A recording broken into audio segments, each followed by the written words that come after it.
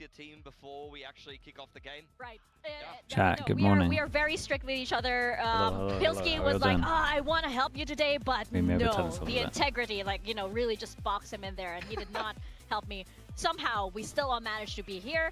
Predictions for this match, though, are NONGSHIM believers? Going with NONGSHIM, so is Komodo over there. I will say, the two NONGSHIM supporters, or like believers, they got the highest percentage right now. So why do you think NONGSHIM are going to win today? I think NONGSHIM are back. Saint, thank you so much, man. Spark. And Saint rewarded me for waking up early with a tier 1. Thank you for the 25 months, man. I think this series is going to be very close, but I think that NONGSHIM had the earlier game yesterday. They've had a bit more time to rest and recover, and I think that they're feeling very good about their play right now, honestly. I think that they're playing their old quintessential style, and I think that's going to work very well for them. Don't get me wrong, I could definitely see T1 winning here today. How do I feel about 100 Thieves? If this goes to 3 maps, I think T1 will win. I don't really have much I think the map faith in was not good enough, to be man. honest. I think NONGSHIM I think we got a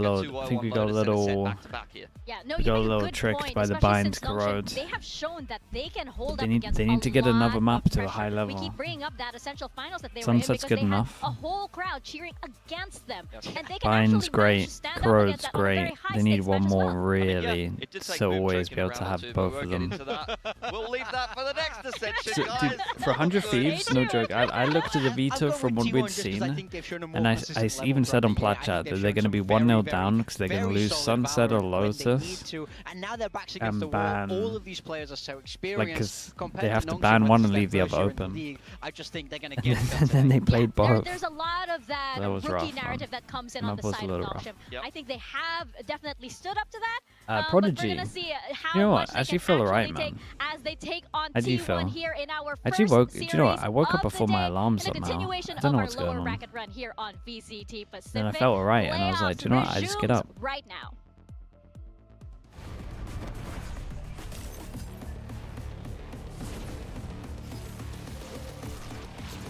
It's Cappy Bun's birthday. Cappy Bun, happy birthday, dude. Hope you have a good one. Is Boom relegated? Boom gets to play Ascension, so they are relegated, but there's maybe 2 spots depending on how NONGSHIM do, and they'll get to fight out in Ascension purely because DFM is out of playoffs. They were the only team that could stop them.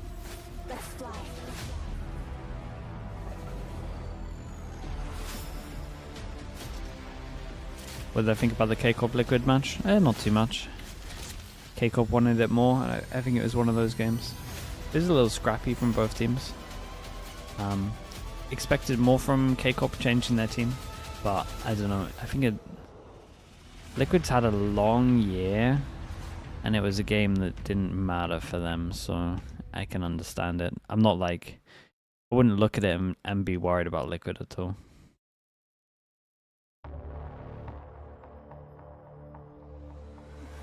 One of those good losses. Not even one of those good losses, just one of those they weren't into it as much as previous games, in my opinion. T1. Zagetsu? No, Zagetsu was insane. Matches That's here actually on the Pacific stage with very T1 true.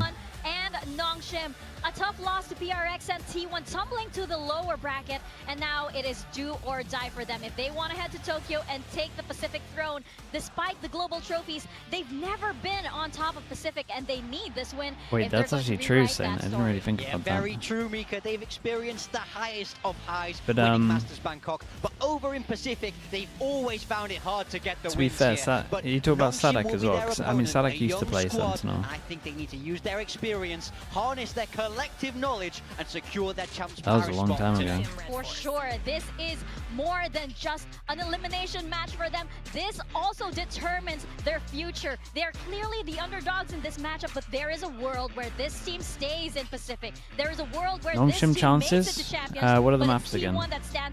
Kind of depends on maps. Their map was looking nice. They might be right here. They came through as Ascension what maps did they get? Lotus first map. They've got a good Lotus. Had a hand in upsetting Genji and being a little bit of Ascent, the Haven. Of Well, they got Ascent. Time to do the same thing for T1 and to wait, who picked what here? Wait, what? And secure their spot in Pacific Lotus, NONGSHIM pick Ascent T1. T1 pick Ascent against NONGSHIM. Oh, they just want to counter their Viper Wall. teams here, they know exactly what is they at know how stake, to but they have anti the such mutual respect Viper for each other as well. We A keep talking pressure. about the Stacks and RB matchup that we have here, and they know that they have old friends as well playing on each other. Outside the game.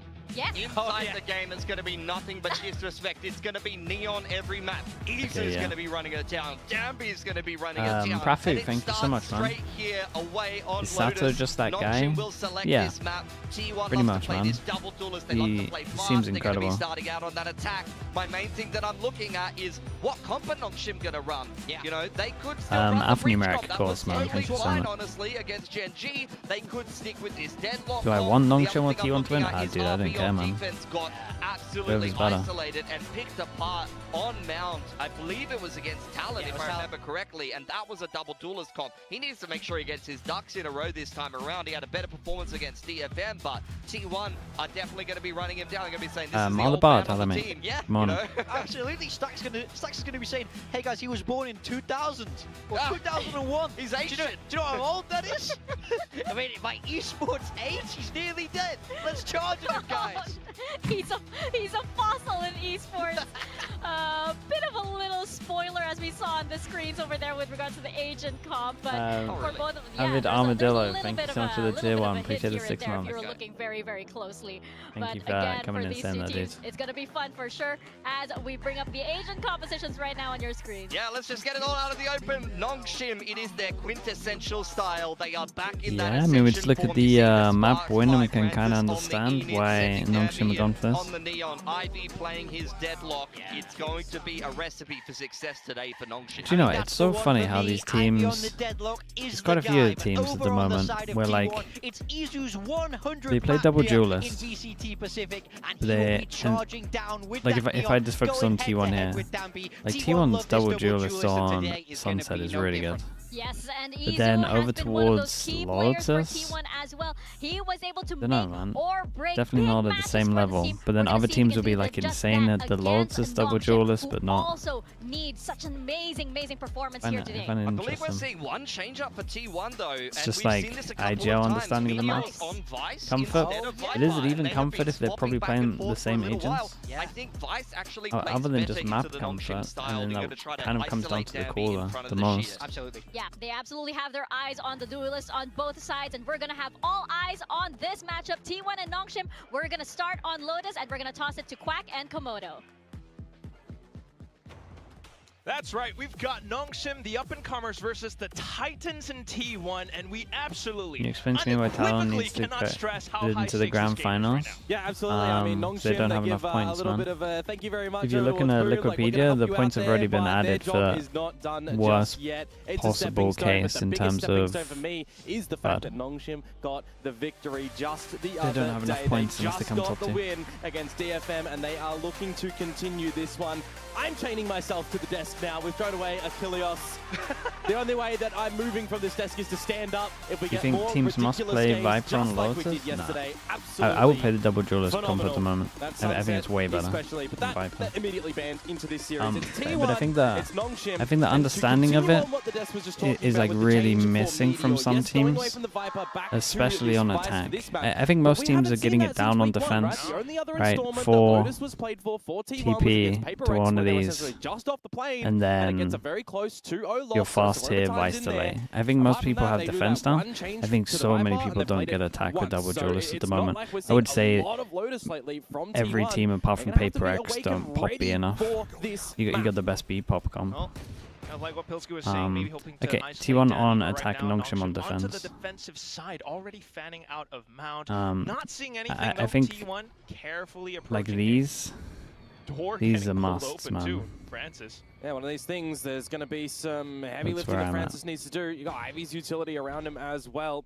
Eventually, NONGSHIM going to recognize that nothing's happening over at Mount. They can flex in towards the B side if they want. They've got Sheriffs at the moment have been warning absolutely call too. They do need to popping, just be especially if you look a bit at more Lev yesterday. careful in case On pretty much every NONGSHIM, pistol. you know, do see where T1 Com had a get sheriff. into that B site, but nothing has happened for that just yet. Eventually going to recognize that this will be an A site play. Lotus is And a Francis just picking IGL up skill the horn. check map. I think that's very valid.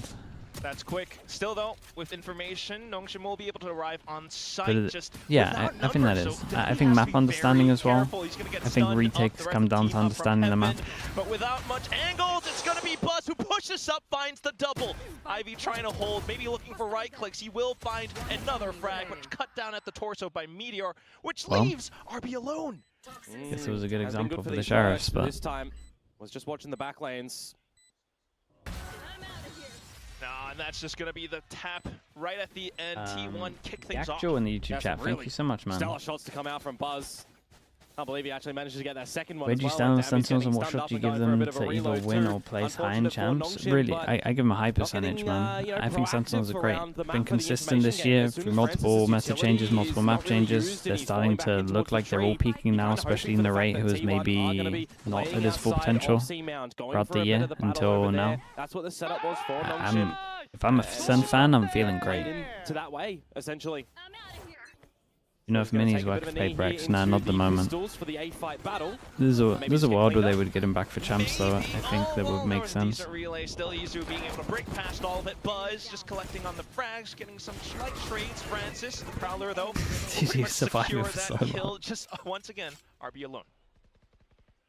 Well, he has got here a bit early, but it is just the classic. If he can maybe finish off DH, there's a little bit of extra damage delivered before that bonus round. Would you say NRG is the third best team in NA? I would not feel comfy saying that, no. Into these 2 rounds, firing up a frenzy. Because I think C9 at their peak, the problem is about every team that's below G2 and Sen, I feel like they all beat each other on their right day.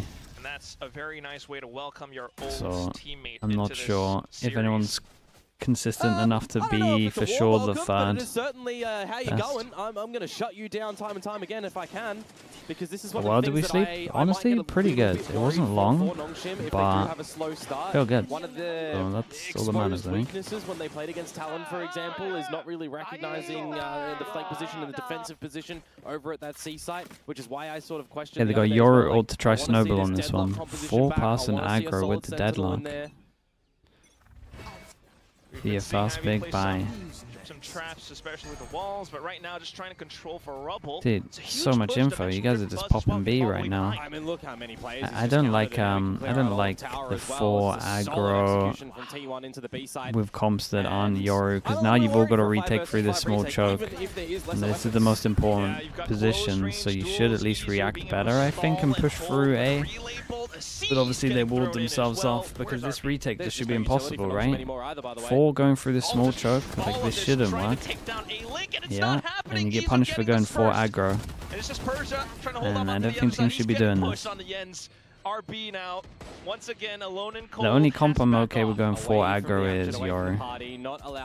Every 4 aggro so far with normal comps lose. I just don't understand why teams wouldn't go 3 aggro, 1 delay, put the Viper here, and just do the molly. Traded out from DH, who, mind you, had a great timing on the paranoia into that room as well, which drew a the hopeless retake. It's just it's too easy to react to this. Especially when all 4 are throwing U2 and it becomes obvious. This one wasn't. Look, this was good from T1. They used the ult. Managed to check it out. Saw the numbers, but 4 retaking through this small choke is really bad. They at the very least have to go all the way around and go heaven. It makes you shaky, for sure. Yeah, the only covetous maybe RB gets a little bit closer to Viper's Pit, but we'll have to keep track of that for future rounds. Right now it's okay, Danby Bucky, 4-pass and aggro again. Yeah, you guys can just get out and react. Oh man, that was close to getting a kill. Did not just give him the sound that I connected, but he was actually TP'd away. It is a player advantage for NONGSHIM, but they are on the lesser weaponry. And although RB can beat them to the party at the C site, will T1 be scared enough to just respect this refreshing util? Dark cover, poison orb on the one-way. Yeah, it's a nice reaction again from T1. NONGSHIM do get 4 people here pretty rapid. Problem is no Omen flash, so they shouldn't be able to retake. Things a little bit more tricky. T1 needing to play the site to perfection. Watch out for potential wall bangs and the angles, especially with this outlaw. Shot's not quite connecting just yet. Ivy wants to get their Scrap Nut out, and he finally does. Oh, and there it goes. Persia with first kill through. Dambi now looking for more space. Gets shot mid-air though. And the C's Damn, at the bro. same time just perfectly collapsing. Damn, so many dude. players that Okay. there goes that retake. NONGSHIM pick it up. Pure number Ivy just getting overwhelmed. out the cocoon in the end there, and you're going to wrap him up like a pretty little butterfly. Yeah, I'm not sure T1 should be losing that, but lovely for NONGSHIM. They get on the board, and they get the main thing from this as well, is the 3 gun upgrades. That's huge. It's really good for their money. Do you like Neon or Raze more for second duelist on Lotus? I prefer Raze. Like, if you're gonna run a Neon, I would like to see a Sova. Otherwise, I think you're gonna get farmed by a Cypher. It wouldn't surprise me for a map like Lotus for NONGSHIM to bring it in the realm of a couple of overtimes too, by the way. If we want to go back to that journey, but here we go. You're on the board. But if there's no Cypher, then you're all good. For the start. Ooh, again. Oh my gosh, it's Oh my easier with Dambi both goodness. sliding They past had him one though. They had him another, go but still close. Dambi kind of Right? backpedals a little bit, gets hit by Yeah. the paranoia. Persia though, able to find a Dude, shot he out opened the door. door. This He opened battle door right and now, tried to you send just it want to in. relinquish control of this for T1, or do you want to continue to fight? It's gonna get messy either way. If they continue to press on, they have to watch out for it. The pop flash is good though. Buzz kicks things off with an initiating kill. But now for NONGSHIM to kind of hold off for the angles. Francis finds another, and there are more players peeking into him. He bit off more than he could chew there. I feel like C's and Prowler were available. Could have fallen back a little bit as NONGSHIM. You had that barrier mesh that now Double Ivy duelist places comps at the front are of kind of B. insane And you don't have at a A takes if sensational you have it crossfire right. in towards this A Like, choke. just They're gonna try and insta make it rubber work. finds. Yeah, one from heaven, one from tree. Gotta think about RB as well. There goes DH anyway. Persia now the only one left trying to hold it down. RB, he's respecting the sheer. Yeah, he's baited it out, so it does give him another option, but he has to wait for that barrier mesh at the front of B to expire, which now it does. A 2 versus 3. DH is low. They're going to link up together. But again, how do you get into this? DH slotting himself in the stairs, and the remaining 2 on the site. Now positions noted as well. Ooh, there goes a little bit of a peek. It's just continuing to burn down the timer. RB running out of ammo. Switch the gun for one bullet, that's devastating. Win one, lose the next, but at least they picked up a lot of guns, right? But he picks up one with one bullet. They can get a low buy, that's a little bit better. There's still 2 of them that can't buy those, so... And I kind of throw this into a Unless position where they're you've going got a for, like, scrappy Bulldog duel outside buys. of A Rubble. Gorgeous blindside that goes on in, but then it's just a strength in numbers. As soon as Francis overplays that position, I feel like it starts to crumble a little bit for NONGSHIM there. You got RB again, whose lurks have never been able to come into some good fruit. Not really getting some good value. And Dambi as well on this defensive side. 0 frags so far.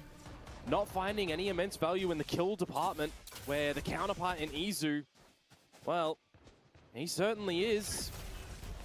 Might even be able to break past RB this time, just hops over the snake bite, and the whole Dude, team everyone just has disrespects bypassed it. RB still looking for a target with the Sheriff, but it's not meant to be.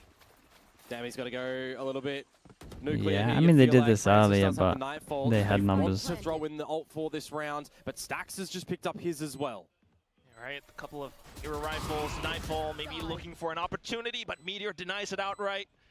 T1 controlling T1 are every gonna have a single lot of choke ults into at the this next moment. round, Still, especially if though, Nietzsche Dambi can makes get a one go more. for it, slides across, but Oh, no that's kills big, found man. after the first, and that will be Meteor picking up a 3K. Vice T1, or... besides that Thrifty, they are just Fade quite or- aware of what they need to do in their positions and their crossfires that they're hitting and the layering of the utility beyond the scrap battles. It was a weakness of NONGSHIM over at that C site when they didn't have any of the solid Sentinel utility. I think I used that as a little bit of a bar, a measure, right? The Waylay comp that they came out with previously and the Breach comp. Wasn't really working too much for them, bar that Gen G first installment of it, and you could even call that a little bit of a catching off guard and a good day for Dambi. So Sounds like the attack DFM pause, is game that not looking better for sounds? NONGSHIM Oh with boy. the Well. scoreline, with the result, with the What if 2 victory. agents could be used on the same But now side you're as in 2 feeling a little Euros bit on the more same of the team? pressure, I Hey, feel this like, is some for NONGSHIM. Overwatch stuff, man. It's very understandable why a lot of come the here with crowd, that. a lot of the people out there are voting for T1. I understand that, but I don't count NONGSHIM out in this series. Not at all. We just need to see I think them. Masters win should auto qualify for champs. Where they are You think a Masters win should auto qualify you for champs? Really T1 even walk into this deadlock utility at the moment. Ivy's positioning with it is I think kind he of being, should almost be there. If you're good, if you're really good in an 8-person tournament, that is a completely different meta, and honestly, what's looking like 3 to 4 maps different, you're literally playing a different game by the time it comes to champs. Like, I don't, it doesn't matter. Like, it's cool that you won the Masters, that's sick. But champs would be so different. We are just investigating what this if you're not good is enough, for like, at the moment towards as well, the end, folks, you but will just we've get been pretty wrecked. good with getting them out and done, this week so far. Too much so has changed this year to hopefully it's just gonna give take too long. people It's probably auto qualification. I want to throw it in towards the veto of the series because that's where it actually gets interesting. And I saw this video when it was rolling out, and I thought as soon as we got the phase done, right, you guys Lotus love and the Ascent T1 come on out, I'm stuff, thinking to myself, oh, it's a bind angle then, right? We're gonna have we're gonna have you know Haven maybe there, but Icebox should be getting banned. No, not first. Ban bind instead. NONGSHIM ban bind. So. I still feel like if it gets to the third map, then... Does it not make sense to award champ points for maps instead of I'd Series 1? The third map, no, because if you're just insanely good at 2 maps the whole time, you're going to do great. As well, and it should be giving them a lot of confidence. You shouldn't... That's what the general consensus is. Still, though, that's it. Kind of like what Pilsky was mentioning on the desk. You kind of want NONGSHIM, based off of this map veto at least, to be able to take this whole series 2-0. They need DRX to win today. I mean, look, they've got a journey ahead, don't get me wrong, right? NONGSHIM are a team that has to get number 1, number 2 to get in towards champs. They have to be winning through this whole lower bracket. T1, a team that in the points are at least for this there, meta right? at the if moment. They get a victory here, they Teo meta was like actually a little bit more open for the regions. So very important here. A win against NONGSHIM is crucial. I think ISO is still doable for Lotus. I think ISO took the biggest hit. You know when they changed the double damage there's a lot of and got rid of 2 of them? Right? There's a lot of different that this team wins meant and this team doesn't win, that you and couldn't all that sort of really stuff. play ISO on this map in my opinion. But the it was like the only reason it was good. And that's your best chance. We do have it confirmed, by the way, that it is just a gear issue, so this one should be fixed up relatively quick. Yes, gear issue compared to PC issue is a whole different thing. But that's right. Bottom line is, the team's got to win. At the same time, if T1 does take this win as well, you know, that might make things. And the Demon one will find a team for next year? I have no idea, man. I don't know. I don't know how much he wants to be on a team. I don't know what his work ethic's like.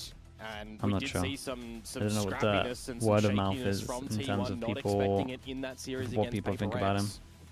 That, like again, within the scene, comes in the forefront of my mind. You're T1, you're playing games back-to-back days. I definitely have some question marks from the outside. You're playing games back-to-back days, but if you're seeing a kind of highlighted weakness, is your opponent going to have enough time to quickly get that map fixed up? Are they expecting it to come into the Do we have any leak of what agent we should be getting off the champs? We're meant to be getting a controller, but they haven't stuck to that all the time. That wasn't working previously against RRQ, for example, is the retakes and such were not really working too well. The game, though, is back, of course. Oh, but just be a quick resistance around Rubble. This time, Danby getting the position. Managed to get a double, but now traded right back out. Ivy caught out in the open as well. They win all of their aggro A's at the moment. When we go aggro A against the aggro A, even if they have 4 here, they're getting wrecked. Couldn't get it quite connected against RRQ, but they've reset themselves. They've had some breaths. And now when am I starting my own org? I mean, when I want to lose a lot of money, I guess. And lo and behold, it's Dr. Kickbutt with the Prime. Thank you so much for the 13 months. Trying at least. Nice, dude. Congrats, by the way. I got no idea, though. Knows where Meteor is and manages to take him down. Has the pit. I mean, the dimensional drift is definitely an angle. So is the Nightfall, and he's just going to push out straight in towards Buzz's crosshair. That's a rough one to come on through. That's a real rough one. I got to go down to Nico after this as well. Immediately answering with a fast-paced Rubble fight. Are we going to get a timeout to come out or not? NONGSHIM on the defenses here, not looking too pretty. We see the trading of all this Neon utility and the Vice utility going out. Feels I like think Genji will make champs. Nah, I don't. Successive. way too much that has to go right for them. Look around and find all the frags. They have been trying to swap things around with RB, try and play closer towards the A site this time, but I still don't know how effective that's going to be. T1 have to drop into Go next. It is feeling a little like that. They just can't stop them going aggro over towards A. There is a bit of an adjustment. The deadlock utility is back to this A site. Why can't they stop them aggro A? Dude, they got a great comp for it. How? The Neon, I guess? It's not like they're getting spammed with an O then. You're aware of the flank now as Buzz watching through the doors. Maybe a slight chance for RB to work around A-Link as well, but T1 have all of these positions covered. Spotted out. Oh, it's overdrive from Dambi though. Trying to go in for it. Holy, they're all in on the eco. They're all in on the eco. It's scary. That's an incredible flash from Buzz. He plays inside of the smoke again, but Dambi manages to trace him through. This guy's way too good on Neon. That swing's hard though. Yeah, I was gonna say that swing to back here, you're always hugging the wall. It's a lot easier shot. Only one left and 1v2 retake. Taps onto the spike. Checks for the flank. It's taking more time. He feels the pressure to push in to drop it. Stacks already gets the dink. The round is done, and T1 continue on this win streak. Doesn't have to do too much so far, but that was a lovely round from him. I mean, NONGSHIM really all in it. Tried to ult combo. No ult combo. Viper ult earlier in the 2v1. Not the best ult usage. When you do see Dambi running around with the overdrive, he's finding a lot of those isolated duels, but Buzz is still just getting active, getting the sprays down. He eventually gets finished off, but I feel like it is another Saint, scenario thank you so where much you've for got that some of these key raise, players on bro. NONGSHIM Stream is a good, little bit thank you too for that. far behind the pack. Not able to get active really early. Now we finally get that timeout. You know, I feel like I've been a bit of a broken record in begging teams for timeouts time and time again over the past few days. Just yesterday, you were begging for a DFM. This time, it's NONGSHIM, the winner of that series. Yep. Taking a while to call the timeout. I don't see any teaching at the moment from RB. Stacks Have I tried Battlefield? No, not yet. And Buzzes. I probably won't until Champs is done. Not much you can do there. Izu as well. If the hype is still there. With this Neon. Will there be an LCQ? No LCQ this year. Or honestly, probably next year. Well, of course, both teams, right? If T1 come out in this series with an absolute smacking and it's clean, gives them a little bit more hope for the journey throughout this. Yeah, I probably would dog to kick butt. An RRQ or a DRX. He used to play Fade on that map. You should go back and watch some old demos. Just because they're old doesn't mean it doesn't matter. Recuperate on this defensive like he used to Fade here. Pretty sure. I feel like I remember him Fade-eing on top of this. There should be demos up there. He's just good just because he has all his angles good. The best way to get good with an Odin spam over towards A is legit just go on a server with one person. The right trap moments. And then all you're doing is now they get all of the space over towards just turning. He just switches team all the time, so you can just see exactly like where the spams are in terms of angles. They just recognize the space and they take it. The fights are not necessarily needed in those spots, but now the 5 versus 5. Getting aggressive. Just trying to play around the chokes, prevent NONGSHIM from getting closer into sight. And off the utility, then you play for time as well. Steel Garden from Meteor. NONGSHIM have no choice but to back off. Got the C's going through. Well, maybe Dambi trying to push on. Francis, some slight openings. Dude, they got that C retakes down though. You gotta give him that. Goes indecisive with it, precise on the kills, but Ivy comes through as well. That's going to be got the their C retakes, right? retake from NONGSHIM Back to to A spams. Oh, they get pushed back very far. Buzz with the dimensional drift, as I'm highlighting, gets a lot of that space. They get all the holes control. You got a Nightfall that goes in. On return, you've got, you know, the Steel Garden that you're expecting to buy a little bit of time. When is ranked coming back? I think the Heretics coaches want to play ranked as well, so off season. A necessary round for the guys over on NONGSHIM to be able to find after the timeout as well. They are currently the leading team in Pacific in getting rounds after timeouts. Earlier on, it was T1, but they did lose a couple in their previous 2 series, and they've trickled down just a little bit now. We'll see if this can carry on for NONGSHIM. Back to the Rumble fight. So Persia, good for a couple more, but still, T1 just they break win through every single single it's angel. It's again another round where RB is the last survivor. Yeah, I need to get this up on a second monitor. How do they lose this over every as well. single He's time? already heard the footsteps. That's the third I've never seen 4 on A lose this so much. Like, I understand why they put in 4 on A now. They can't win it. A single round. It's just going T1's way yet again. They're getting in your face. They're rolling in the mud. They're happy to just have a battle against you. And again, it's another scenario where trading fast lane locations, but the Haunt reveals that come on out. They are quite a little bit decisive. You see how late the one actually comes out from Francis. It's a roughie here to come on through from NONGSHIM in this A battle, and they're back into a rough spot. I mean, just commit the Omen Flash, surely. No commit of Omen Flash? That's crazy. Ivy with a stinger. This sort of setup for NONGSHIM now. Heavily stacked towards the A site, and T1, they have flipped the coin yet again. They've done their homework. Nothing over at the C site. You see the one-way. You see that the mound control might be established by NONGSHIM. You pull on back. And now that NONGSHIM have not really seen anything around the map, Nice strat from Easy. I mean, they got nice pathing. I will say a couple of the Yoru comps at the moment for fast A, and again, it's like these kind of comps should be great for fast A, but these flash, oh my goodness, these flashes that they have are really good. They got one off the tree that goes behind here. It's pretty nice. Liquid have one that goes up over towards here. So like when you're pathing out, they're going off behind you, and they're just tanking them. RB might have a hero Vandal, but just don't have any space. Well, this is certainly a moment for NONGSHIM where that ship has steered a little bit into next the map? iceberg. No, I think it is that vibe right now, because T1 comp's going to be very nice on defense.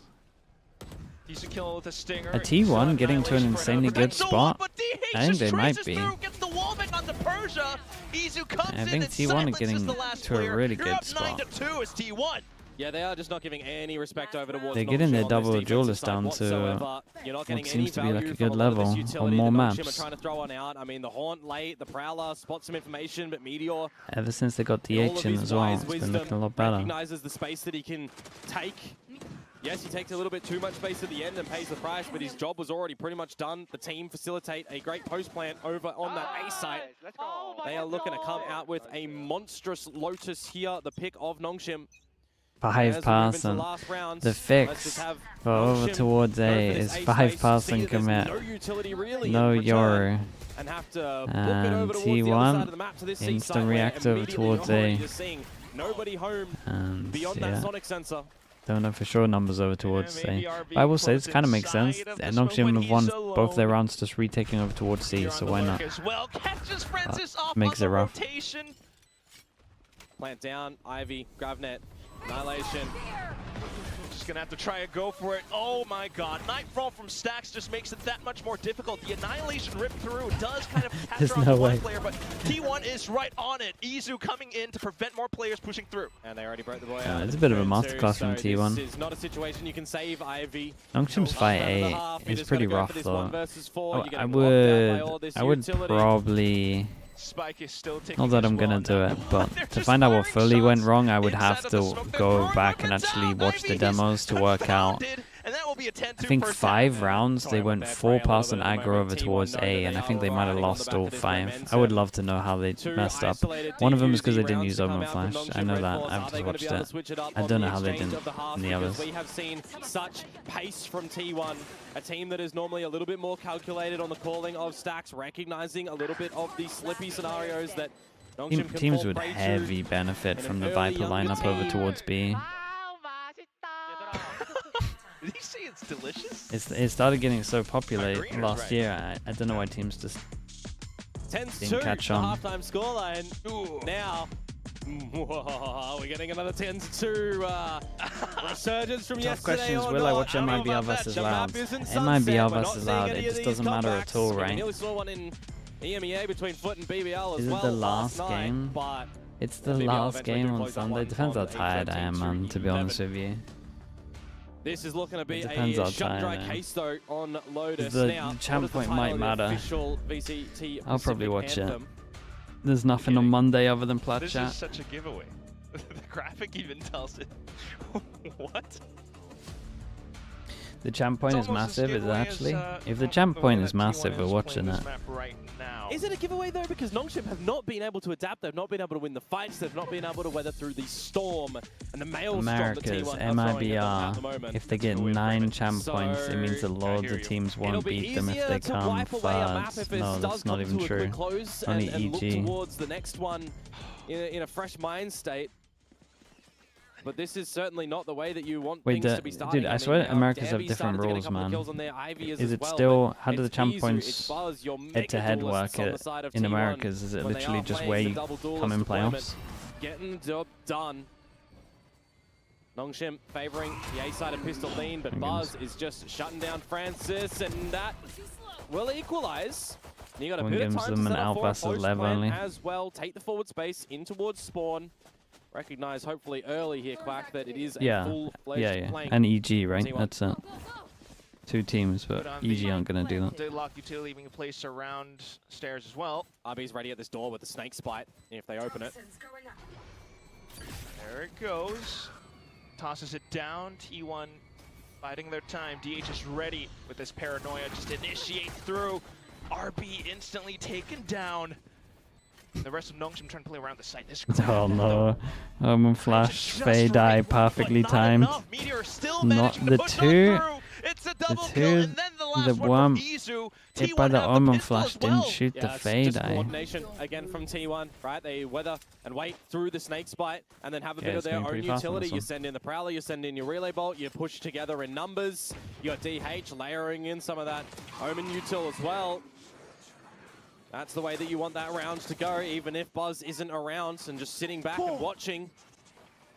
I mean, I'm looking at that haunt that comes on through. That is gorgeous, revealing all 3 members of NONGSHIM. When you think that the GravNet might be, you know, a good one to come out from Ivy, not really. They still have deficit numbers. They don't have any other utilities to work on. Yeah, they go for a force buy. And this one's rough to watch, and I don't think it's too much down. Well, they weren't using that Omen Flash into A hit. Maybe there's a lot down to NONGSHIM, but I think T1 are playing really well. I don't want to do that thing where I take a lot away from them, because I do think they're playing great. Some potential utility from Stacks, but he just goes in for the dry and peaks, gets punished. Does it not feel weird here from Stacks to buy a Sheriff when he knows they're gonna force? Run over here for a little bit. It's gonna take some time, but it allows Meteor to start to cook. Still though, weapons picked up by NONGSHIM means it will be a tough contactual fight for Meteor. Of course, he's not going to be able to win it out. Buzz might have arrived, but has to back off. Maybe opts for the gate crash after an exit kill. Weapon retrieved, nobody spotted. We're good. Oh, the hunt is on. Now the Outlaw is revealed, so you'll want to get your full shields up into the next round as NONGSHIM. But hey, you turns out they don't want to hunt him. With a Thrifty-esque round of your own, the force buy attempt working wonders, but it is still such a mountain to climb that they have to go through. And there's timeouts still available, of course, for T1 if it does start to come in play. Jesus. Bro, Stingers have got to get nerfed at one point, man. NONGSHIM, that they changed their match comp to go against Talon, or after Talon, right? Feeling that this is going to be a little bit more suited compared to their opponents. Well, if you've done your research as T1, you're expecting this exact comp. And you, by all means, have kind of figured out a lot of the tells, a lot of the way that you're going to win this. Go for the stairs. And you've got your Go for the stairs hold. I mean, so confident. Dude, Wall goes up with Molly, they just start spamming. With the Molly invested, they think there's multiple people. They kind of give it away early. And that is a good start. Buzz. Bit overzealous with the Outlaw, wants to get a pick. I mentioned you can Rubber Duck, thank you so much for the Primate. Thank you for 7 months.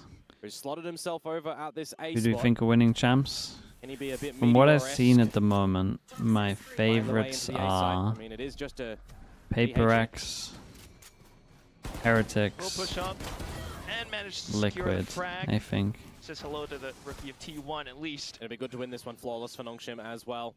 Bulldogs, yes, you Sentinels? upgrade them into the full buy round. Yeah, maybe a bit Sentinels up there. Workable rifles. Not Fnatic, I don't like their map pool, man. Well for the next round. I think I could see Fnatic having a rough time. G2, they get Leaf back, right? I was gonna say that would have been good for if G2 get Leaf back, then yeah. Yeah, and now Persia it changes everything. T1 evening things out. Still gonna be tough to get closer to the spike, but they're making a go for it. Izu, another shot. Dambi with the Phantom has to do it all. He gets stunned up somewhat, but with the fancy footwork, quick check of the floor to see where I can stand. That was, what, 5 versus 3 at one point in time, and there's a couple of little unfortunate timings for NONGSHIM, and some nice timing, I feel like, as well. RB slipping through the Poison Orb when the Prowler goes through. It's a good exchange of positions, but just over-expecting or under-expecting a player to still be up at the road. Yeah, if G2 get a leaf back, then which inadvertently are going to help with some upgrades over on the side of NONGSHIM, can be a little bit more competitive come this next delayed bonus round now. You're going to have Buzz down on some lighter shields and a Guardian too, which is interesting for me considering how methodical he's been to crack open some rounds in combination with the team. But hey, if he can get some Guardian shots out, it's a good weapon. He's got access to spammable spots over at this A side as well. But for T1, is Baby Bay not look convincing? No, he looks great. RB going to slot himself in yet again. But it's not. Over at this A side by himself. It's not Champs great.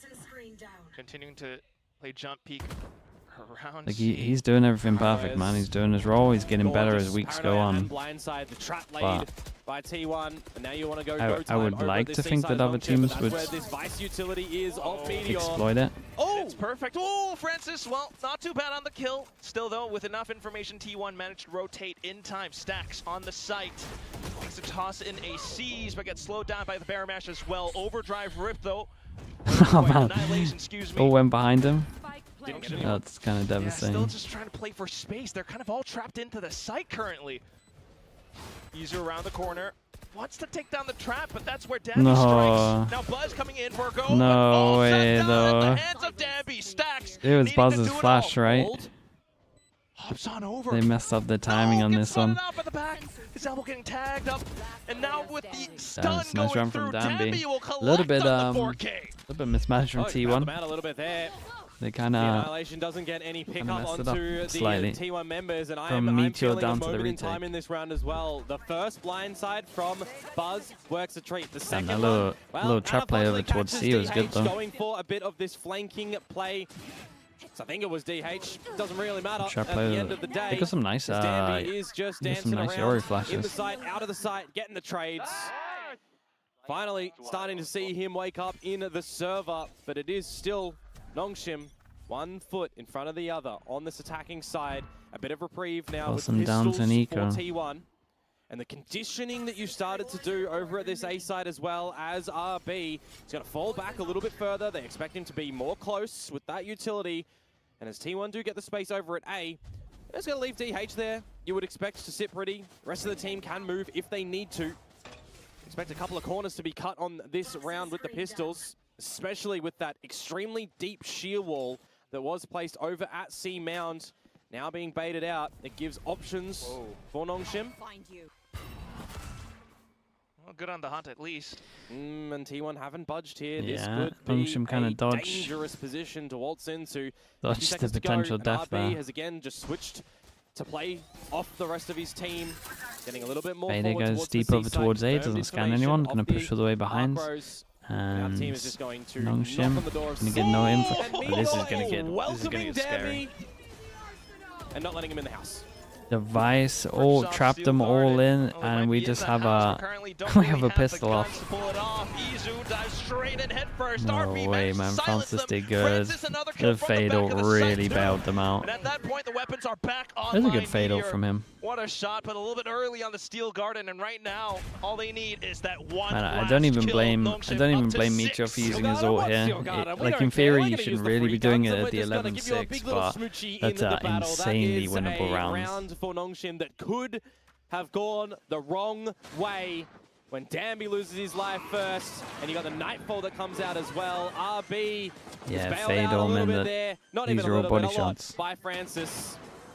Nicely done from NONGSHIM. 4 in a row. NONGSHIM will be the favorites in Ascension. Probably. I haven't watched any tier 2 stuff. Again, watching yesterday, You go. Timeouts. I'm not going to say anything. I'll say it. Timeouts valuable. You're not using them as an anchor. Don't let them weigh you down. Have your discussions. This is such an important series. T1 an organization that didn't get to champs with the previous roster last year. Coming into this year, lots of different roster shakeups, lots of different things happening. They lift a trophy in the beginning of the year. Why Heretics for champs? I mean, look how they're playing. No appearance at Toronto. They want to one get of the better back understandings on that of double stage. duelist when they play it as well. Who is the best team in Korea now? They're trying to get there. But it is a journey in this lower bracket, that's for sure. Gotta make it through NONGSHIM first. Reputation's at stake. I take a look at the post timeout win statistics. Oh no. Over there. Buzz out with the op. Yep, crucial round. Buzz with the op. Okay, after the timeout. Angle for a retake or some explosive shots in the very beginning. Still doing this. NONGSHIM are like, well, they're going to go aggro somewhere. They got their own little trap play ready for a reaction over towards B. I like that. Contact, Homer Flash ready into send the Neon. Nothing happens aggro. And they group up over towards A. But the op's going to be a nightmare here, surely. Make it tough for NONGSHIM. DH not spotting anything outside of C either. Buzz, you're crazy. Oh, Buzz, you're crazy. That's really nicely done for Persia, but now the trade starts to come on out. T1 think better of it. They know they have to relinquish this space. They know that they don't want to overplay in that fight. Why'd you play it like Meteor's that? actually beat them into this site too. Just a prowler. Get a good couple. Goes for the quick pre-fired shot. Down goes Ivy, but Meteor now getting taken out. Stacks though, getting that kill. That's potential Nightfall. 2v2. Does hit both. And NONGSHIM have relinquished control over the site. They have to back off. They can't They don't hear the tap. right now. They got to go for the committed info, and Stacks is just sticking it. He's sticking it. It's nice, man. It's smart from him. Gets up the map. Both get hit by it. They can't hit the defuse, so he just insta sticks it. They did jump spot, but that is beautiful. Honestly, I thought he saw him on the jump spot, but I guess he thought he was going to get off it. Maybe the jump spot didn't get deep enough. I'm not entirely sure. Removed, you get your positions noted. A lot of trades in the site itself, but when push comes to shove in that 2 versus 2, that Nightfall is paramount. We're getting no committed double swings, no committed solid info peaks. You need direct information in that spot. Fatal there. Oh, the Fatal was huge. 6 map They win one with not enough people for their liking, so they eco. They do not want to mess this up. If anything, NONGSHIM have the guns currently. They are taking no risks. But still.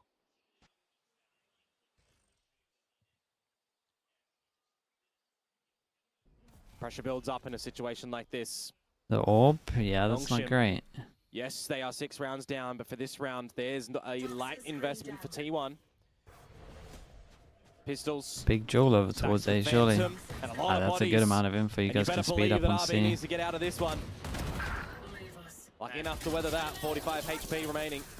And the rotation from T1 already onto C side as well. Paranoia alongside Meteor's utility. And so far, so good. TH did insane. To do even more.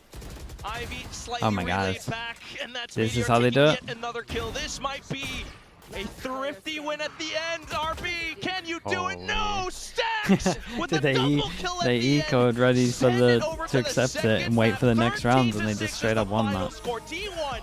I mean, this was way too dominant. Way too dominant. The aggro A was just too good. They won so many rounds just by going aggro A at the beginning all the time.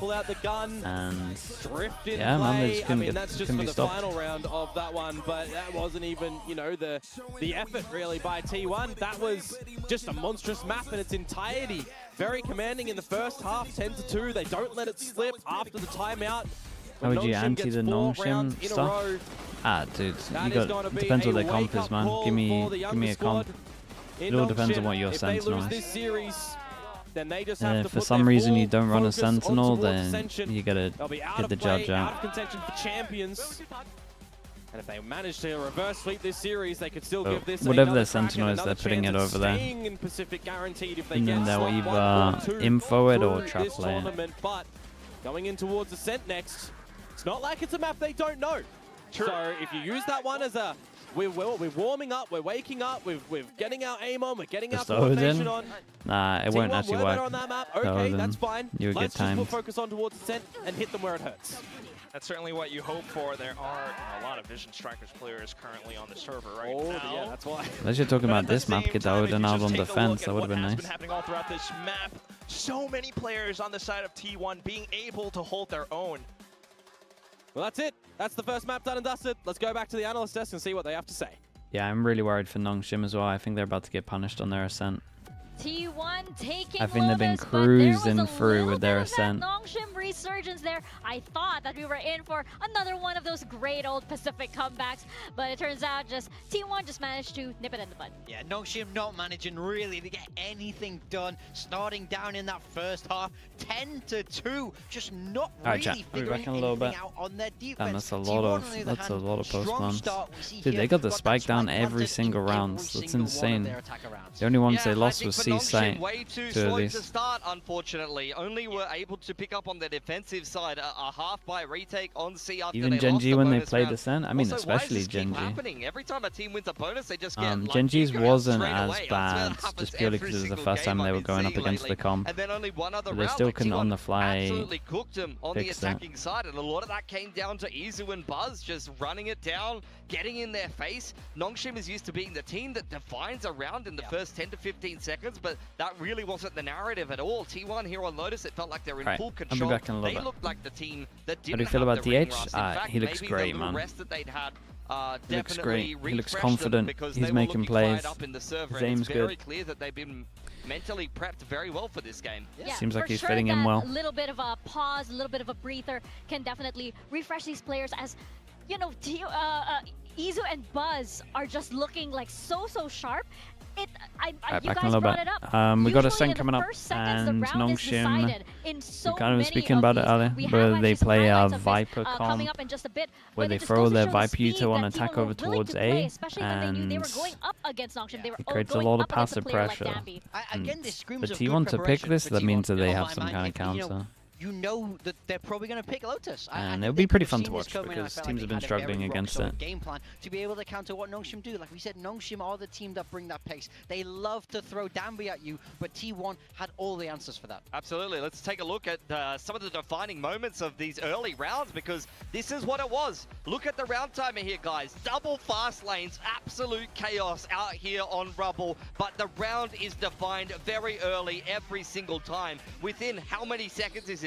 10 seconds, 15 seconds, 7 people in the server are dead, or the round is over. At this point, there's only 4 people surviving there. Again, another round completely separate. Double fast lanes crisscrossing across Rubble, and multiple Neons trying to slide into position. It's just an absolute scrap. Yeah, I mean, I think this is a big strength of the double duelist comp. We know how great Buzz and Izu are on it, but they're able to be so fast, so aggressive into that A main space, and just NONGSHIM not able to put a stop to that. I mean, I totally agree with that, and it's actually something that you'll see on Haven if we make it there, but also from RRQ on Haven is the strength of the Neon Yoru double duelist. The fast lane is essentially a temporary wall that acts as a pop smoke. You know, you used to see Cloudburst with the KO flash as a pop smoke. Nowadays, you're seeing fast lanes and temporary walls go up, a Viper will go up, and then the Yoru will just bounce a flash off the floor and pop out of it and make a play somewhere. It's incredibly difficult to deal with. Yeah, it's incredibly frustrating. You see so many people just like unable to do anything because they're either blind, they're flash,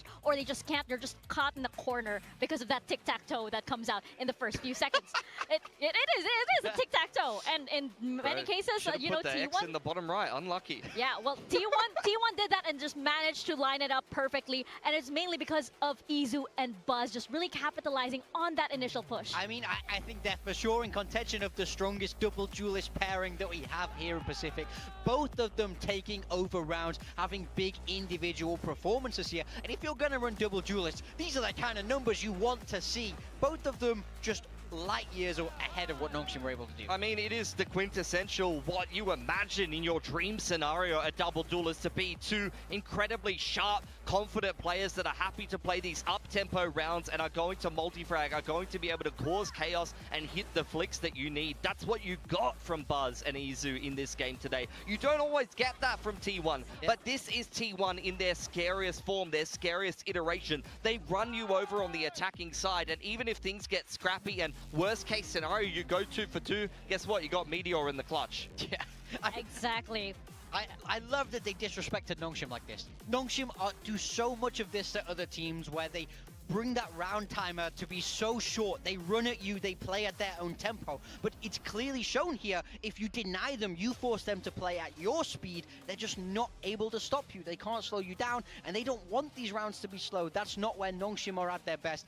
Izu is going to be our map MVP there, sorry, but really dominant on this Neon. I think it's worrying for NONGSHIM. I think because this is a big sign from T1. This is T1 saying, we're happy to play your game and beat you at it. And I don't know if NONGSHIM's going to have the extra gears they're going to need to be able to turn this series around. We've already seen some insane comebacks here in Pacific just yesterday, but this might be a bridge too far for NONGSHIM, especially a team of their experience level and the motivation for T1 going into Ascent here. Just win this map and you're in Champs Paris. Yeah, so I think this map is going to be very, very interesting. So this is T1's map pick here, but NONGSHIM have been flawless on this with this composition, with the Viper, with the Neon. So for me, it's a big question mark. Why are T1 picking this? And I think it has to be some kind of read. I think the NONGSHIM comp is off meta enough that they're going to feel like they had answers. Like we saw yesterday, DFM had good answers. So I think it is available. I actually think 100% the blueprint to beat NONGSHIM on Ascent was set by DFM yesterday, and I think that it's something that T1 not only should copy, but fits their style. Look at this comp. This is already a slow comp. You're playing Chamber Vice. You want to just sit around on the attacking side and wait for the other team to push into you, which is exactly how DFM 9-3'd NONGSHIM in the last game they played on Ascent. They completed that comeback entirely on the attacking side, if I remember correctly. Their defensive side, they're constantly crunching either side of the map. They're making plays into middle, and DFM were just posted up waiting for them. I think that's exactly how T1 is going to want to play the attacking side anyway. I think especially when you have the chamber, you can sit in these off angles. You can post. Yeah, you can sit more forward. You just post it. I wouldn't be shocked to see him get that op out on the attacker side. Legit. Hold for these crunches, TP away to safety. I think DFM, even though they've looked good here, I think the onus is really on them to step up. I would not favor them heading into this map too. If I'm a NONGSHIM fan now, my heart's beating a little bit fast. I'm a little bit worried. Just like Chobra's heart was, I think almost it looked like it wasn't beating. He was stationary he on was the desk. slumped over in one of those thrifties, I think, that that happened earlier. Good luck to you, buddy, but we are pulling up the Asian comp right now for Ascent. Yeah, let's see if NONGSHIM can get the defibrillator out. We'll see if they have learnt anything from that DFM game. They can't just keep running these crunches in the mid-round and being very obvious, very easy to read, or T1 will definitely punish. Yeah, as we can see by the statistics here as well, NONGSHIM much worse on that defender side, which is where they will be starting. So they need to find rounds here. They need to find momentum. On the side of T1, they're sticking with that chamber. They've been running this comp all year, and it's been quite good for them. Well, it looks as though T1 have got the perfect read on NONGSHIM, but we're gonna find out if that does indeed pan out as we head into our Ascent. Could be our final map of this series. We'll toss it over to Komodo and to Quack to find out if it is indeed so. Well, it certainly was quite the read on Lotus. Let's see if it will be the same way on Ascent. One more win is all T1 needs. Well, for T1, it definitely is a case of we'll beat you at your own game. It feels like a little bit. Only playing Lotus 2 times before. You're getting the dub for the third iteration of this series, this stage. And for Ascent, you've played it once against Boom with the same comp. They have been playing way more Sunset, Bind, Haven if we can get there. But T1 on this map, Buzz and Izu, a performance on map number 1. It's what they did against Boom as well, catching them time and time again, especially on the attacking side. See if they're going to do the exact same here to come out of the gates, absolutely running. Once again, it is RB on this Viper as well, onto the A site. Did take down the Recon. Feeling a lot of teams adopting the perma kind of double controller Omen Viper. Seeing some teams it really worked for, and others very inconsistent. Here. Silence around the map for the beginning at the moment, and Buzz a corner to hopefully not overlook a short trap on the back of that utility. It all goes out. That's just perfect as well. Dodged all of it. Alarm bot was the trigger. Now you're looking to see a couple of shots as Ivy slots himself in. Stuck. Quickly nullified. And T1, you have more options now. Yeah, clear bottom mid. Hello, chat. Sorry, missed the kill. Go together, strength in Missed numbers. the kill, missed damage. Spotted out from Francis. What happened? They went for a mid fight and failed. At their feet, they will falter. Time? Yeah, actual melons from me. Shock dart angle does throw it over, but doesn't quite land. Meteor, meanwhile, still continuing to break through bottom mid, but NONGSHIM have managed to hold. Don't overplay this one. You just got your recon dart online as Francis, and Izu is at a single point of health. Hold out from B main. Dambi will be safe. Managed to spot him. One body shot. Oh, no way, I'm 1 kidding me. HP. Well, okay, it's so good. Still 1 HP, and RB will be able to DH turn would back still have to go around, kind of so crazy on NONGSHIM this. picking up the pistol. Oh, it doesn't really matter, it feels like for Izu. If he's going to continue just hitting some sharp headshots, it's going to propel T1 for a good one. But hey, NONGSHIM on the board for the pistol. Monster with the Start prime. that we Thank you for the definitely 5 need to months. see from them. Get I just didn't check acclimatized Prodigy, this to be map. honest. Throw away the last one as well. Kind I've had of a lot talking more about time. It's a rough one when you do end on a thrifty, especially as well. But sometimes maps just don't go your way. That's why best of threes are best of threes. Good trades, good positioning, good game plan weathered. I like the bottom mid trap idea as well, but the slower pace from T1 gets the better. What See a the? lot of that change of play between fast and slow.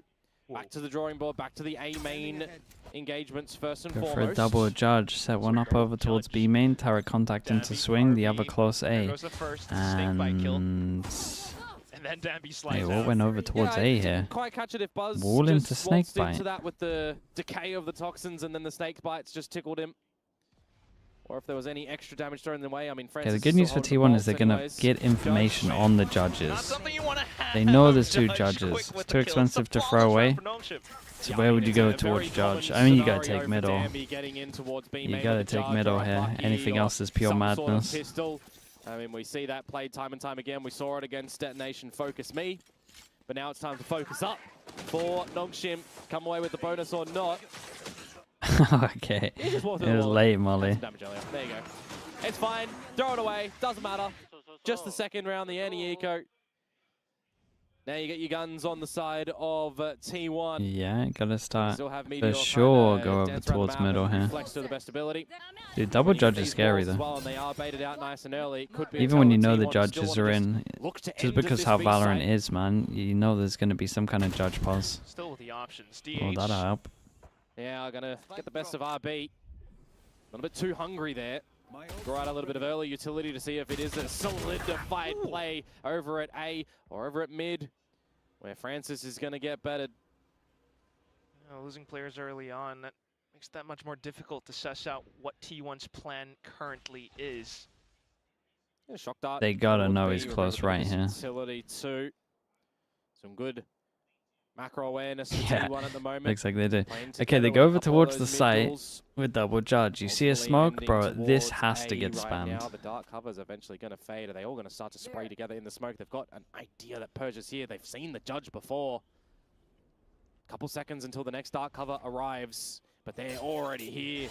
Look at them all hugging the back wall.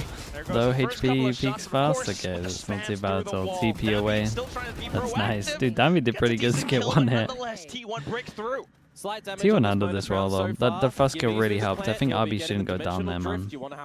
I think Very valuable personally, for this game plan that T1's going to come out with on this with map. I mean, he's trying to do something new, I Slow guess. and fast. It's Especially all when good. you've got It's the a weapons in bonus. the hands of NONGSHIM It's not RedForce overthink in a the next bonus. round, and no ultimates on the horizon from them yet either. See if there's going to be any further damage that Ivy can come out with here on the Spectre. Just going to have to potentially disrespect some positions here. Trying at least breaking window, making them think back into the smoke, but either way, it's going to be tough. T1 respecting it as well. There goes the smoke, goes in for the wide step. DH will tap. Expect a position that he's going to come from after seeing nothing over at the rafter on their escape. They Okay, know it's a Dambi has Spectre, enough they for know up that though. the long distance, they'd be able to If they move want to their do aim an anyway, op, yeah, Rafters for op. the long battle. So Op they're and all fine armor. to watch that correct angle there. Nicely navigated for the round of T1 in this instance.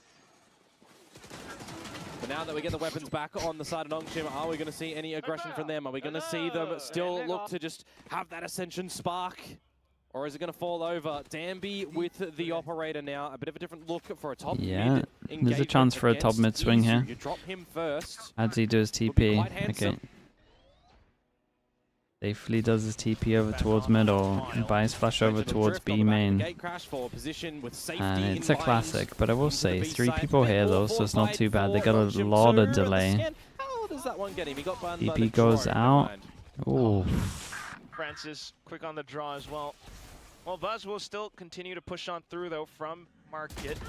You gotta watch out for lane as well. Yeah, they know there's 2 sites. So far, so good. This is quite worrisome actually for NONGSHIM. What are they going to do? Wait for it? Okay. There's a couple of ways of handling this for sure for T1. They just want to smoke it off and then go over towards site. They still have Omen Flash. If you hear noise, you need some assistance. You really are wanting Francis on the recon. Boy. He's just going to spam Buzz first. A couple of shock darts through, expecting the lane push. There goes that recon. Turret soon as well for some further info. Good shock dart. Look at how much Francis is doing back of site. Down against T1. They will continue to eventually waterfall down. Oh, and that's both players. I think Ivy. I mean, normally you always get one in that pause from Ivy. Played it a little bit far back. Inside of the smoke will be DH, and at that point, you're just left with Persia. Nice to step across, but oh, it's another one. Very nice, man. We're tied nice up shots 2-2. Really nicely done in the patience game from T1, honestly. Line theory? Oh, they might have, yeah, you're right, they might have stolen the Fnatic stuff about the default. I haven't been paying attention for that. It's almost a set strat, so it would still be line theory. A little bit too passive in the back of sight from them. A little bit too readable for T1. They had a lot of time and space to actually, you know, probably have a whole discussion in that downtime. Can start doing a line theory check. What they want to do to regain position of the site. I think these days I have to move the line back though. Just getting caught out. I think these days it has to be like this angle. Just where it's easy. It is up early. Dude, in theory, if they are doing line theory, this turret should absolutely wreck them. You would imagine they'd be default against the Killjoy. It's like the most common turret. Smokes though, toxic screen and a one-way. And by even further time, NONGSHIM can continue to push up, maybe? I mean, Stacks, you'd feel maybe a little bit more incentivized here to be using the drone to permit a bit of entry, but instead the team just all goes completely together. That's also a very valuable option and valid. It's a 4-person stack though. They pick up the gun and they can't get back here. They got to cancel. Wait, this actually gets a little risky. Yeah, they missed their opportunity. Insta all over towards B. Big Joel. Oh my goodness, they gifted him another gun. Francis is feeling he's popping the ult into it after he hears them running away. It's a heavy investment on the Hunter here from Francis. 5v3, you're feeling better about it. Meteor, though, has to come up with the goods in this position. If T1 are to find their legs, it's not quite happening because Francis gets the wall great from Francis. Pushes on through. Very nice. 2 guns to pick up on this one as well. Okay, this is really big. They actually go and do it. Very well done. A little bit too far forward on the gate crash there. The turret's just ahead of the team without the layering of like if T1 now don't be default, they're actually in trouble. Too much of an over-rotation because on the B side as well from Ivy. It's a 4-person stack, and they saw good numbers when they went in there. Out into the open, equipping the weapon instead of having it ripe and ready and available. And then you can say the same thing about what is line theory? It's just something that we came up with because it's about to be scrapped here. So basically when see this comp Fnatic made it, so everyone stole Fnatic's comp. They have 2 defaults, but none of those defaults involve going into B main. So basically you could hold this line, right? You could hold this angle, you could hold this line. And if they crossed here, it would be because they're doing one of their set strats where they B hit or they B split. It would never be to B main defaults. They would never go back over towards A. Because you could just hold this, and if they showed anyone here, they would be hitting B. If they didn't, you could just stack A or stack short or stack over towards middle. And because everyone copied their comp, like everyone apart from G2 and just like had the same floor basically. What's the anti to the anti? Just be default, man. Just do what T1 did here. Just go take B main early. As Ivy does get spotted out by it's a little more obvious when there's a turret here and you should be defaulting to break the turret anyway. So gonna have to pretty much swalt in sight. Tells the got with the Prime. Appreciate the 11 months. Thank you, thank you. I will say they did commit over towards the site, but they had like options. Not saying they're going to take those options of going back over towards A, but tossed over onto Danby though. Still a possible entry. He slides on across, but Isu manages to turn around. DH getting the shot very into nice shots on this. Just RB left. Straight through from Market. And look for some potential targets, but everyone is marking every single possible spot. Very nice, Isu with the 4K brings it up to 3 and 3. Made that one easy. This was like still a good example, I guess, because like it could actually be split, but it was a little slower. They gave themselves options. Couple of important ones for both sides. Could have gone I will say T1 did great. If we look at them getting E-codes, they saw the numbers over towards A, and they're trying to work out like how do they have numbers over towards A. They must have got info. I saw them literally pinging over towards B main at the end of that round, so they were very fast to kind of work out why they had been owned. For T1, team wanting to get to champions. Different look. What is the default? The default is like map control, or let's say you do a B mid default to then go into set strats is normally what's happening. You're taking some map control so that you can create pressure that you're going to go somewhere, and then you can go do the next thing. It's normally, especially in Valorant, it's like a way of using all your regen util the most effectively to take map control, basically. That's going to be the wrong position for them. T1 now to the approach of B. You can even pick up that orb technically if you want. At the moment, Line Fairy is still kind of in play, but the round that T1 did earlier this probably would mean that later on in this game we'll see him B main default and then go towards A. That's right. And it is still the lesser buy for NONGSHIM as well, remember. So you can throw what you want at this round. But the pros counter-strafe to stop faster. In Valorant, it's a preference thing. You don't have to. Just heard Danby from the back as well, so you already know where your opponents are going to be Kind of depends, man. Lock him out as well, as long if you come from CS, you're going to be doing it. If you don't, definitely some people don't do it. Okay. Make it 4. A little step. Still got Buzz around the corner. DH with the smokes refreshed, but needing to keep his gun up. Relay ball perfect though, but it's a paranoia answered back. Yeah, good Some counter wild on that. shots. Not really going through at the moment, Komodo. Buzz being able to hold down the line still. They need to be careful here. They might all go up with the spike. I think that's even what they are. NONGSHIM are trying to they're do. So T1 beginning to feel the pressure. They will push on have out. to. Okay, not too bad. Safety guns on this one. Through. They managed. They just got out of there as well. The weapons into the next round. Big round they for managed to NONGSHIM. escape Ivy has enough between the legs a little bit, but money to drop an T1 AWP. going to be gaining the lead here on their own map pick, and it does. I preferred comp and Ascent. I really like the Fnatic comp. I just think on this attacking side that we need to see a bit more of a comeback from NONGSHIM. Again, I think the Fnatic comp's great. It just has a bit of a hole when they play it. That's it. I think as long as you have a B default, it's a really strong comp on attack and defense. I would run this if I was in a team. If I was in a team and it made sense with the players. As well, right? Joining in this NONGSHIM team, assisting them to try and have a continual run, get to champs, stay in tier 1, him back in Pacific now. Saw it earlier, right? 618 days since I think T1 look really good, to be honest with you. The more I watch them, the more I feel really confident about their map pool. This time, feels like the calling from T1 is at the quality level to get them over towards Paris, you would think. Potentially Poster sounded like he was aware of it. I mean, I would be worried if he wasn't. Definitely needing to see NONGSHIM kind of come back. It's good to get punished. It's good to get punished early though.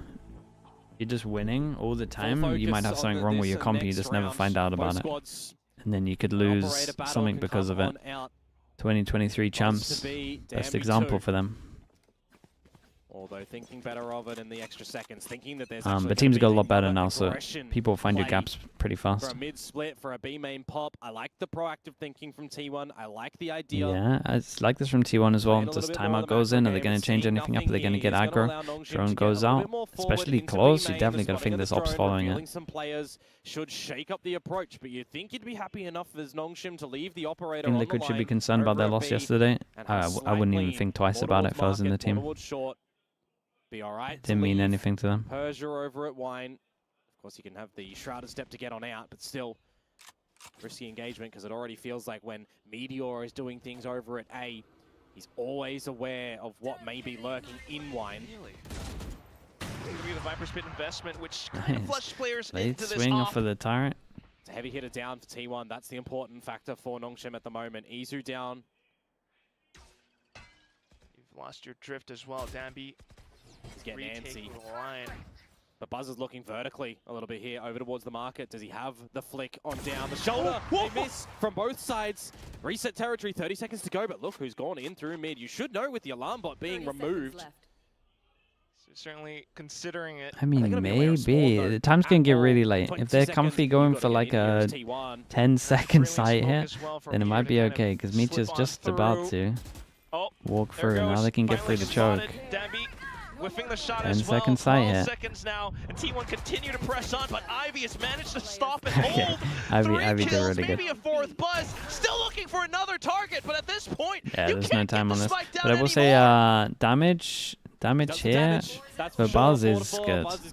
Yeah, it's a 1 round, but 3 people rebuying, 3 people that have to eco. If they lose the next, I'm sure some people would question the not too Viper's bad. Pit that RB invests over I think Leo's come back. I have no idea, man. I don't know how he's done. That was really good, and it stops Meteor from being able to come out with this lurk. He's When still, replay comes out, do you think the skill ceiling of most teams will improve? Yeah, pretty fast, to be honest. The average team will go up pretty heavy. The top teams will... Around Francis, around Ivy with an I think the top teams will suffer the most. Well, it's a bit of a treat for It depends. Still keep in a good contest on this defensive side.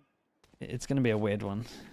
And it's back to this B It will side save a lead lot of for time for T1. teams. Again, kind of want to see them And at the pivot a same little time, bit if more you're on this map, a little bit earlier on, be a little bit more innovating people, it's decisive. going to steal it On the back of this dimensional drift, it's going to be the same mid exploration for the B split play.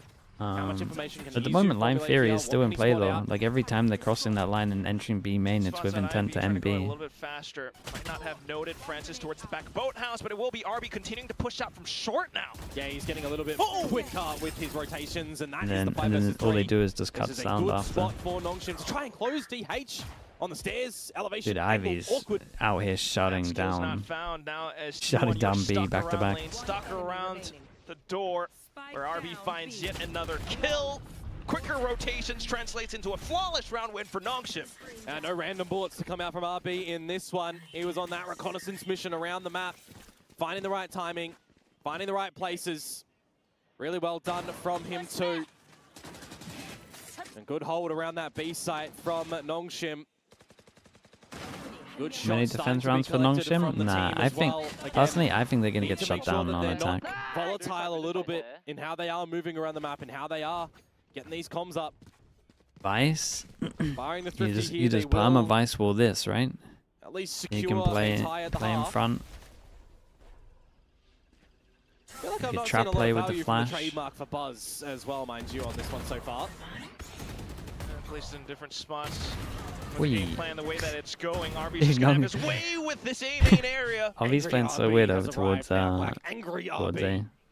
Going green against Buzz as well. Stacks now the next target down. One more. Nice shots from him though. Confidence is good. Can they get any more than 4? Well done for RB though. There's the 6th for NONGSHIM. Gotta see this massive confidence from the vet. Still relatively young, still got a lot of space you would assume in this game of Valorant, but a navigate around well done for the side I just need to look at their corrode, I think. I can't really off the top of my head remember Liquid's maps too well. The utility, you know, you pop that on out, you use it The as a little corrode bit for of a sure scoping wasn't mechanic when you don't have a lot more great. reconnaissance ability. I like their let's call it attack. the meta agents of 5 do have up their sleeve. Sure. When you get the Sova, when you get the Killjoy and all that sort of stuff, yeah, you can kind of use the Arc Rose at the same time, but Meteor plays on toward those lurks. I've been using him a little bit more on the passive variety for the flanking watch. And he hasn't found anyone. Yeah, 4-2-6. Am I excited for Fury EG tomorrow? Dude, I actually am. Definitely want to see a world in which they can get the 6-6, but for NONGSHIM, if they're I'm excited to see what's going on with EG. I'm excited to see how they look. Start the second half. Damn well could have a third map in Haven. If Fury get a good start, man, that game's gonna be really fun. I think the series was I'm always telling going to you. be a challenge for NONGSHIM. I thought the series against Unless T1 EG have made DFM changes. was going to be a challenge for NONGSHIM. But they came out with cannonballs, and they sunk that ship. So, what do you think about 100 Feet's floating Lotus? Yeah, I think they played their 2 West maps yesterday. We're just here to be entertained, Komodo. So Certainly that worries me the about their map for pool. NONGSHIM to push this into a third map currently. Playing around this off of Danby. They were the 2 maps for sure in my head. And I said it before time on Pod Chat, so it's out there. That they would lose Lotus or Sunset, so they had to ban one of them. I didn't realize they would play both of them. A little bit more of a default set for NONGSHIM in this round 2. 2-1-1-1. But I did say it before time, I'm not being hindsight. I promise. You accept the tree as an A position. These positions, okay. RB just spotted them out by tiles. Yeah, it gives you information mid-clear. You can start to play with that a little bit as T1 right now. And you definitely want to see a world in which RB can have some good timing on this toxic screen with the team, but also with what pressure starts to amount around him at tree, at A. Persia's low already, and now down for the count. Dude, imagine he can get this extra one. Spots out RB as well, so RB feeling the pressure to retake space around Wine. No, what is this duel that we're watching? The shorty does the trick, and here comes Danby, shut down. Tom's go in with the low HP. It's very nice from RB to actually switch over there, but he saw him just at the end. He got the kill. That is a crispy headshot. This guy can do... Dude, he threw the gun to break it. Wait, he threw the gun to break. What the hell is this round? As well. He's repositioned for the 1 versus 2.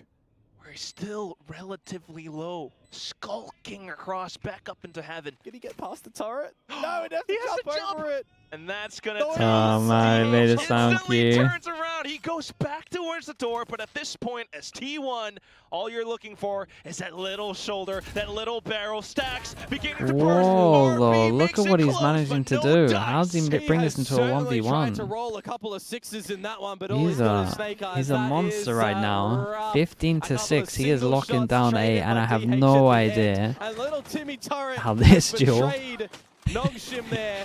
lasted so long.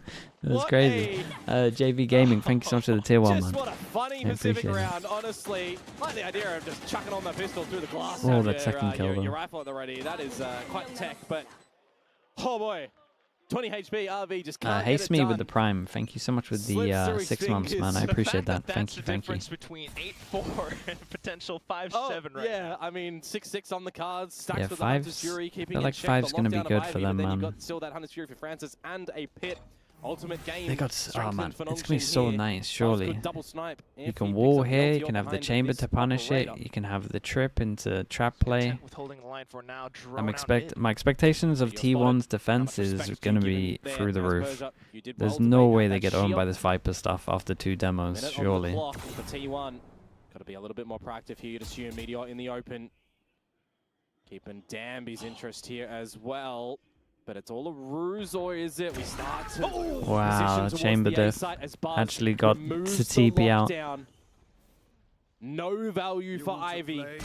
Danby though still online, goes in for the swing. It's the relay bolt as well. Hops back into tree for safety. Might actually have to be a position for Stacks to use the Hunter's Fury to get entry in towards this B site. Recon and ult sends the team in. There's a pit with 30 seconds to go. If you're RB, you rip it. It's good to see the T1 but if they end B here, Line Fury's in play, but I would not feel confident about it with how they played. Like, I would need to see way more demos. On the site, RB dropping the pit to stairs and spawn. Because they were always in position. Like, it felt more defaulty from them. Couple of players, even takes down DH. Tougher fight for T1 now with 10 seconds to go. They have to just push past through, try to he's get getting the inside plant. of the pit. It actually goes down, actually got the plant. RB has done his job. Still though, it's 1v3. You just settle. You wait for your teammates here. Or maybe you don't. You just bring out the little shotty. I think 5 should be enough. I'm excited though. So for people that haven't seen NONGSHIM, they like wall. They wall this and they smoke this to create passive pressure over towards A. And everyone struggles against it. I say everyone. It's been 2 teams so far. But one of them was Genji. A lot of moments of backwards and forwards variety. It's another scenario though there for T1. The time does get the better of them. They got a good comp against very nicely by NONGSHIM at every turning point. Job is not done. NONGSHIM, they know it. They cannot start to celebrate at all. They have to turn their attention. They have to change their game plan on this attacking side. Can we get a pred because 5 is not enough? I think 5's enough, man. Let's find out. They were shut down really early. T1 opting to start on the attack, and here NONGSHIM opting to start on the defense, right? So now that they've got this depth that they need to run on The this CTM videos are on the NONGSHIM comp? No, I didn't. How I involved guess is he was RB speaking about the getting A on the left stuff. as he plays That's the main Leviathan on thing. this map? How much access can you get Danby in towards the site? It's undoubtedly true. You saw it onto Lotus. I mean, don't get me wrong. This first half, RB was doing a little bit better, a little bit more proactive. Agent there, by the way. I prefer Buzz on the Yoru because it means generally Izu is on the Neon, and I think that double duelist look is better than the Buzz Chamber and Izu Yoru, which is still valid. Potent. I'm just a chamber hater, so that's why that's there. Wait, is this someone's parent? We're voting for, yes, Valorant with the NONGSHIM players instead. No, Ramyun! Flip-flopped a little bit. But yeah, Ramyun's a little bit more comforting. That said, yes, you do want to see RB getting a little bit more proactive. Back on Lotus, he was having a rougher time with it.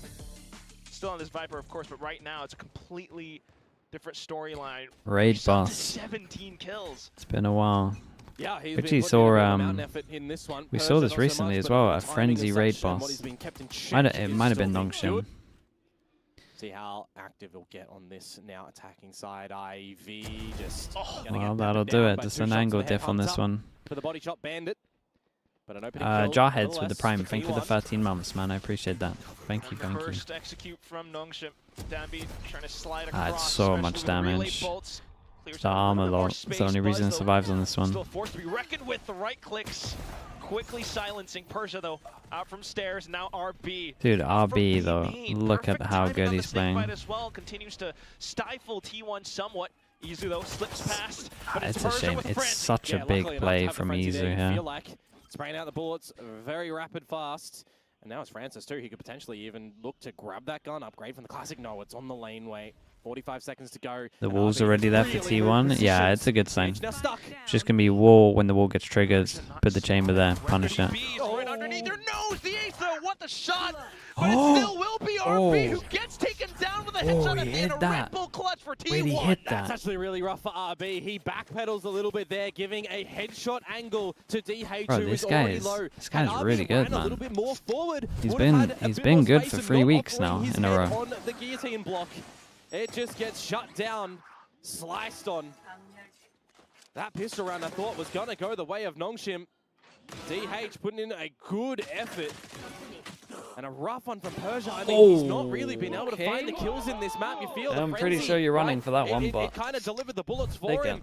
It's just point and will click and take hold that. the button, but the ghost, you got to tap that one. Okay, Man, it's interesting round for NONGSHIM because they should find the wall here. So we're gonna this main game for us is just gonna be focused over towards A.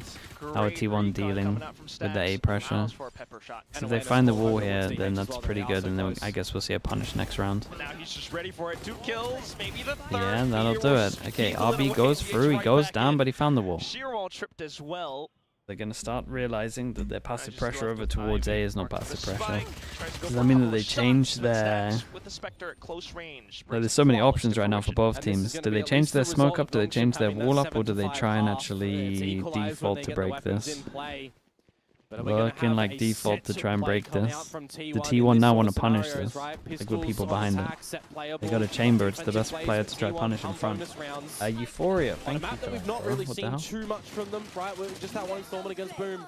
You know, Do you they've been think at least having it Zekken in has their a good back pocket argument with for their the game plan, best player in the world right now? in knowing that they might even pick it in this I series, which think they best do. player in the world, if you What got a does this player look that's like? really By good, positions, it's a sure. little bit more just Because I think straightforward best around player in the map. world's just impossible. Bait and switch play. But I think The Zekken's been Marshall and insane, get out. man. So Slot I think he Izu would in have towards to be in the bottom mid, who, argument. I mean, would have a gate crash available. He's got 2 of them to get out if he needs. But That's what I do like. the game This changes top too much for us T1, to they've got ever feel options comfy to about that stand. that NONGSHIM does get you aware though. No escape found. that conversation. Up the guts of mid. Trademark positioned over towards market instead. You get that deep smoke, and it's just one contender over at that B site in stacks. Okay. Well, these alone, that's where you start to get a little bit nervous as well. Trademark dealt with. Stacks trying to reposition. Oh, but it's a great relay bolt as well. Now has to play inside of the smoke. Cover going out. This is goal of NONGSHIM. They're Good trade. spraying Great trades through, from NONGSHIM here. dotting their I's, crossing their T's, and Let's just DH and Meteor now left. Trying to retake some space. It's an interesting round, man. He went heavy over towards A, thinking what I thought was going to happen. They would try and go for the wall, I'm pretty sure. So they might start feeling comfy with their wall over towards A, giving them info and just play normal. Trying to keep distance as much as possible. Not finding the shots though. DH has enough money. Well, I mean, everyone has enough money for buzzers up here. Honestly, and on the anti-bonus from NONGSHIM, right? They get a little upgrade. You've still got a Guardian in play, but you're going to still get your proper investments on up. This is where I feel like the storm that brewed over on the first map of Lotus may very well meet on landfall here on Ascent. The guns are out on this defensive side now for T1, and an operator in play as well. Will we have the RB looks some really good RB's looking nice though. What's he sitting on? 21 to 8. My goodness. Okay, wall default. Where NONGSHIM are going to start off too. Smoke goes out early, and this is going to create a lot of pressure that there's a judge playing over towards here, because that was one of the things that worked well for DFM once they started to run out of plans, to be honest with you. That it is in existence. Break the turret. It's going to create pressure like they can push behind later. They're actually in a position to do that with the Yorick bomb middle. They do want to angle towards the B side. It would be better for them. Leave RB to his own devices again. Oh boy. I hate the wall goes on the top, creates a gap. Okay, gets forced off, so at least you're alright. RB got to reel in that toxic screen. Yeah, Buzz's got a TP away though. Contact flash, make sure he doesn't get traded. TP away. Flash goes in, try and get another one out of it. I like this. 40 seconds against a Vice. There's so much delay on site here. They still haven't triggered the wall. The Omen flash is good though. Oops.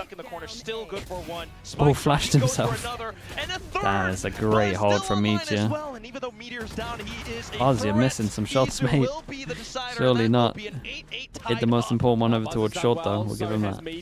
That was sick from Meteor. Who's just going to meet with Buzz at the end for the close, but Meteor head on a swivel, hitting all those shots, the headshots, the stalling action with the Thorns too.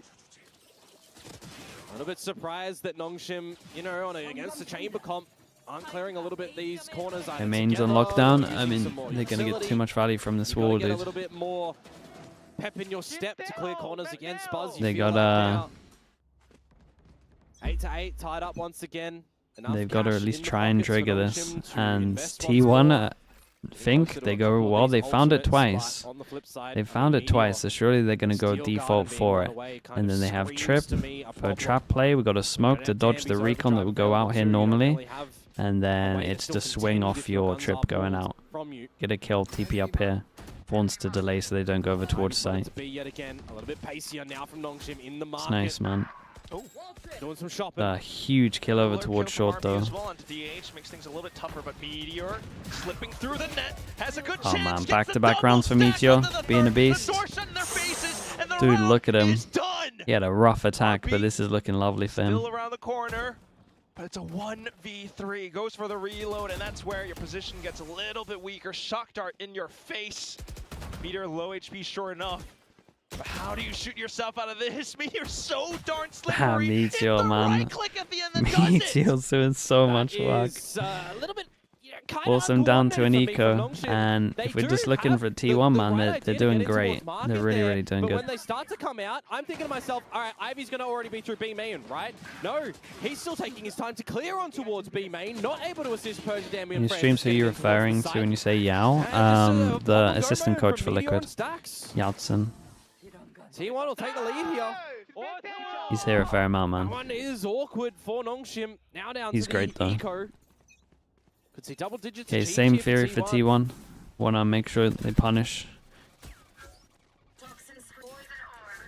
Trip goes out, swing goes in.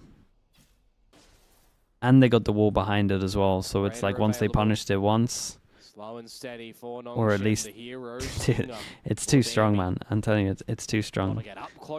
This comp is like, T1's comp here for what NONGSHIM are doing is probably the best you can get. Standard proceedings between Izu. It's just way too many layers to just this box. Honestly, to just this box. Now's the time to get the idea. NONGSHIM to B. 3-person stack over towards B. They got the recon goes out. Damn, he's in trouble. Stay as a threat. Quickly taken up by the Stinger, but now you've got Izu alongside Meteor. Oh. Izu good on the Luminor goes back aside. Straight back in the boathouse from the shadows. TP with DH though, and that's where he gets to prove himself. First kill found, tries to reposition. Bro, how's this guy this good? Now the smoke comes in. Whoa, he's dodged it. My god, he got out of there. Ah, nah. Okay, I've seen enough, bro. Fair play. Fair play, I've seen enough. These guys are gonna do good at champs. I'm on board. Oh, and it's just a perfect quick I'm on board. I get That it. is masterful I get from it. DH. He's sick. When the pistols are in his face, when the Stinger is surrounding him, he's still able to just stand and deliver and even escape, dodge the shock dart that would have finished him off from Francis. And Buzz pulling out the headhunter to get the job done at the end of it. Just what a safety provided round, I'm going to say, for T1, because they shouldn't technically be dropping that round with the better How much weapons. percentage do you think Liquid's going to qualify for champs? Qualify? I'll give you a 99. How about that? 2 surviving at the end. Bailed out of a rough spot. You think that the Thrifty there may have been an avenue for NONGSHIM to get back in towards this map. But the I mean, safety net of the 1%. After this timeout, when they've got the weapons present again. In K-Corp? How about I give you that 1% back for K-Corp? Nah, K-Corp have more than 1%. Still got to keep watching out for T1. K-Corp actually looked a little better. And they'll have some belief as well. When you consider how DH is able to pull off these performances, the quick reactions to go for the TP in the boathouse. Maybe 2? No, I think the percent's actually not too bad, man. The 4th slot's open. Certainly do have the temperament to keep going at it. I kind of want to believe as well. I want to see K-Corp at champs. So that boosts the percentage up a little bit. Right now, right, this time out, you get into We're not thinking straight. Where T1 Na'Vi have a good chance. BBL have a good chance. K-Corp. You need to get I like to that the 3 map, main ones. This journey ends. Giants, I think their comps are letting them down, in my opinion. Turning point. Unless you have another timeout a little bit later on, thrown into the mix. What are we doing? Just straight up hitting with the Sova ult? Relay bolt is decent so far. You've got Hunters through into back of sight as well. Dabby looking for an opportunity. Let's players slip out from the back of spawn, but that's where the shots from T1 ring true. RB managing to trade right back, but it's 2v3 now. Francis trying to push up against Izu as much as possible. No way. I feel like they keep getting kills from backside that they just shouldn't be getting. Out in the open, and RB has to do it all. Pushes out across. No pit now. Use it. It's going to eventually dissipate. That's true. 50 seconds to go, and DH just makes RB go down so darn low. Wall bangs viable, boys. That's unlucky, man. I feel bad for RB. He's playing so well. Feels like it doesn't really matter who is in the back of the boathouse for T1 at the moment. They are just going to deliver T1 too prepped for this. First it was DH, now it's Izu. Just getting around it despite the low HP, the Steel Garden investment too, but it's just the numbers and the crossfires and the toing and froing around the site from T1. Catching a bunch of the NONGSHIM members looking the wrong way time and time again. Very reactive in just the shots. Firing of the bullets. Let's go. Timeout from NONGSHIM REDFORCE to no avail. 11 for T1. You get this and you give yourselves 4 series points. This is so funny. T1 are just like, man, come on, guys. We did good anti over towards A. Where's your normal default, man? Where's your recon over towards here? Why aren't you trying to break the wall? You found the wall twice. Why are you not falling into the trap? As a coach, I'd actually be annoyed, man. I wasted so much time on good anti that you're not even going to go this way. Pressure to push onto Izu, but he's just getting himself out with all that utility. He can bait out a lot of the utility though from NONGSHIM too, so it doesn't really matter if he's already utilized his own. Makes this round just a little bit more weaker for NONGSHIM on the lesser buy where utility, you want to be strengthened a little bit more. And the smoke and meteor to reposition too. It's very strong from Buzz also, right? Over at Wine in this sort of position, you still have your TP available, the rendezvous, but it actually looks like he just retrieved it to me. Yeah, he did. He's just pulled it back. Happy to keep post this spot. What a shot. Spike down, 30 seconds. Spike dropped. RB, not too bad. Kill, big pressure over towards there. Hold up though. We'll say normally the guy in B seems to get more than he should though. What can you do on the back of this side of stacks? He should be good for one. They smoke him off. You need the shots to be Do you collected want from that? NONGSHIM from here. Smoke kind of bailing him out with the DH as well. He does get hit by the paranoia, but they don't quite spot him. Persia dives for it. DH trying to get some shots Okay, in, but it's I not quite think he happening. didn't RB want that smoke on getting his the head. spike down. I would Right for imagine. Buzz, you know that he's been holding on towards this. But the You never know. I didn't see a ping for him to ask about the smoke. The shorty. But he's not expecting RB right around the sides of it. 9-11. Well, NONGSHIM, they are holding on. A little bit of spice on those noodles, but we're not getting it Someone in the help Joe, bro. He's microwave losing it. He's starting to hate watch the edge. depending on Mate, how you wanna cook he them. needs NONGSHIM They just in. need to make sure that they don't make a meal on He a needs couple of NONGSHIM these to next win, man. rounds. That is for Job's on the sure. line. You cannot give I opportunities can't blame over him for to hate watching. T1 That's probably the now, most valid where hate you've watch you done can get. a heavy effort in that round to get If NONGSHIM aren't in to hold franchising, T1 from there's a finding good chance 12. they don't have Chobra as a watch party. Break their economy on the back of this round as His well. job's actually on the line. It's an insanely valid hate watch. For NONGSHIM to hold on this map of Ascent. Crucial round to pick Break up. of the turret, cover up the op over towards here, walls All back this over utility towards though, A because they're just like, over at the A mate, site is going to detract from the Buzz fact it. that the team in control of Buzz has T1. had enough, Both man. players that could just get out Can't be after bothered to taking just sit shots. and whine the whole Could time. have stayed there if they wanted to, but now that they put Buzz with the tour de force on the Oh, line, he's going to be pissed, man. he can stay there. He's going to be as pissed. a glorified He would have had a target kill. The whole round. Stacks, premature Hunter's Fury, looking for some damage. Looking for Ooh, a that's frag. nice, man. And That's a good Francis example of Force. that high sense flick on that. I've got DH still watching out for Tree as well with the potential paranoia. Gets sent across. Ooh, trigger DH the wall looking to and stall. pushes through. Just stuck in the NONGSHIM thorns though, no managing matter to what. slip past, Yeah. Still Meteor Still on the though, site. over towards side. Strong Meteor has anchoring to alongside Stacks. He takes down another one. Danby out from heaven. do that, basically. Its positions revealed 2v4. He hops on down and it's the first one in. Not too bad. First feed into hell, but it's not going to be enough. Meteor still doing some damage. And at this point, it's 3v1. 30 seconds left. Not much utility left either. It's hard, that's for sure. Just the smoke. Maybe an angle around Jenny. Buys! He swings with the tour de force, and now T1 are run round away from Dude, champions. Meteor's playing great. I don't feel any pressure for T1 He's in that playing sort of so well on scenario defense for a here. 3 versus 1. Objectively, when they look in this map and statistically against Persia, having a bit of a rough one on the kill department, they should be finding that night and day. Hunter's Fury he started off, and Meteor, he is just literally a thorn in your side on this Vice. Literally. Around the A site again, locking it down, hitting the shots. 3 series points for T1. Yeah, I think you guys have got to maybe change your Viper Wall stuff up. Don't like that, but this is faster. This is the thing, man. They never got punished for this stuff over towards him. Not going to be meeting So, any damage at the moment. never had to think about anything else. Opening play, you need a faster pace. Joe goes in, you got a Yori TP away. He can pretty much just wait until the last second. Standing out in the open in terms of our plant spam spots. Oh, and it's easy Yeah, and as it's a well. Yori, He can just crashes TP away out from of the there. lockdown. They're getting in front of all of this T1 here. Ah man, it's a masterclass from T1 though. I love the prep here. The prep was so nice. And that's even more bullets into the hailstorm. This was a Danby great defense managing from to them. Maybe slip past and hold out from lane, but he hears footsteps. It, Spike has to be guarded 2 with their demos, lives. and then just dismantled it. But they have a perfect comp to dismantle this, so One more. It's down to Persia. He's been revealed. Izu. it's really, really nice. silences it.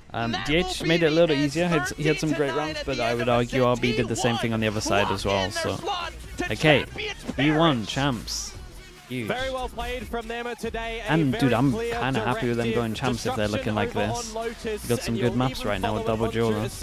A little bit more from NONGSHIM RedForce for sure. Got some good double duelist maps. We got some the day, this good Titanic Senti force of maps. T1 has had their eyes on this ever since. What's their good maps at the They won their moment? first Sunset looks trophy really over in really Bangkok. good. A slip up to Toronto, Lotus. but champions the biggest global I stage don't know if of it's their Haven. I can't remember their 2025. Haven.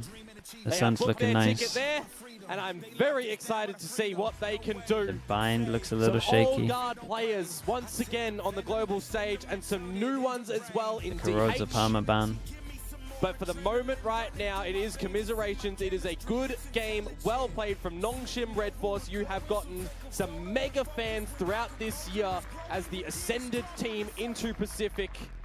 They can still hold their heads Okay, high. NONGSHIM though, for Ascension around NONGSHIM the corner, supporters, they can give it a good go in that honestly they're going to tournament be fine, I to think. try and get back They go onto to Ascension, there's and 2 into slots Pacific, available but for them. right now, for this moment, it's You would T1 imagine they at least will to be Champions okay against Paris. Boom. I don't know about the other teams that are there.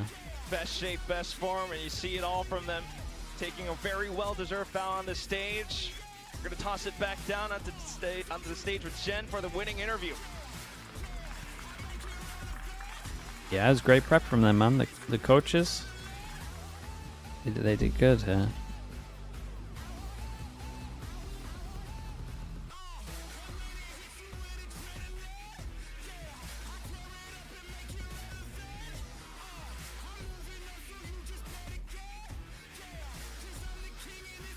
And welcome to Champions T1. GG's. Hello, boss. This one's for you. Over here. 네, T1의 버즈 선수 만나보겠습니다. 승리 축하드립니다. First and foremost, you guys are going to Paris. How does that Yeah, sound? it's a nice recovery for T1. 프랑스행, 챔피언스행 확정 지었습니다. 소감부터 들어보고 싶네요. 일단은 챔피언스 파리에 진출하게 되어서 너무 기쁘고요. 그 과정이 순탄치만 않았지만 일단 결국 저희가 챔피언스를 진출했다는 거에 너무 행복하고, 그렇지만 아직 내일도 그렇고 남은 경기가 많기 때문에 잘 준비해야 될 것 같다고 생각이 듭니다. Well, I'm super excited to head over to Champions Paris, and I'm just really grateful that we got the chance to qualify. It wasn't a smooth ride, but we managed to do it. But the job's not done yet. We still have to play tomorrow and possibly in Tokyo as well. So, you know, we really can't let our guards down, but we'll try our best. Now, what was it like playing with RB on the other side? Did it bring back any memories? Were there any funny stories in the server, outside the server as well? RB 선수를 적으로 만났잖아요. 옛날 생각도 많이 났을 것 같기도 하고, 뭔가 서버에서 채팅으로나 귓속말로나 아니면 대기실에 와서 재밌는 일들이 있었나 궁금하기도 하거든요. 뭐 딱히 그런 건 없었지만 그래도 명불허전이라고 또 상민 형이 굉장히 잘하는 모습을 보여줘서 위험할 수도 있겠다라는 생각을 했고, 또 농심 선수들이 굉장히 다 친한 동생들이고 형 선수들이어서 저희가 챔피언스 파리 진출했지만, 그리고 또 이 선수들이 어떤 길을 걸어왔는지 알기 때문에 한편으로는 또 너무 엄청 행복하진 않았던 것 같아요. 그래서 상민 형도 그렇고 남은 농심 선수들한테 앞으로도 좋은 일이 있으면 좋겠다고 한마디 해주고 싶습니다.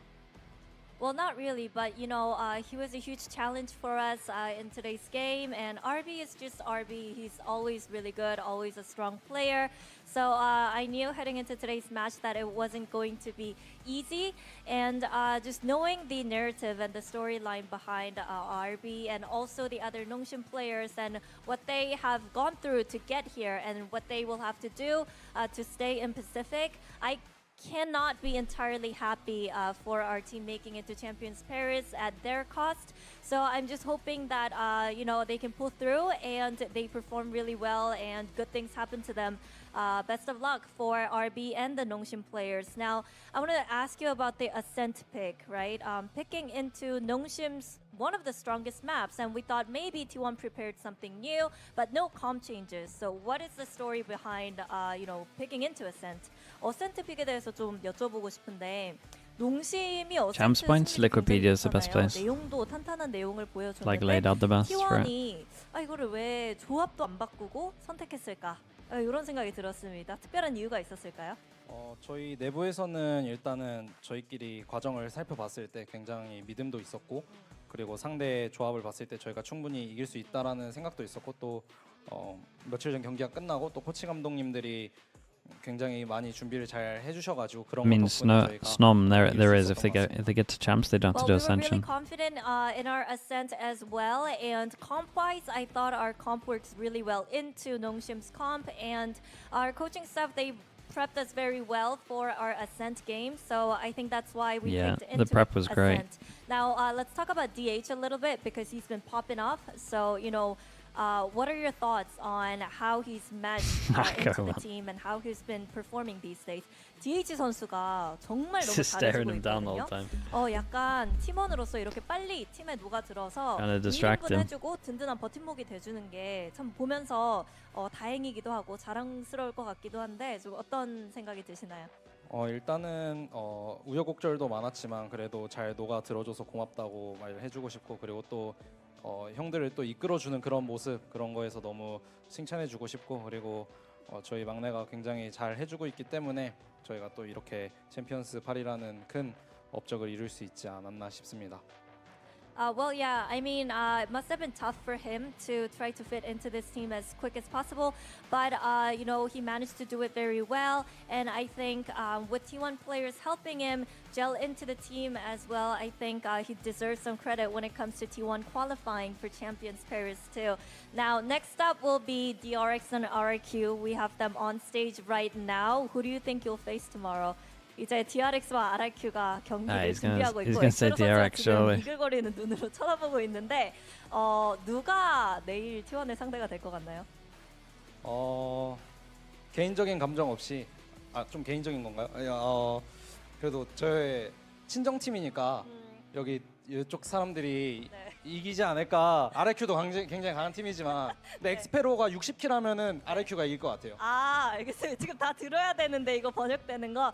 Well, no personal feelings involved. Well, actually personal feelings involved. I hope that my former team DRX, people on stage over here to the right side of me will win. But RRQ is a strong team, so if Xpharaoh dropped 60 kills today, I think RRQ can win. Well, thank you for your insight and your predictions. Congratulations, Buzz, and best of luck tomorrow. 이렇게 해서 버즈 선수 만나봤습니다. 감사합니다. Big game coming up. I will be right back in a little bit.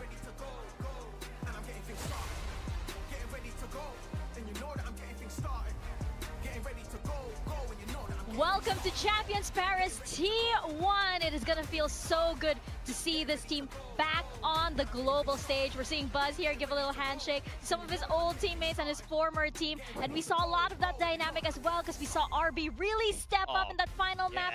Unfortunately, it wasn't enough, but you saw T1, especially with Stacks and Buzz, give him respect. You got a feel for RB. He was the strongest player in the server. He dropped 37 across 2 maps and lost. He came in with a point to prove today, but he couldn't get NONGSHIM across the line. But you have to give full credit to this T1 team, locking their spot in Champions Paris. They missed out on Toronto, and they're going to look to run it back just like they did at the start of the year in Bangkok. They're looking so strong. It's such a scary team right now. DH has been very consistent, bar maybe his Brimstone on Bind, which, look, if that's all you've got to iron out for a rookie player, I think you're feeling pretty good about the pickup right now. Both Buzz and Izu were popping today, and Meteor in the mid-round, ever a scary player to be encountering as you make your way through the map. You're trying to retake a post plant. You're trying to potentially hold down a post plant. Is going to be a problem for you. And that's the thing about these players. Each one of them, they have that fire in them whenever push comes to shove. Whenever you have high stakes matches like this, on a stage like this, they actually turn into that super team that we've been building up since the start of the year. Yeah, 100%. That's what you saw in Bangkok against all odds. Incredibly, criminally underrated T1 went into that tournament and came away with the trophy. And lately, I feel like I've been underrating them. And every time I think, this Vito is looking a little bit interesting. Oh, their attacking side is looking a bit one-dimensional. I have a question about something. They improve and they prove me wrong every single time. And I honestly think T1 is looking incredibly strong and their form is right where it needs to be dangerous as we head into the end of the year. So rightfully so, we will see both Masters winners from Pacific in Champions to try to win a second international title this year. Yeah, I mean, if you're a Pacific fan, how can you not be happy with the fact that we're sending T1? They have the potential to play some truly fantastic Valorant, and I think we saw that today. Meteor topping the charts there for T1, but a very, very even distribution across the board. That's the thing that's so scary about this T1 team, is that nowhere is safe when you're trying to attack into them, there's no weak side here because everybody is so lethal. Yeah, and over on the other side of NONGSHIM, commiserations to them. I don't think experience-wise they were necessarily ready for a match of this caliber. They've still got learning to do here in the playoffs. T1 very much were the team that came up clutch. So for NONGSHIM, it's back to Ascension in reasonable form. They're undeniably going to be the favorites there, but they definitely got taught a lesson by the GOAT today. Yeah, definitely. Meteor as our match MVP. How could you not? He was just so consistent.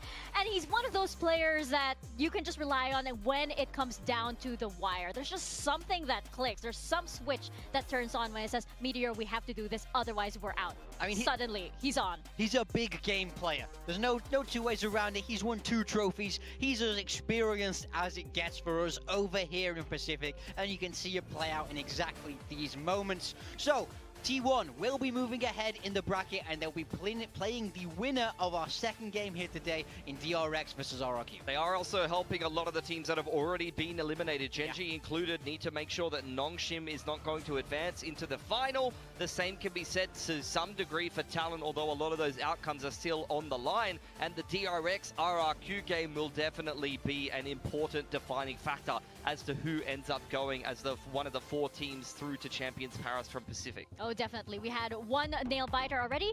Are you ready for another? Oh, yeah. This one's going to be even better, I think. Oh, yes. It definitely is, because we are not done yet. I mean, Buzz kind of did a little bit of a spoiler. Apparently, Xpero's going to drop like 60 kills. Yeah. He'd be doing that. Spoiler. You see that, in the break, honestly, go back and watch that last map from RRQ last night, because he was dropping bombs right there. Buzz, you're not supposed to be leaking the script. You're kind of, you're not doing us any favors at this point, but we are definitely going to do you a favor. When we get back, we have DRX and RRQ up next. The winner of that match also goes to Champions.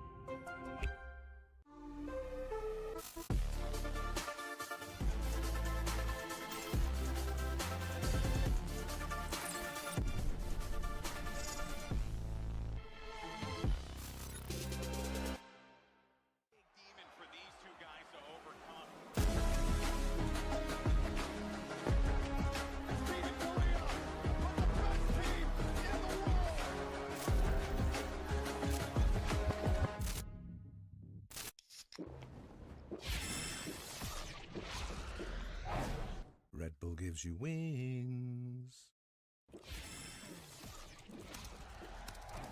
Red Bull gives you wings.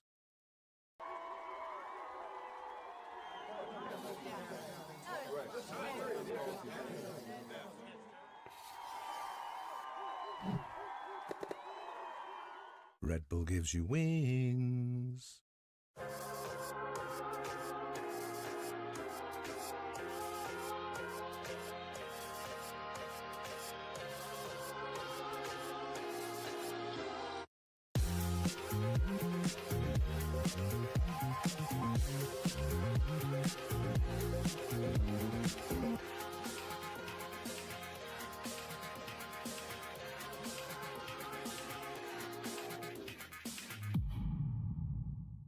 Game changers. We're making history. It means so much to us. The beauty of gaming is it doesn't matter who you are. As long as I'm good enough, I can go as far as I want. 全世界都会知道我们的厉害。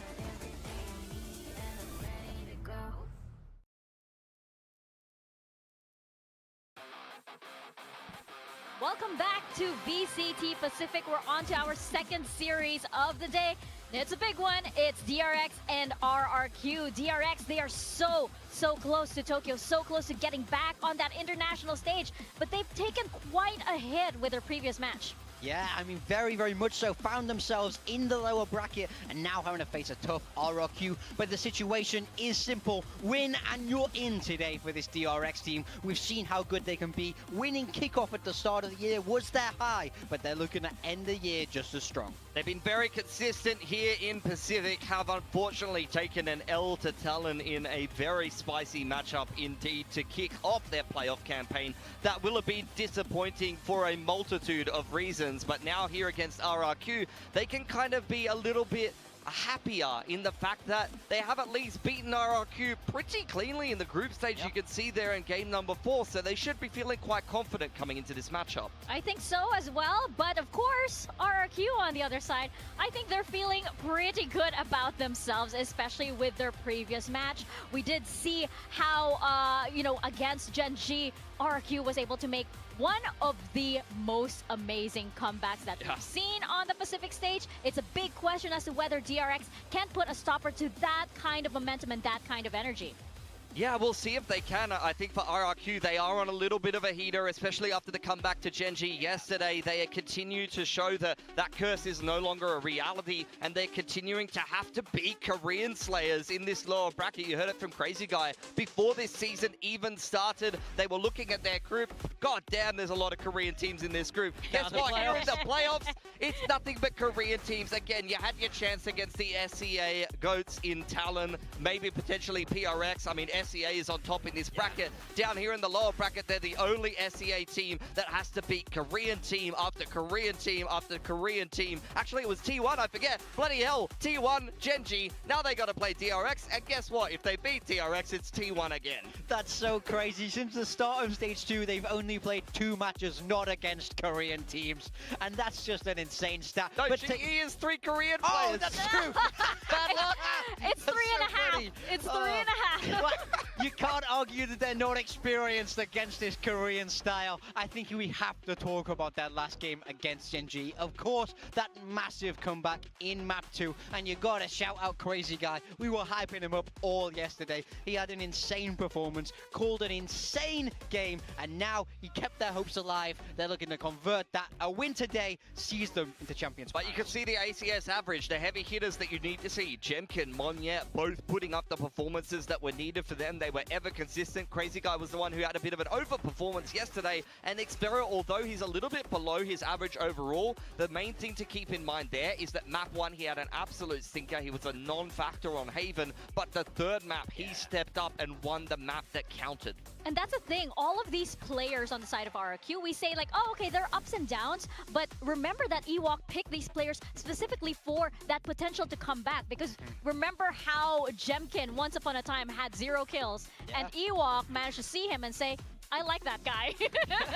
And we heard yesterday it was apparently Jemkin who was the motivator, saying, hey guys, if Secret can do this to us, then we can do this to them. They were inspired. They were inspired. Nothing gets me more hyped up than Jemkin just, I think we can win, guys. Like, you know that if he's saying just in his normal voice. You like, I can't imagine Jemkin even raising his voice, to be honest. And he's just a monster. We need a hype Jemkin. One day. One day on Pacific, we're going to get the most hype Jemkin standing up and screaming and all of this. Monyet's the one who gets out of his seat. The main difference here that I'm noticing, and we were talking about this earlier in the green room, the op usage between these two teams. We have the most utilized op usage on the side of RRQ and one of the highest op usage win rates. And DRX, I mean, I'm surprised about it, but Hyunmin just isn't using the op. The only rap I can really remember him using at all, really, is Icebox. Yeah, I mean, I think this is why we have to shout out Jemkin.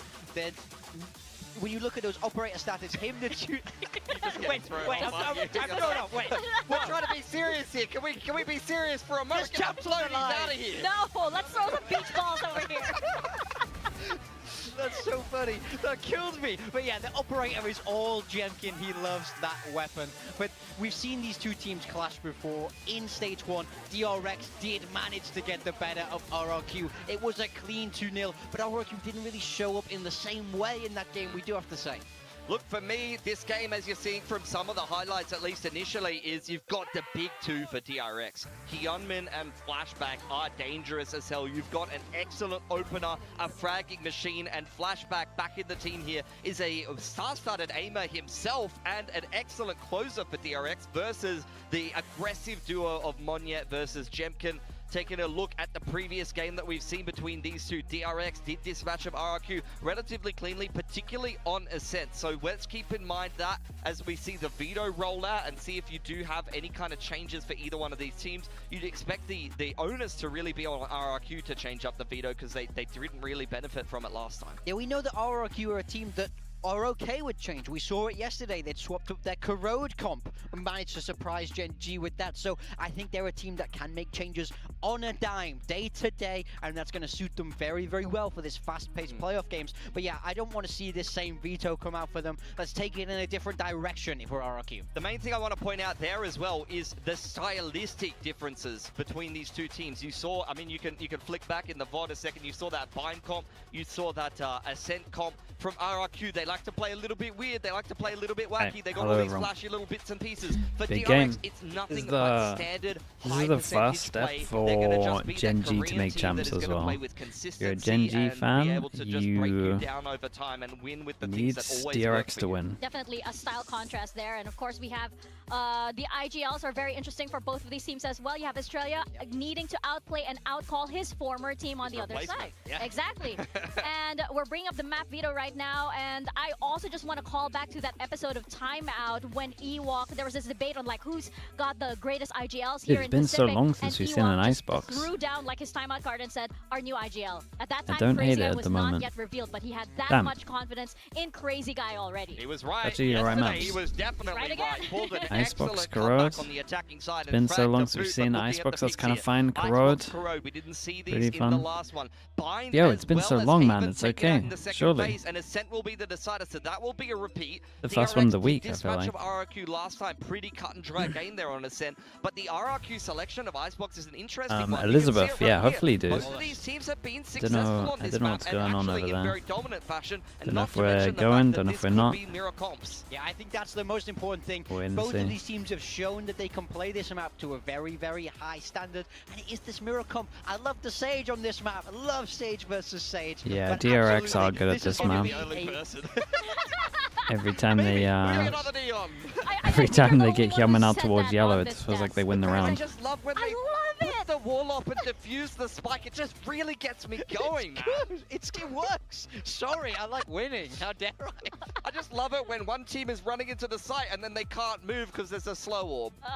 But we have to bring this up as well. Of course, one of the big revealing things I think on the side of DRX was that recently Mako unfortunately was not able to perform at the level that we expect him to, and he acknowledges it too. Yeah, against Talon, that was not a good series from Mako. It's single-handedly kind of losing Talon that series, unfortunately. Sorry, Showing DRX you my that series worst against performance. Talon, unfortunately. So it's good to see he's put it out there. He's feeling more confident. He is amping himself up. He's had a day to rest to play himself back into form, and you could even see in some of those, like you had the player cam of Mako. Yeah. He was whiffing some shots he should never be whiffing. You could tell he was frustrated with himself. Yeah.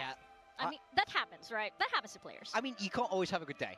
He had an off day, but Mako has been so consistent. He's been such an anchor of this DRX roster, so I think it's okay to expect him to kind of turn that around again today. Yeah, and I guess it's okay for him to do that, you know, previously, but now, of course, it matters so much. We're gonna need to see all of our players bring out their A game because, again, this series is for champions. Is it gonna be DRX or RRQ? We'll find out. Yeah, it's a big game.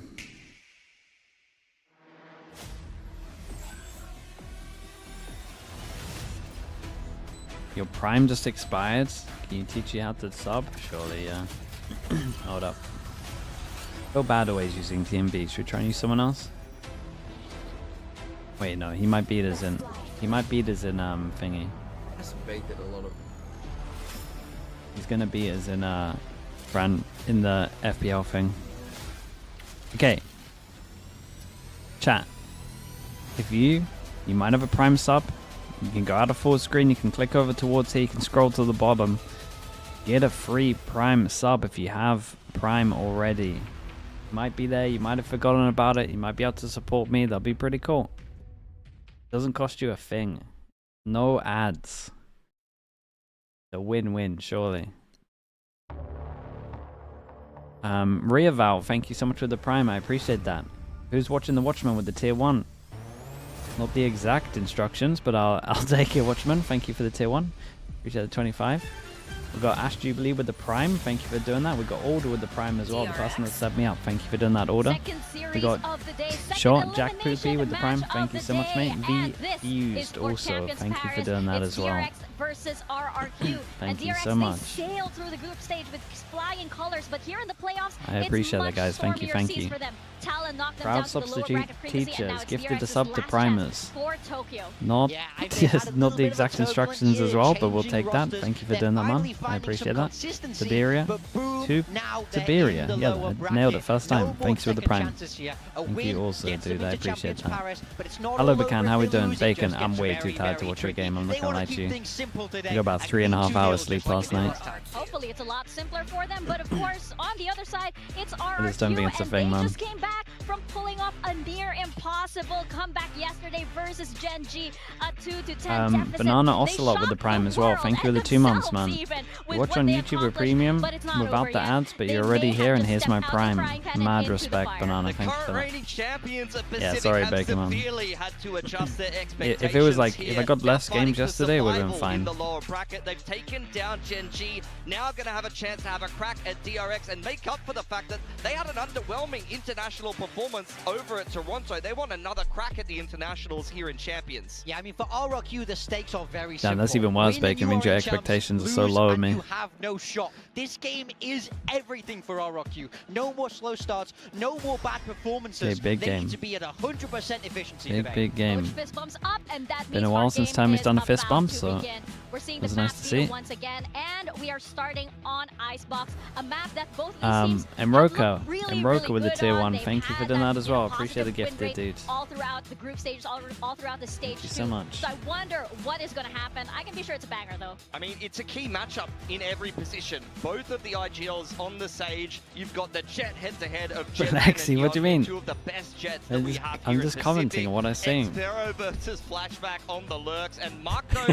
versus Monyet, which is the most wonky of the matchups. Monyet, Viper is totally not this guy's style, and Marco, he needs to turn around his performance, but he's been monstrous on the Viper. Keep an eye on this guy and his Lurks, particularly for DRX, starting here on this attacking side. He loves to get up tube, he loves to be walking through his orb in mid and causing all kinds of problems. Yeah, he's dangerous around that mid area, but that's something I think RRQ have to be ready for. Thank you as well, man. Thank you for doing that, Brappa. Thank you for 2 months. Going to fall to him to shut down that Lurk, and if they don't manage to stop that, I could see surely that's DRX the best really excuse, Prodigy. I think you're right. Now, though, you're seeing oh, it's a lot of DRX believers. It's looking predominantly blue, but there are little sparks of gold here and there. Hey, Quack, high five too. Wow, the viewers massively disagree. The viewers disagree with us quite heavily, and I can see why. RRQ, they're on a heater since yesterday. They want to keep running through with that momentum. It is mirror comps here, guys. Neither one of these teams feeling like they need to change anything, but I'll remind you,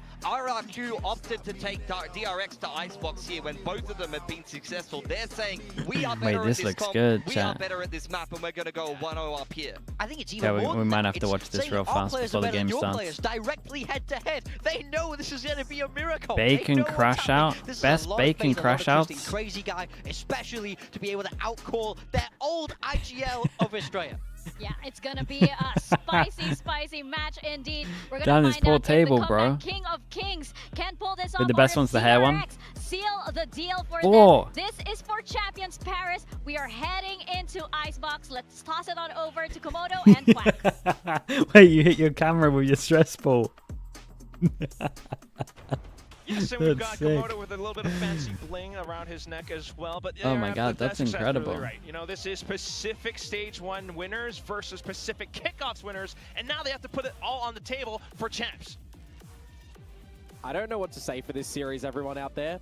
Like, that was I've awesome. got so many words, but It's It's hard to find the right ones coming in towards this series. Yisha with the Prime. Thank you for doing that. We're at a turning point in this one. Thank you so much, man. After yesterday's blistering performance, shutting down Gen G, it really makes you wonder, what are they going to come out with Zeus today? decided the How are Oxy DRX fan looking? only? Being Okay, able I to like sit that. back a little bit, but then having a shaky performance earlier as well. Good timing with the games. Vito, in my mind, a little bit wonky as well. RRQ, you know, wanting to get out this Icebox, for example, it got banned in the series. That's what I mean. It's not the hair but I shake also isn't look even at a couple of in the other top map 5. points That's and crazy. Shaky, right? That bind comp You that need they're a top coming out 10. with, where they're getting pushed to OT against the first installment against DRX, where they had to figure that one out as well. Remember, with this Waylay coming on through. I remember when and, Sub used to and get the ads in Yola here. stuff, and the Yeah, Neon, maybe we when should you bring look that towards back, the set that actually. we get potentially later on. I mean, there's just It's so not much worth it, man. different stuff When that RRQ when are Twitch trying to revenue put was in their good, heads it at was the worth moment, it. and Now on this it's map, just not. It's they not have to even a reel it thing, back man. a It's little bit. pointless. They've had destructive performances on this map Okay, we got already through DRX this on stage, attack. right? We got Similarly RRQ on to defense. DRX. Both We'll of let these the teams we'll let the have subs had have no extremely ads. clean We're fine. wins against the same two teams, and an extra performance Raid against boss. Global Esports in there as Second well. raid boss again. So I mean, it is kind of a fitting there's something start going on, man. on Icebox. Something going on. A little Between micrometa DRX in and Pacific, RRQ. just bringing back the frenzy armor. Might be evenly matched. But to kick things off, we will have DRX straight into the A site, which is kind of open right Yeah, now. but Yep, it's get that wall up, get the plant it's if you possibly all can. about Though 5 crazy versus guy 5 for the retakes, and we retake. know Obviously, he's RRQ got all to absolutely happy defuse with the wall. to give you a Got bit of 3 a fighting battle over scruff towards when the it is a site. 5v5, so They here we can't go. play too heavy off the site because of the sage wall, and they kind of need to stick on site and kill the sage. Staying disciplined. We'll be playing tight around the corners instead, especially with Hyunmin on this frenzy that hasn't really been sounded off just yet. But Well, there goes the Jemkin raid up boss. close and personal with a sheriff of all things. I've got the screen going up, the Yeah, wall going and it's just down. the wall Just as defuse. Big Time loves the Everyone's defuse doing getting good. stuck all the way through. Jemkin, he's not letting Very go. nice from Monyet picks up the RRQ on kills this. at the end too. Especially crazy guy here. He doesn't take any risks, to be honest with you. He's just tucked behind his players. He's got his wall. He knows he's the win condition. That's not even the problem there. It's just hitting your shots. DRX not able to really collect upon that. Sharpies from Jemkin, Sharpies from Monyet. Those are the two players that are having the performances and the consistent factor when RRQ are doing some destructive things in the server. Great shots to come on out from them. And a pretty clean pistol kind of backs up my point that they're extremely happy to play in 5 versus 5 retakes. Need to see DRX going on for some earlier hunts. Yeah, maybe they gotta fight this more. attacking Maybe a side. lark could have Good helped them plan, out. though, opting to go for the full save. I mean, in Got a lot of reality, kills. they put so many. Rifles in the They next put so round. much emphasis on Hyunmin to get kills that he has to get a kill at least. Very slow and steady. Yeah, we're just grouping up in towards B main. Got a bit of a fallback from Monyet. If you can somehow sneak away a plant here as DRX, you'll take that as a small prize for the round. Gunman around yellow. Get very interested to see how him and Jemkin are going to navigate that space. Come big rifle rounds on attacking sides. Two players that are extremely powerful around they're that going to get spot. plant But here, we right? go. The plant looking to be established. Some further positions tonight. Maybe not. Yeah, RQ's not letting it up. Got nano swarms and the slow. Xfero even landing a couple of hot shots through. We got Ooh. freeing around the corner of the wall. Free gun for 2. Take that. Yeah, I mean, Fring's Now going to get his ult flashback. early as well. He hears him above him, so he's Wait, they hoping brought to out a look classic drop version of this in front pistol? his face, but it's not really happening just yet. Blob Needs to Blob. peek out and maybe get onto the spike.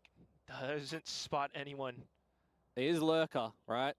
So you do question a little bit where he'd be coming from. Nice, dude. But Jemkin, straight shooting already. Actually not too bad, to be honest, from If we are getting DRX. like the top performance Getting- from RRQ that getting we've seen, Sova the top all online is performance pretty of good. DRX that we've seen coming out as Alpha Group number 1 and number 2. It is going to be a mighty battle in this server. Series deserves 3.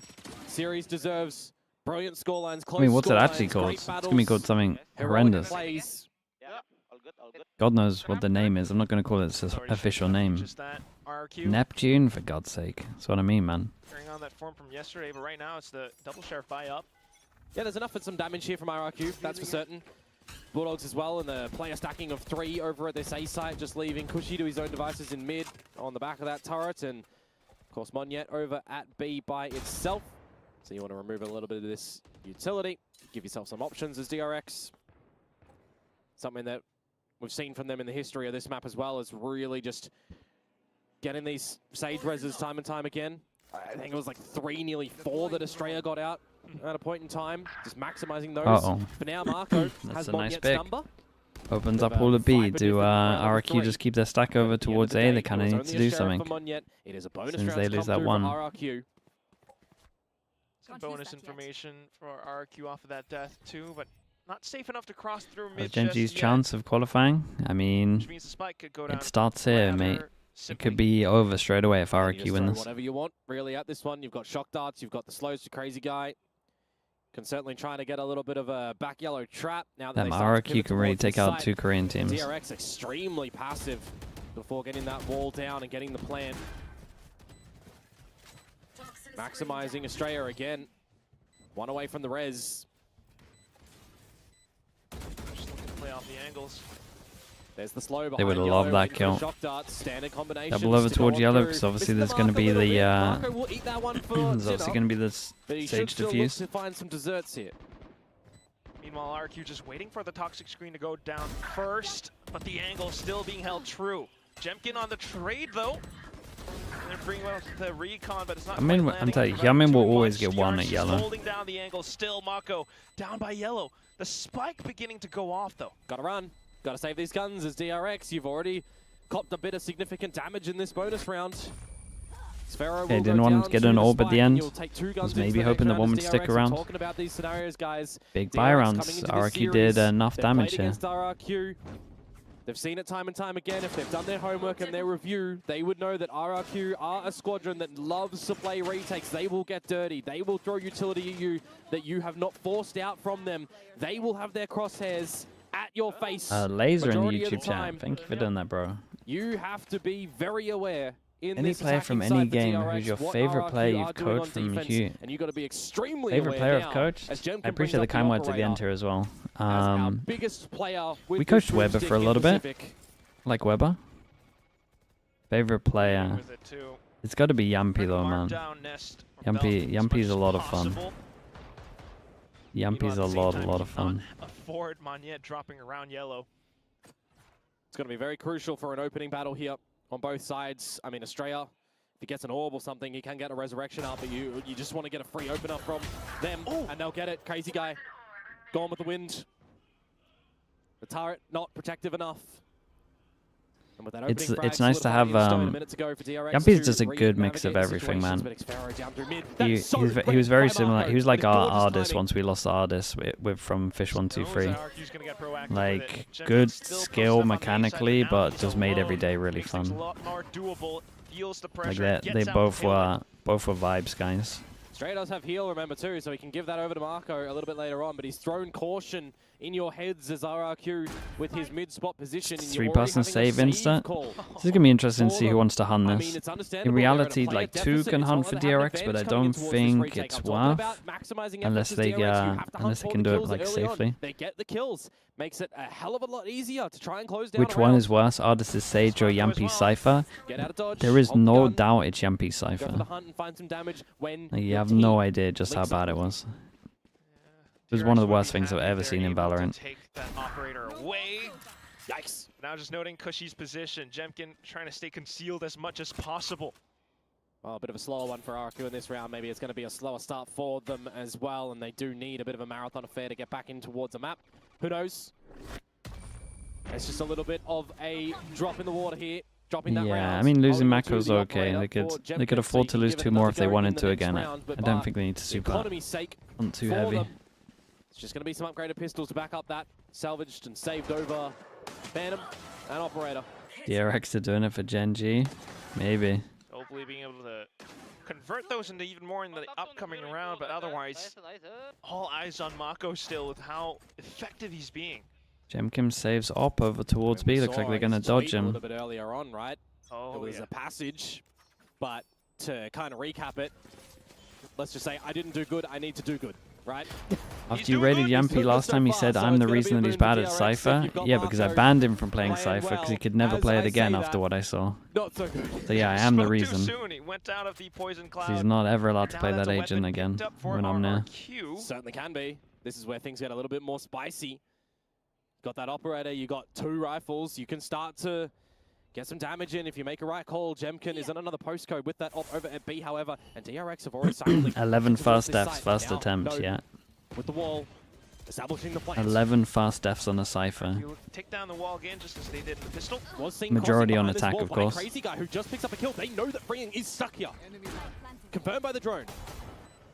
So pushing up closer now is Monyet. It's going to be Xfero out from screens. They fan out across both sides. Estrella tries to play sneaky, drops down. Dude, that's a big round for them. What am I talking about though, Quack? It's a big round. Pick up a lot of guns on this one as well. That's actually insane for their econ. They needed this. It is a night and day difference that you need to close the blinds on right now. DRX falter in the beginning. Stronghold. Marco shut down, weapon stolen, and then from there, it's shots being collected. Is that not too bold against Nico to do that over towards middle? I think so. Was, and then it's strengthened numbers. It's a flawless Pretty sure that conversion. is. Pretty much, just only losing Crazy Guy. But you steal the guns, you back up your money, you reclaim the lead. What Got to see more from Hyunmin. To be the tip of the spear from DRX now. Big round, man. Side. Big round for DRX. 3 pass and hold over towards B. Spot. Over at this B side for RRQ. Both happy and not happy. Thank you for the 31 months. It's the craziest VCT whiff I've seen. Oof, my goodness, dude. I can't even think. The Wild Oreo one was pretty insane. You're also looking at the Hunter's Fury and the pit angle here potentially for them, but you know, there's a chamber one lockdown for Xfero. That was up there. How do you want to Full approach cast this whiff of a knife. Mini boo. Oh no, it is the mini boo one, yeah. It actually is. I don't think that's ever going to be in, to be honest. Play the retake. We see it again. I'm a broken record in saying that, but folks, it's true. They're going to look to do it again. A top plant, baiting out the ults. Oh, Hunter's Fury for exchange on both sides and shock darts going on. Let's get the plant down though. Now we've got the recon RQ, like you've mentioned. Wait, it's a weird decision to ult. Does he get back in there? Yes, he can. Yeah, very pretty required easy. here, I feel like, for DRX. These are around on top of 410 and shuts down Xfero. Position reveal, then he repositions as well. Monyet getting taken down. And RQ look to surround the site. Whoa. They managed to I don't think he even saw him. Now Hyunmin on towards the corner, trying to play for time as best as possible. It's a great little dash across. And at that point, Crazy Guy has to step into the really nice from Hyunmin on this one. Dude, so many ults into this one. It's a big win for DRX. And he's okay. He absolutely delivers, doesn't he? The lockdown doesn't get destroyed by the Hunter's Fury, but they manage to get out of it and then slip back into the pit as Marco. And a sneaky snake he certainly was in that round to at least try to offset things and assist. Jemkin at the top of the screens. Ralum Josh, thank you for doing the prime. And angles in that post plant. You're not really expecting too much. I think, from with the prime as well. Thank you for that also, mate. But they hold true to bounce back. Equalize 3-3. Go at it again with another buy round from both sides. Crazy Guy down to the Stinger. And Hyunmin, without a rifle of his own, just the blades. Looking to slice and dice. Me Quack yet again. You're Crazy Guy takes the head of the Stinger. Shoulders once more with that operator. Yeah, it's just not really in the right spot at the moment. Crazy Guy knowing to watch out for mid, because Mako has been quite the menace. And I was kind of excited. I was like, Icebox, I haven't watched it for a little bit. But now I'm here. I remember that I hate this map. Towards the A site once more. DRX forgetting that B exists in its entirety time and time again when they think that there's an operator in play. What are you talking about? It's only A site. Take flight. The Natank Stinger. Ooh, that's up there. The Natank Stinger's in like the top 5, right? Now, gotta make a move soon. The longer that you wait as DRX, the longer that you let RRQ sniff around the map and set things up. That was a great clip. Over at this site, the shock darts are still there. Got alarm bot by mid now. 30 seconds left. Freeing to make a move though. Freeing has util, got the recon, got a shocky, but the wall comes out. So he's on Ascent. Why can I not remember the one that you guys are talking about? There.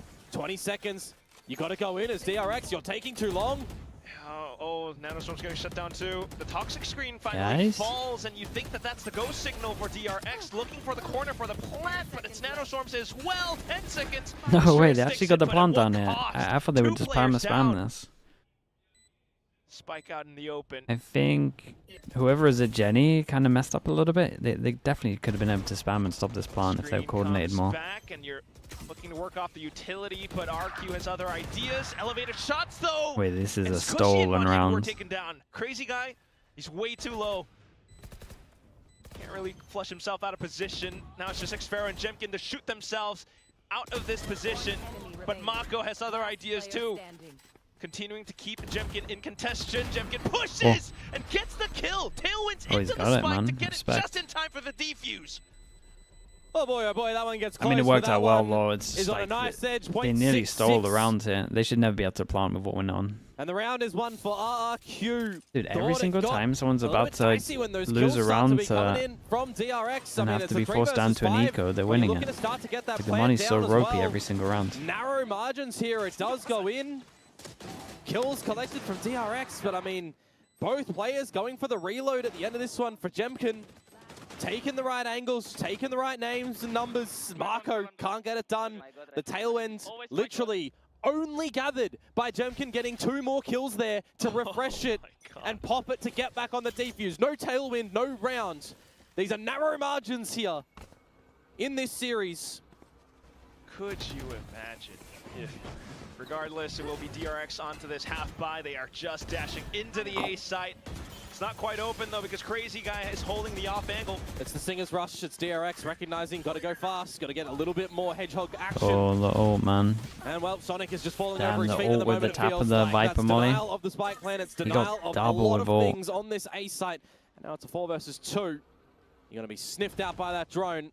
One of them was the res as well. Have to bring out some vintage plays here to clutch this one. Still looking to stick the spike anyway, but now brings down to half HP. It's a good shock dart from Pushy, that's for sure. And then the spray shot from Monyet as Mako tries to cross, just freeing left at 50 HP. The full force of RRQ all around the site. You spray frantically, but you will be met with Cushy's knuckles at the end of the round. Same thing. Oh, that's another one for RRQ. Every single time someone's about to go down to an eco. Always been, you know, within 1, within 2, keeping it close. This is a great ult from Cushy though. Viper Molly helps. Viper Molly timing over towards default was great. And the first one popped him. Anyways, trying to get Hyunmin ahead of the curve, trying to open up the site, make some advancements for the squad. One of the higher weapons getting shut down in trades, and the Stinger's not able to do too much in the end. Timeout to be coming on through as well from a DRX, you would assume here. These rounds are close. These rounds are really close. Getting in towards their proper rifle rounds.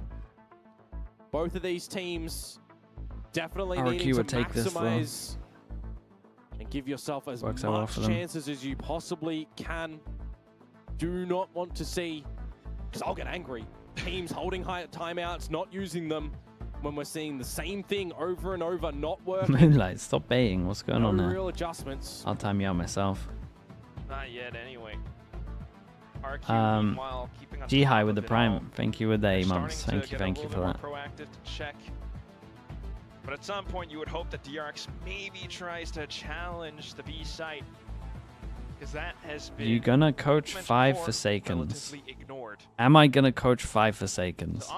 I mean, mate, what is this question, man? That's the thing, though, right? Is FNS not streaming again? Is it one of those days? They've not seen anything for a little bit. You can definitely change up your approach, get your drone in, get a little bit closer.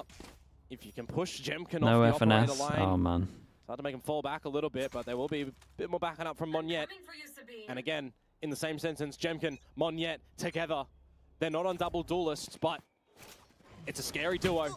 Deploying drone. Oh, I think he's just been tagged through. A little bit? Yeah. Okay.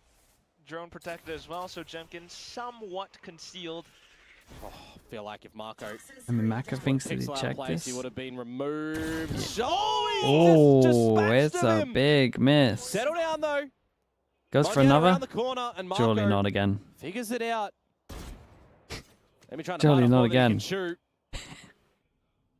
Makes you a little bit antsy. It's enough distraction for them to push over towards A. They got a little bit of delay with the wall molly. That's it. Crazy Guy, the person who's meant to be retaken with the wall, potentially bring it back up. Is going for it. But the A site now overwhelmed.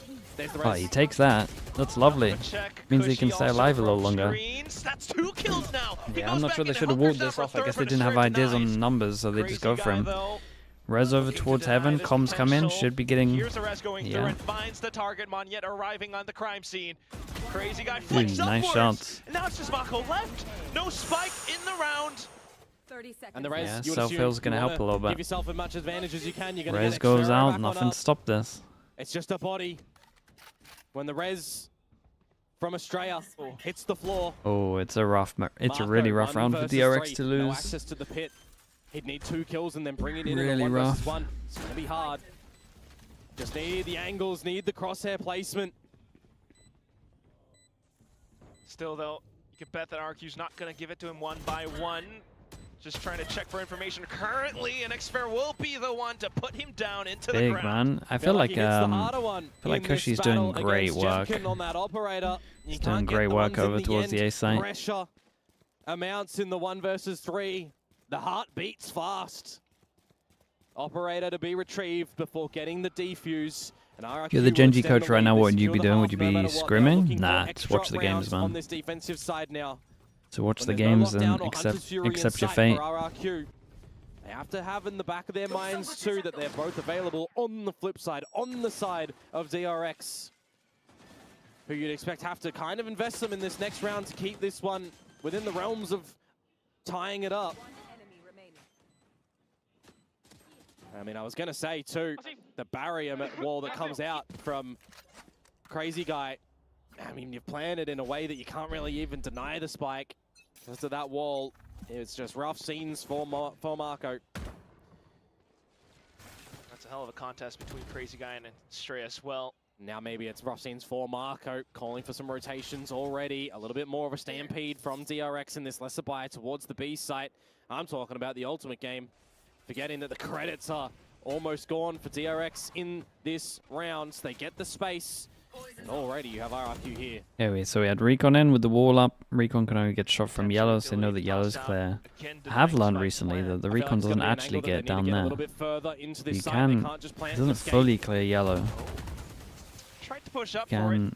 Planting down with the wall tuck as well, in. but Xfair just spammed. Unless it was just a bad Recon when I saw it, who knows. Wrap around the site, but now that it's just been made redundant, you kind of can't force the issue now. There's no flank to be seen. RRQ do not need to do so.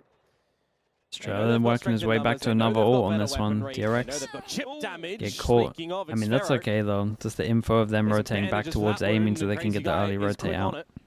Still okay. You've planted freeing back into yellow. 30 seconds. They can't have the best Uto here. Just make sure that they actually... Dude, they saving? Guy, you can't save. Wait, I'm so confused. Spike going back over towards B? Sure. One person fake over towards A? I mean, it might work. Nerd. Problem is they don't have a wall, so they pretty much need to duel Monyet. As in, someone else needs to duel Monyet. Oh my god. But this guy close has to swing this early. If you're going back here, you got 15 seconds. My spike can't be running the gauntlet, and you're chilling. Will be getting the guns back in. They want to try and make this one as 7-5, if at all possible. But what do they look to do? Change it up, shut out time and time again at this little B pop on the lesser weapons that they go there when they get the rifles back in play. They're trying to blow their way into the A site. Are they just going to try and do that again or not? 5 rounds out of the past 6 for RRQ and 4 of them by defuse. Successful retakes. Still controlling the lines on the map with this op still. Drone, spotting, Marco, down for the count, mid, overwhelmed, A site. Scary with the operator here from Jemkin. The lockdown is invested. Gonna have to be respected. You know that he's alone, but yeah, they just gotta accept this one. Still diving in to toss in a slow orb. The FNS chatters, yeah, the team name 5 players is coming out. From GE 2023, I don't think I can get 5. I think I've only got 4. I don't know who the 5th is. This is falling to pieces and flashback. He falters too. Damn, dude, the fast flood. I mean, DRX are in so much trouble. You can see RRQ was confident with the icebox. thought to get the spike down, but RRQ just tosses in all that utility, holds for the angles, pushes in. It's great. I mean, there's a reason why this map is just such a strength for RRQ. I mean, but who's I'd the like to say fifth, it's a strength chat? for DRX Was Lightning as well, Fast on right? that team or not? They've had really great scorelines throughout their play in this Is stage. Aaron Texture, Monya, SK Rossi. RRQ did the same. 13-4 to Team Secret. Was it Lightning Fast or who was the other guy? They just have an absolute read against you. Yeah, I would never get Bazzi. And now as the last round comes in play, Jemkin has the Outlaw. Thinking there's an operator on the floor somewhere, but Cushy currently holding it. They're going to swap it up. Get the rifles back in hand. And Cushy, Jemkin, full. Okay.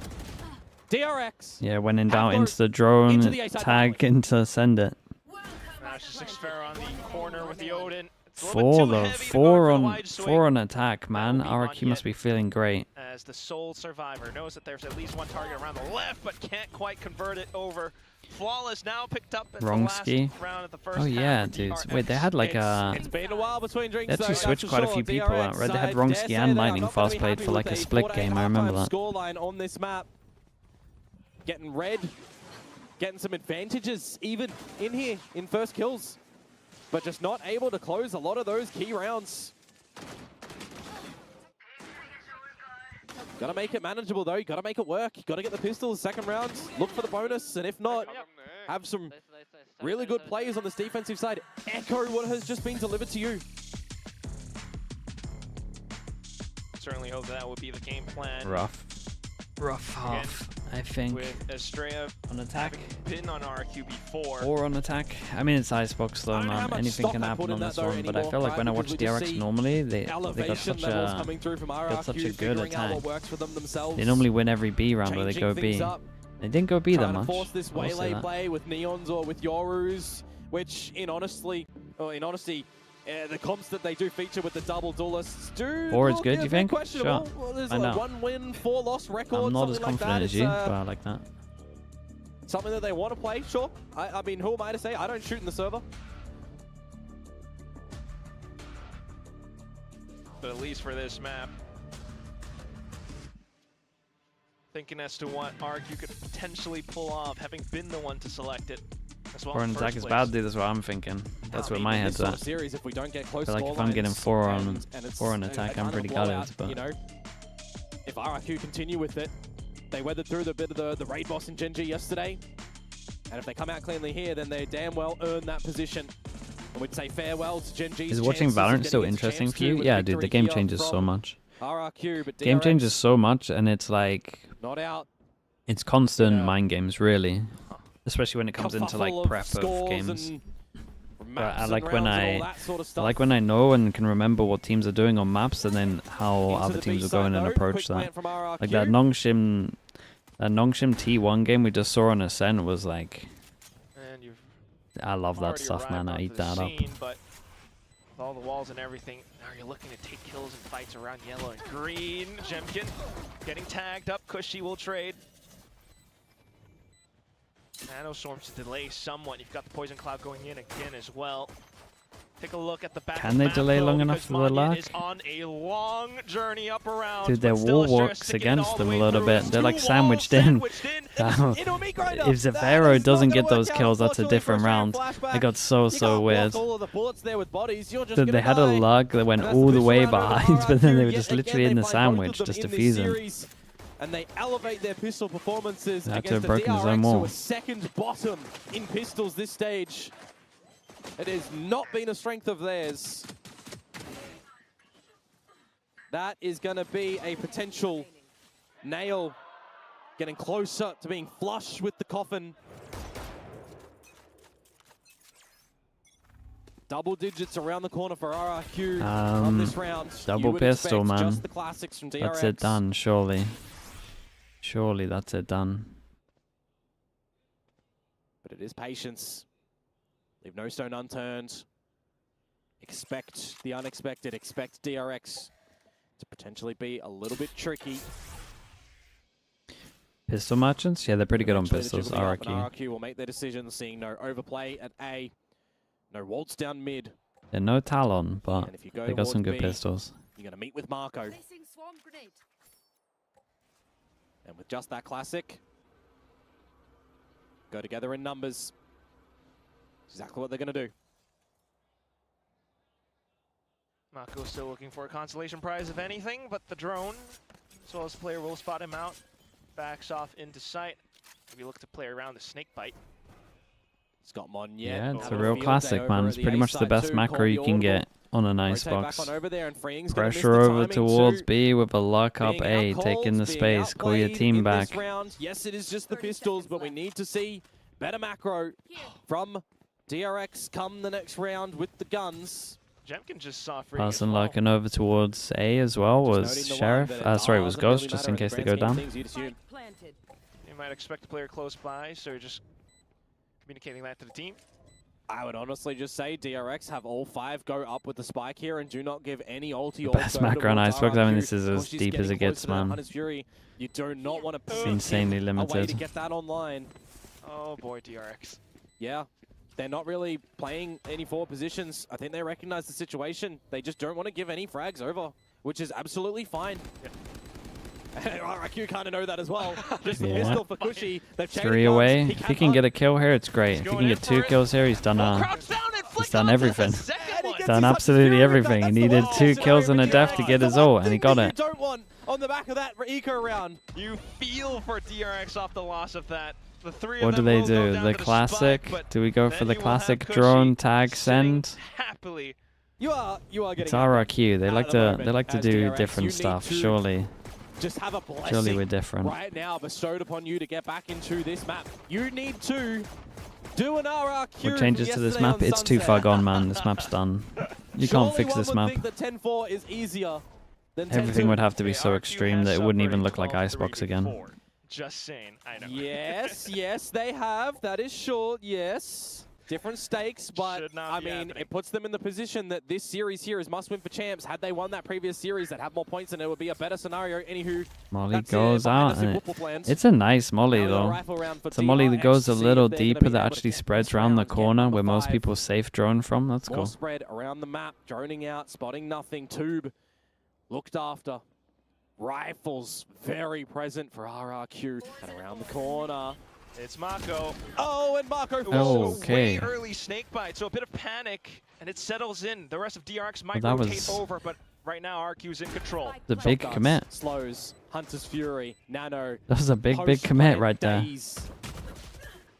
Okay, a little kill from the flank though. It's a bit of pressure. Freeing will come back in through the middle, and RQ will be a little bit paranoid as well. Still though, Spike continues to tick away. Crazy guy gets sussed out. Do they delay enough time for the ult?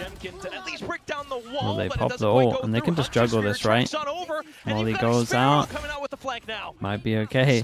Big jewel for a little bit. Can you delay enough time? Wait, did the Molly miss? Oh, the Molly didn't go far enough. I thought they were just so fine with it. It looked good from the angle I was looking at. DRX take this though. They got the Sova ult out of them. Insta wall defuse. Got half. That helped a lot. He had 2 of them available. I'm thinking to myself, Cushy doesn't shy away from playing a Sova agent. Thought to myself that he's going to have these lineups as well, but just away from things in the garage. Very well protected by Flashback. Needing to dig deep for that 4K.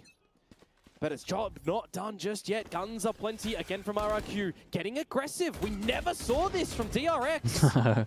I mean, from RRQ, sorry. They didn't need to. Did Sage slow mess him up a little bit? So the fact that DRX are going for it, some signs of life. RRQ aware though. Will stay safe away from it. Now thinking Outlaw back to go can back through into pop 3 people. Well, the Outlaw actually going to be quite interesting to see for X-Ferro here too, right? Flashback. Did he do his drone a little further away from where the Molly is? It does look like it. And you will die to that gun.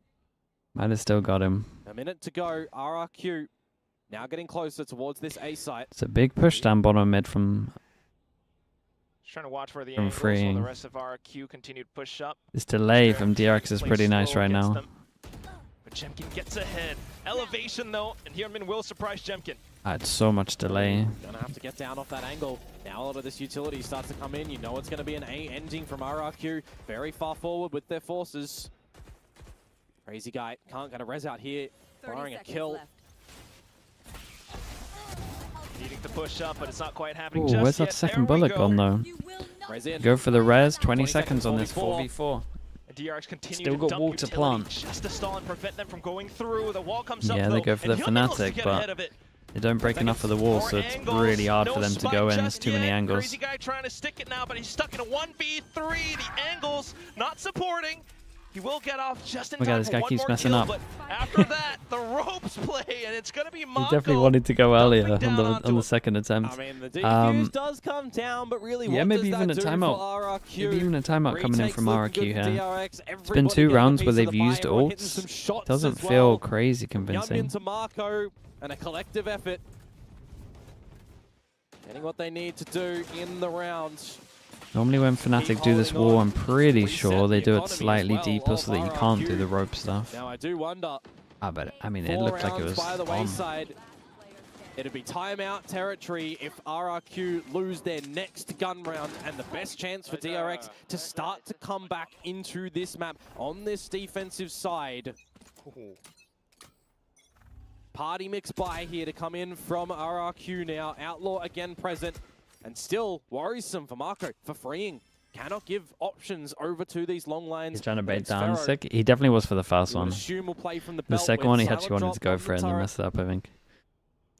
Silent drop on the turrets they can't hear, so you can pop closer. Especially there's a Sage doing what he's doing, it kind of makes sense. Killjoy ult to retake, so gonna be hard on this. Nothing confirmed. RRQ take the space, setting up for a quicker pop into this site. Couple of warning shots though, just to bait the utility out quite early on. Slow orbs and everything. And RQ waited out. Ooh, crazy guy. It's Xpero and he gets a shot through. Cushy now. Next kill's big. In. And all of DRX begin to fan out. They're open targets for RRQ to puncture them.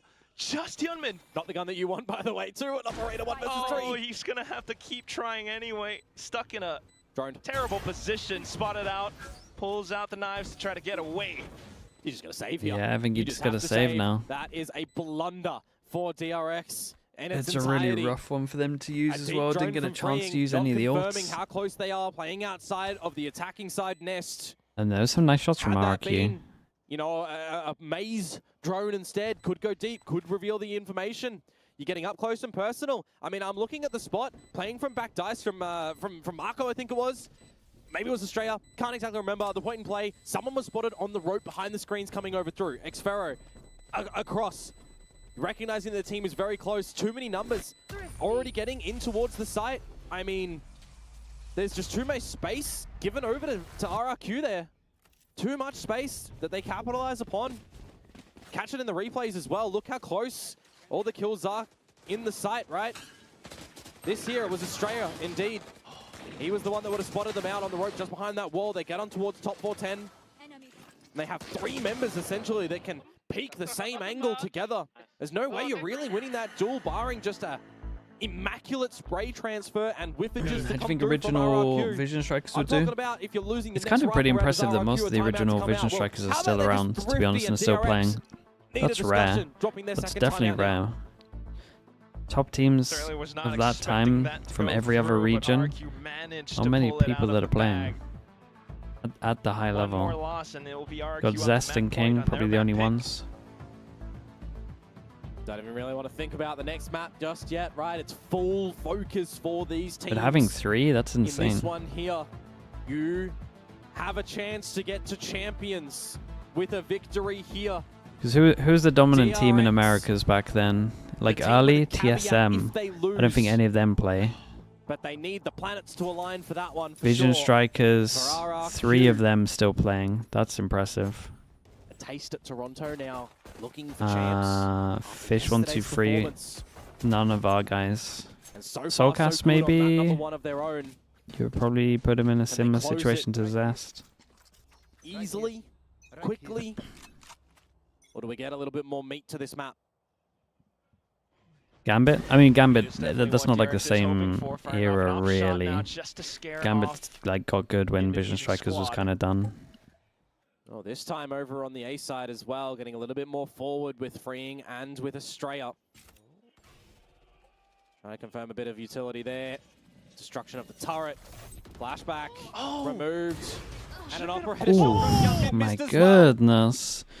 You would have loved for them to be aware. Big round, big timeout coming into this, and that's how you lose the round. It's just, what do you even do? Really good timing with that NV Optic, guys, you guys are thinking way too late, man. Immediately, and now Marco Vision Strikers were pretty much done by the all the times, all the teams that you guys are talking about. We're talking like first 3 months of the game kind of vibes. People sticking around. Oh no! Missed it! The first beam! And the second and the third, no damage! It's insane that a dominant team at the beginning actually has 3 players that still play. Got some utility as well. Snake Bite, Shock Dart, a Nano Swarm. The ult, dude, the ult misses these days quite a lot, man. The ping nerfs mean that people are getting owned. And then the rest coming back through, but Mako just swings wildly across. Now RRQ trying to hold up around yellow. Jemkin, a couple of shots, but has to hunker down for a bit more. Another support kill, and it's going to be Cushy, who brings the round up. That's got to be it's it, man. RRQ to That's got to be it for this map. It's a dominant map from RRQ. Double pistol definitely helps them, no doubt about it. But Eliza, thank you so much for the tier 1. I appreciate that. Thank you for the 25 months. Get an angle, get some eyes on the spike, and yes. Summon FC were like probably 2 months in to the game. They were pretty early, but they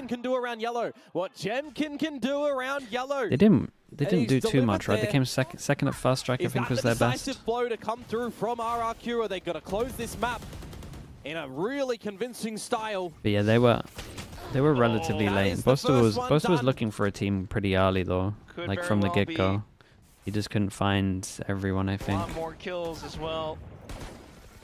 The writing's in the sand. Getting out the wall, noted by the dart, freeing position here too. Just quickly deal with it. Lockdown for lockdown. And then Crazy Guy to get shut down. Maybe, what's their plan here? Wait, they're pushing forward? They back off away out of this range, but still, then will be RQ pushing up. Are they not all? Absolutely enormous. Yeah, they are all. They've got so much time on the clock, they can settle a little bit. But hello, Sunshine. 4 players detained. Marco on a hunt with flashback, but they can't go too far forward anymore. Spike down. Oh, still trying to flush Marco out of position. He sits in the snake bite way too low. And he slithers on out. That is so lucky. The spike is down. You just wait off the toxic screen as RRQ. 30 seconds. Oh, and there they go. Cloudburst for cover. The whole team pushes on up. Mako with flashback though, up with elevation. Experiment not going to play off contact. DRX. I mean, to be honest, when those 2 ults were going off, I had no idea who was going to win. They were still dueling at like 5 seconds left. I get the idea it was nuts from that. To go forward, to contest in that lockdown, get some kills, put yourself in better favor, but a slight overcommitment. 3 seconds and they're still deep in towards the site before the lockdown. I mean, even here, I feel like they should still be winning. Giving a slight they didn't need to go top of site, yeah. DRX, but it's the shots that needed to be found from them there. Marco flashback holding 5 to go on this comeback of 6. Okay, bringing back the classic. Ooh, hold up. It's maybe double ult round that they win. Traded for freeing. Cushy's really good with this ult, and that is Crazy Guy all of a sudden too. That's a nightmare. Hyunmin gone. No res available on either side too, so Jet for Jet, Sova for Sova. And now, okay, good trade back. Just going in I for really the know brawls, I went down. I guess you saw him through over the top of the wall. Estrella still looking for the oh, they saw his gun. Wall, but with RQ, there's a whole firing squad marking down positions. It's going to be a little bit tougher to deploy your utility. They just continue to push into him. He gets one. Mako trades. Now it's a 1v1. Crazy Guy has self-heal as well. Marco does not. Does he invest the pit here, Quack? That's the question. You need to give yourself a lifeline here, but Crazy Guy. Laser around the corner. Surely Mako anticipates it. Just expecting him to push. The Crazy Guy to make the first move. Mako gets close enough. Got to be a pit angle, right? He's falling on back. Marco, time ticking. Of course, not half, not tapped, clearing every corner that he possibly can. Crazy guy spots him. Oh, he's so low. 5 HP. 5 HP, and Mako has to make a move. Very, very nice. That's when Crazy guy This is a dominant map, really. RRQ close out Dominant map, good showing from them. Dude, they got so many rounds on defense here. From RRQ, especially on The that first 8-4 half, is right? a lot against DRX. DRX. Rounds coming on through. I mean, they could have ended it a bit cleaner. 8-4, still a really, really good scoreline from them, but I thought we were looking, down the barrel of like a 9-3 when that one round comes through from DRX at the very end of the half before the switch up. And RRQ collecting both pistols in this series and a gorgeous amount of rifle rounds as well, leads in for a very convincing icebox. Some very convincing calling from Crazy Guy. Yet again, with the way this team are positioning around the map, getting dirty in the duels, they have each other's back. We saw it yesterday. They are continuing, albeit, dare I say it, to be Korean Slayers here in VCT Pacific. We still might have a couple more maps to go before we confirm that statement, Yeah, but right they would now, take 2 of them certainly down. on this icebox, They would take 2 of them down. RRQ are proving to A be lot for just one game. that. You saw it with Crazy Guy and the calling, and how that entire first half played through. Yeah, they're very cold with it here on the Frozy map of Icebox, but we're going to change things Cup up. run. We're going to add a little bit of spice. Corrode is around I'm not the that corner. confident One of the newer in it maps, from what I've the seen. newer map into the pool. But you never know. And it was a I map think that DRX first some more came out time with. They were will bold get. with their More time choice is like what they against need. Gen G. So They looked lost in that installment. might be able Have to they improve. learned from then? Sure, let's call Just it a that. hater. But now I'm their just journey I like to maybe think out of it as a their realist, hands. man. One more map for RRQ. Let's send it to the desk to see what they They need to play better than that if they want to qualify. RRQ managed to take Icebox from DRX. It looks like it took a little while for DRX players to warm up a little bit. They were starting to get some ground in the later half, in the later rounds. Dude, I would like However, them to go to RRQ, champs. It would be their so lead was fun. just way too ahead for them to catch up. Yeah, I think the first half really decides this. Honestly, I I'm think quite it's- surprised that we I saw think it's DRX unrealistic. start on that attacker side. In my mind, in this mirror composition with the Sage, this is a defender-sided map. You're so good at those retakes, so I was surprised to see that. That coupled with that double Okay, pistol. I'll be back I in a think little was bit, too chat. much What for is DRX. You can see the what is post next plans map very again? difficult for either one of these teams to be very successful Corrode? converting, Oh, yeah, but man, I'm RRQ excited had for the that. better of the Corrode. two on the attacking side. DRX, you really DRX want to see them be able to try to convert To be some fair, more of those post they plans. have It a is very really hard, nice of course, defense. to deal with the Sage retaking and the wall going up. Stopping fun. some of those retakes on this map is very difficult, and it was a key success factor for RRQ. The amount of rounds on defense that these guys just charged back into the site and won all of the duels. It was incredible, and you see it right there on your screen. I mean, Cushy has been a big question mark for this RRQ squad, but this was the map that was needed. Mentioning yesterday, in that lower bracket game, Cushy on the first map went completely missing. Today, it's a different story from him. He just drops 300 ACS on the Sova, and he's back to that kickoff form that made him a potential Rookie of the Year candidate. Yeah, absolutely. Cushy, definitely the hero for RRQ on this map. And I think on the side of DRX, you kind of felt their confidence really crumble. It wasn't that high to begin with. They knew they were coming off of a really, really bad loss to Talon. Suddenly here in this map, they took a while to get going, and you could really see how like one shot, just the first few seconds of that round, they were too scared to actually fight back. They weren't taking duels that they otherwise would. I mean, RRQ are the team coming in with all of the momentum after their win yesterday, and now they're only one map away from going to Champions Paris. And not only does this knock DRX out of the playoffs, it gives Gen G that one final kick when they're already down, and that you rule them out of Champs qualification. Yeah, it's all connected at this point. Each team is affecting another team, but we really do have to give it to RRQ because we have some highlights here on the side of Cushy because of how powerful he was in this map. He was just really owning it. He was feeling it. Yeah, absolutely. He came up absolutely clutch for RRQ on the Sova here. You can see a number of these post-plant situations where he's able to multi-frag, because think about what the Sova does for you. You're throwing out a drone, people are scaling out in front of you, or you're darting on into the site, and then you're kind of the guy in the middle of the pack, both on defense and attack, completing these retakes. And when you're as sharp as this, when you're a real shooter in these post-plants, sitting back yellow, you're coming out rafters, and you're multi-fragging, winning every duel, that's where he's going to be putting up numbers, and he was good for every single one of those situations. Yeah, I mean, now is the perfect time to see Cushy back playing in insane form. Remember at the start of the year just how good he was, but stage 2 has not been good for him. This has been his worst stage of his rookie year. We've been talking about it on this desk. When is he going to come back? When are we going to see prime Cushy again? And this game was it. Well, yeah, he's going to come back when it matters the most. Yeah. For this match versus DRX, Cushy definitely the MVP of that map.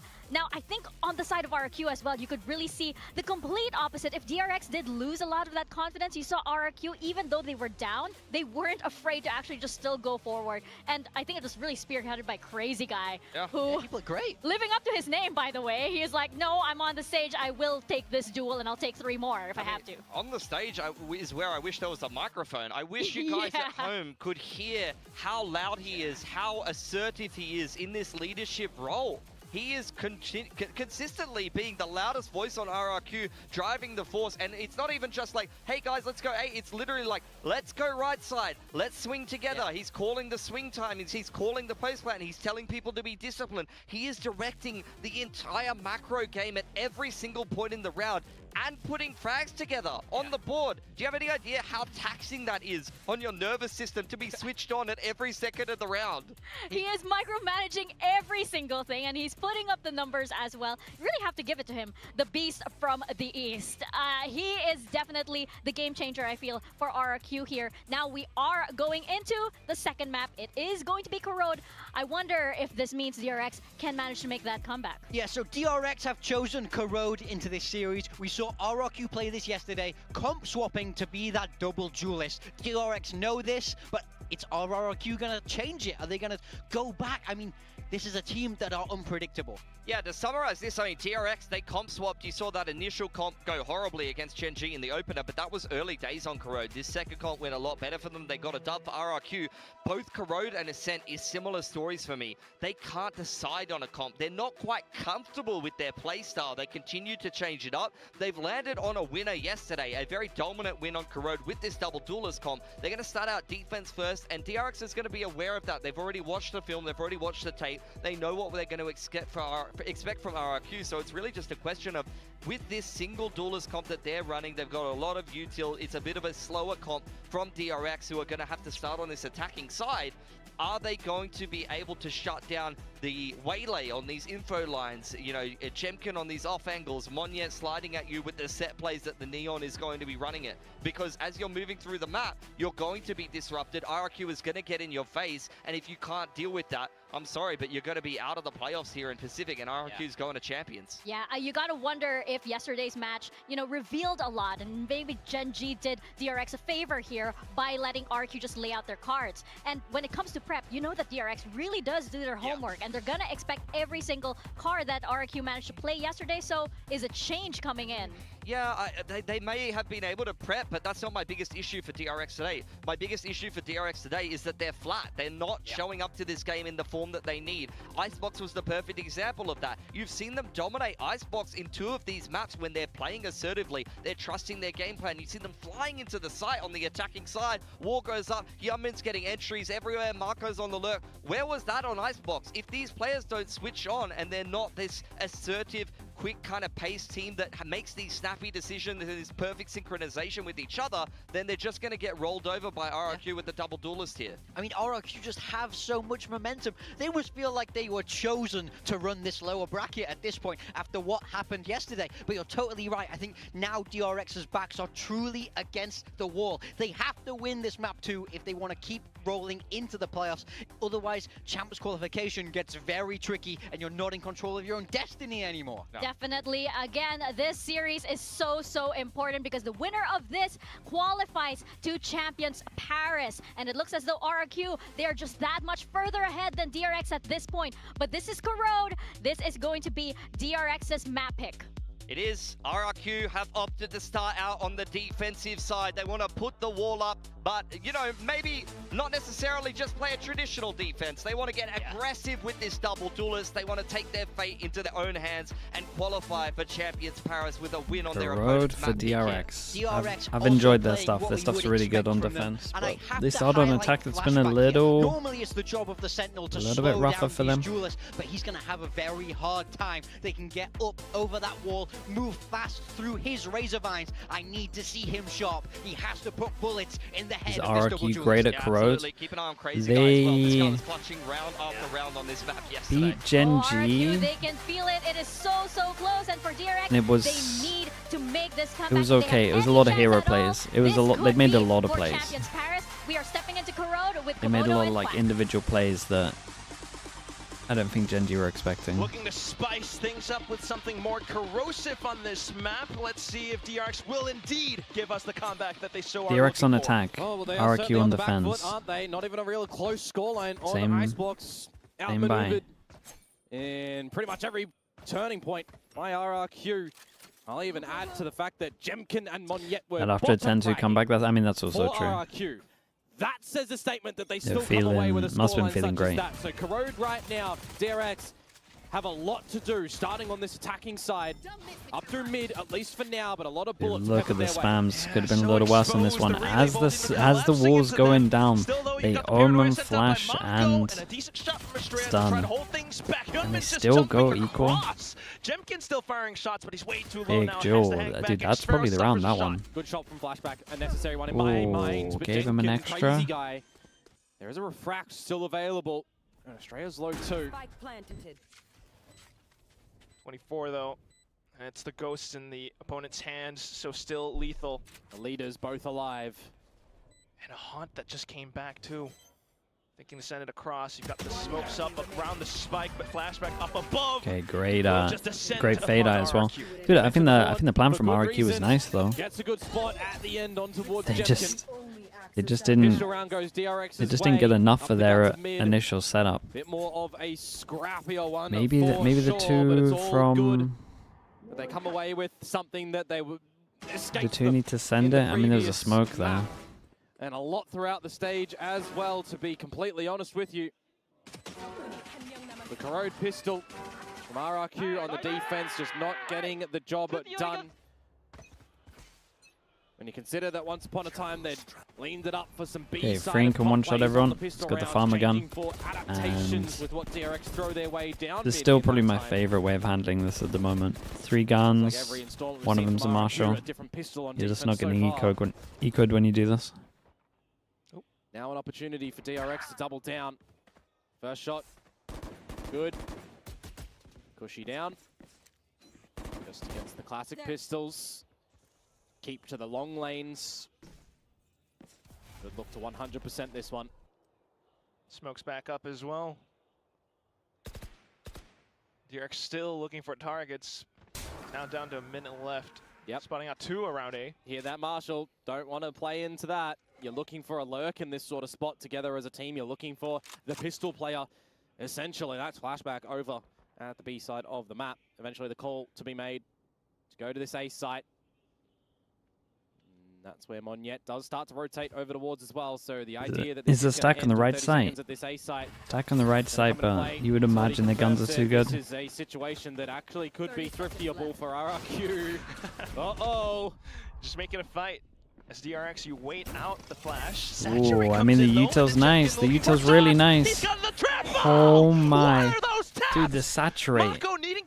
Just saturate's so strong.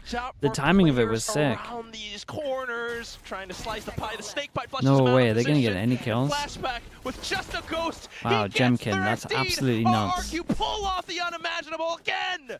Pick up 3 guns. I'm not a prophet. I shouldn't be able to say Dude, the thing and it happened in the this server. ability is No insane. time left on the I clock didn't yet. even see them Again, it's a shoot. problem for Are they all DRX. just It's what changing happened on guns? What's going on? You know that there's retake strength for Stun into RRQ. slow. You know Does that fully yesterday's wreck you? performances, Does that how like, much of a problem do they stack? a hinder can be from Jemkin time and time again. I was saying it. I'm so impressed with how he plays the Waylay around this squad, how he uses this utility.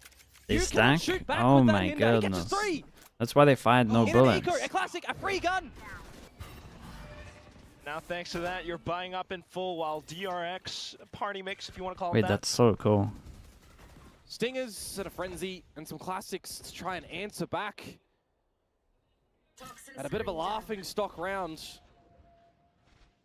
Wait, that's really cool. Sets yourselves up for RRQ right now to get some better strength on this defensive side. A map that when it first came out was so defensive sided. A lot of teams globally recognizing some things on the attack though, starting to make it a little bit more workable and manageable. Them on site, they didn't save their fade-out didn't really make sense. They should have saved it for sight with the info they had. Of course, doing that just yet. Maybe in its entirety, peeling away from that, but 50 seconds to go. It's DRX angling for a B-side play.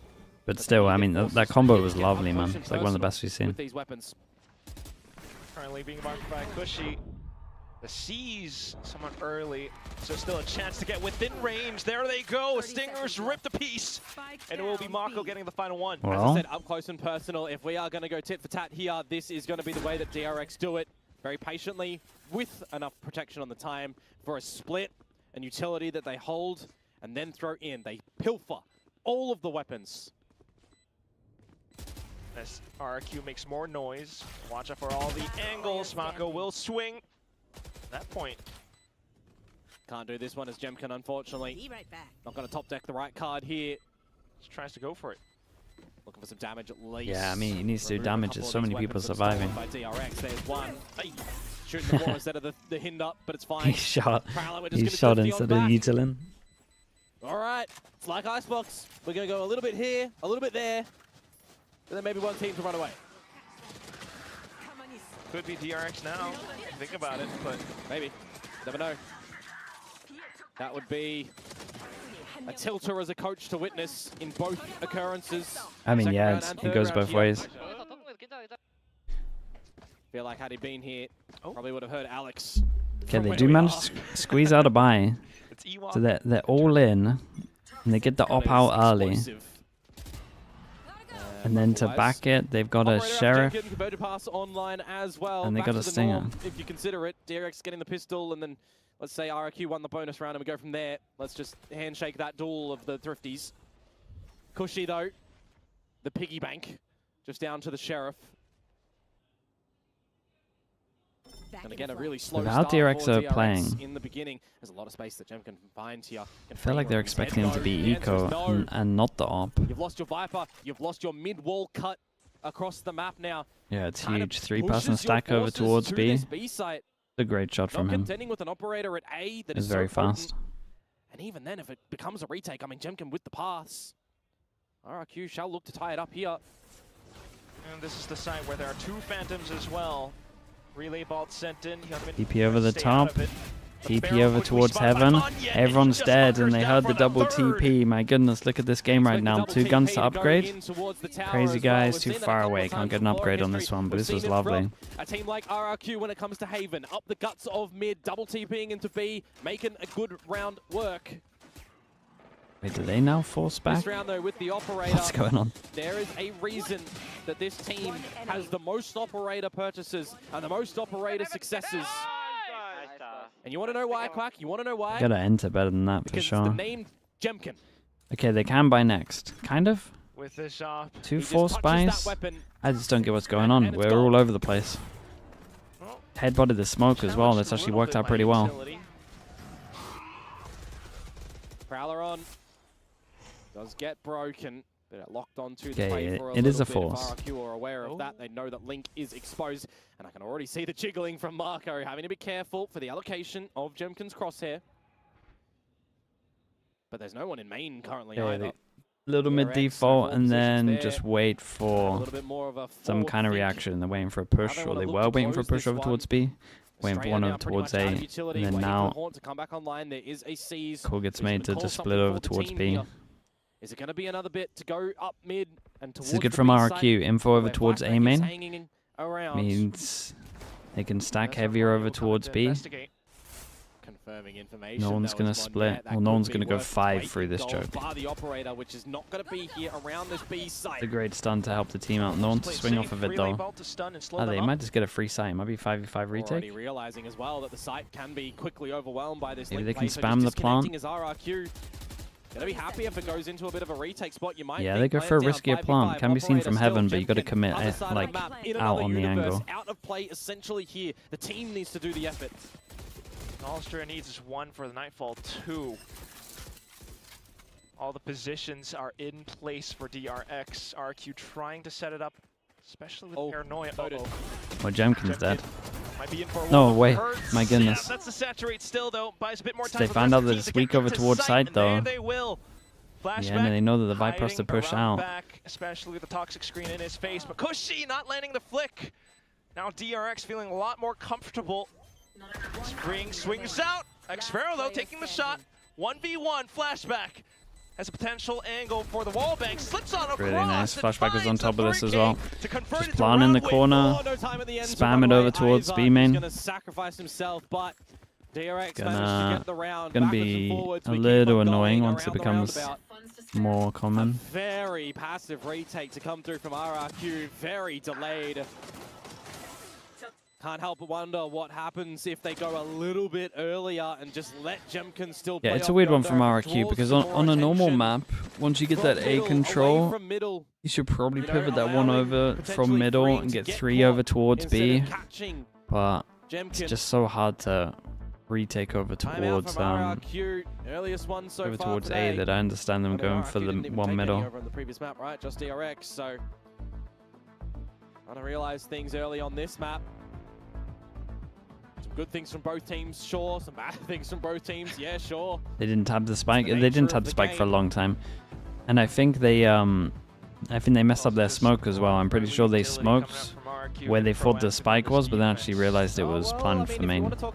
So I saw a smoke in the middle of the site, and I was like, well, I'm pretty sure he thinks it's just the safe plant here instead of the good plant.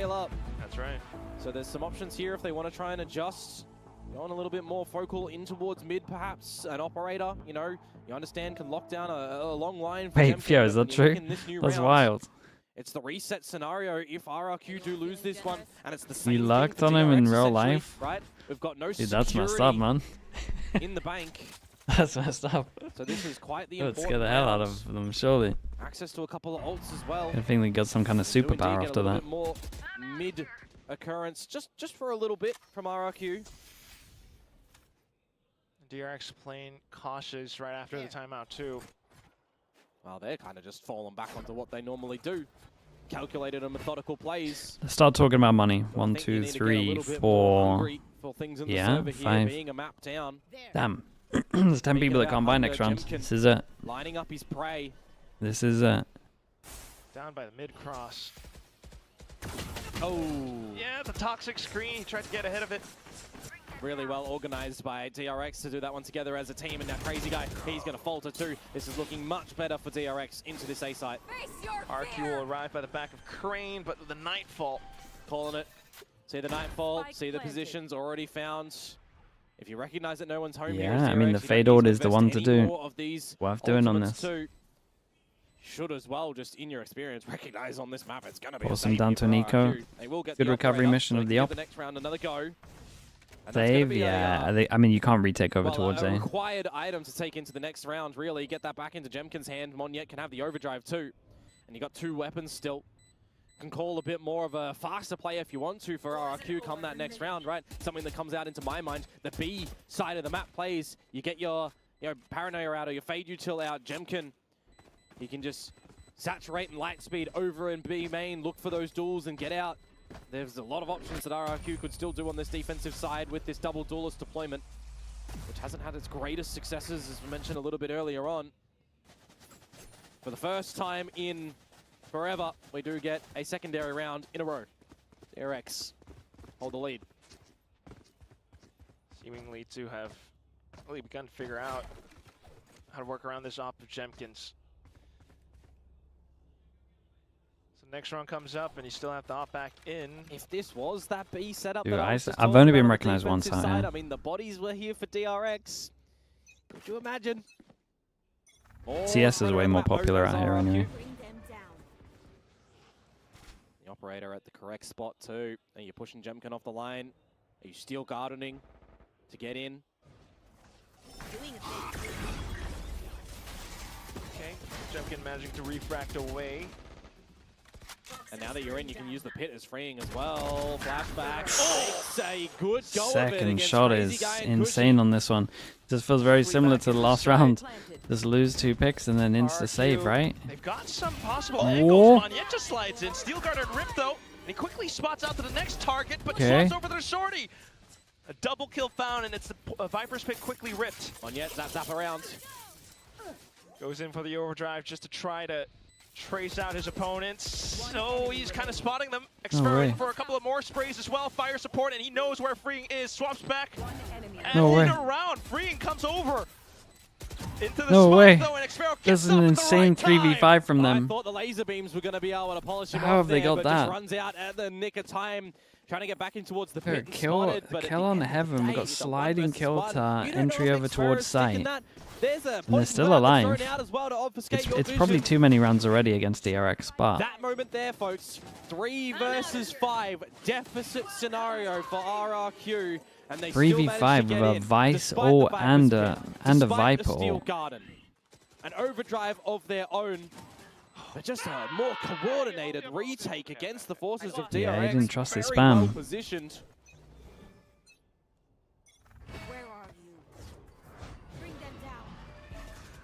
Back to the drawing board too now. Outside B main for DRX. That looked sick. He's like, wait, is that not my fade eye? I'm pretty sure it's through there. RRQ in mid too, but they need a little bit of help over at Would this have benefited right from a now. Yampi, to his own eye. We'll hold the corner though. Oh, and that's a perfect kill. Snakebite in, just a decay. Lovely, man. We're going back to back. Just huge rounds from you. All goes in. Can fast send it over towards site. The rest of the team will arrive. The That'll help. is here. And Australia can do nothing. What a clean round this was as well. My goodness. Upshot to end it all. Let's see, dude, if they can get a, I mean, no joke, if they can get 4-8, I might be believing. But again, DRX have had a really strong defense that I think they probably need to get 8. Spotting out the positions, the team will just follow him in. Maybe 5 and a pistol. Mentality for RRQ. 7-5. Tying the game 4-4. The money as well. It was nice. No, Zafira's doing work over towards B. He really is. They've got something to go invest in the next round, of course. But I kind of wonder, do they opt for a bit of a timeout now, seeing 2 rounds in a row, losing a 3 versus 5, and then a flawless RRQ. I mean, that's problematic scenes for DRX here, and they are indeed going to call for a timeout. DRX's journey towards champions here, an organization that does not miss champs. A map down, an RRQ proving that Corrode might not be as easy as DRX might have thought.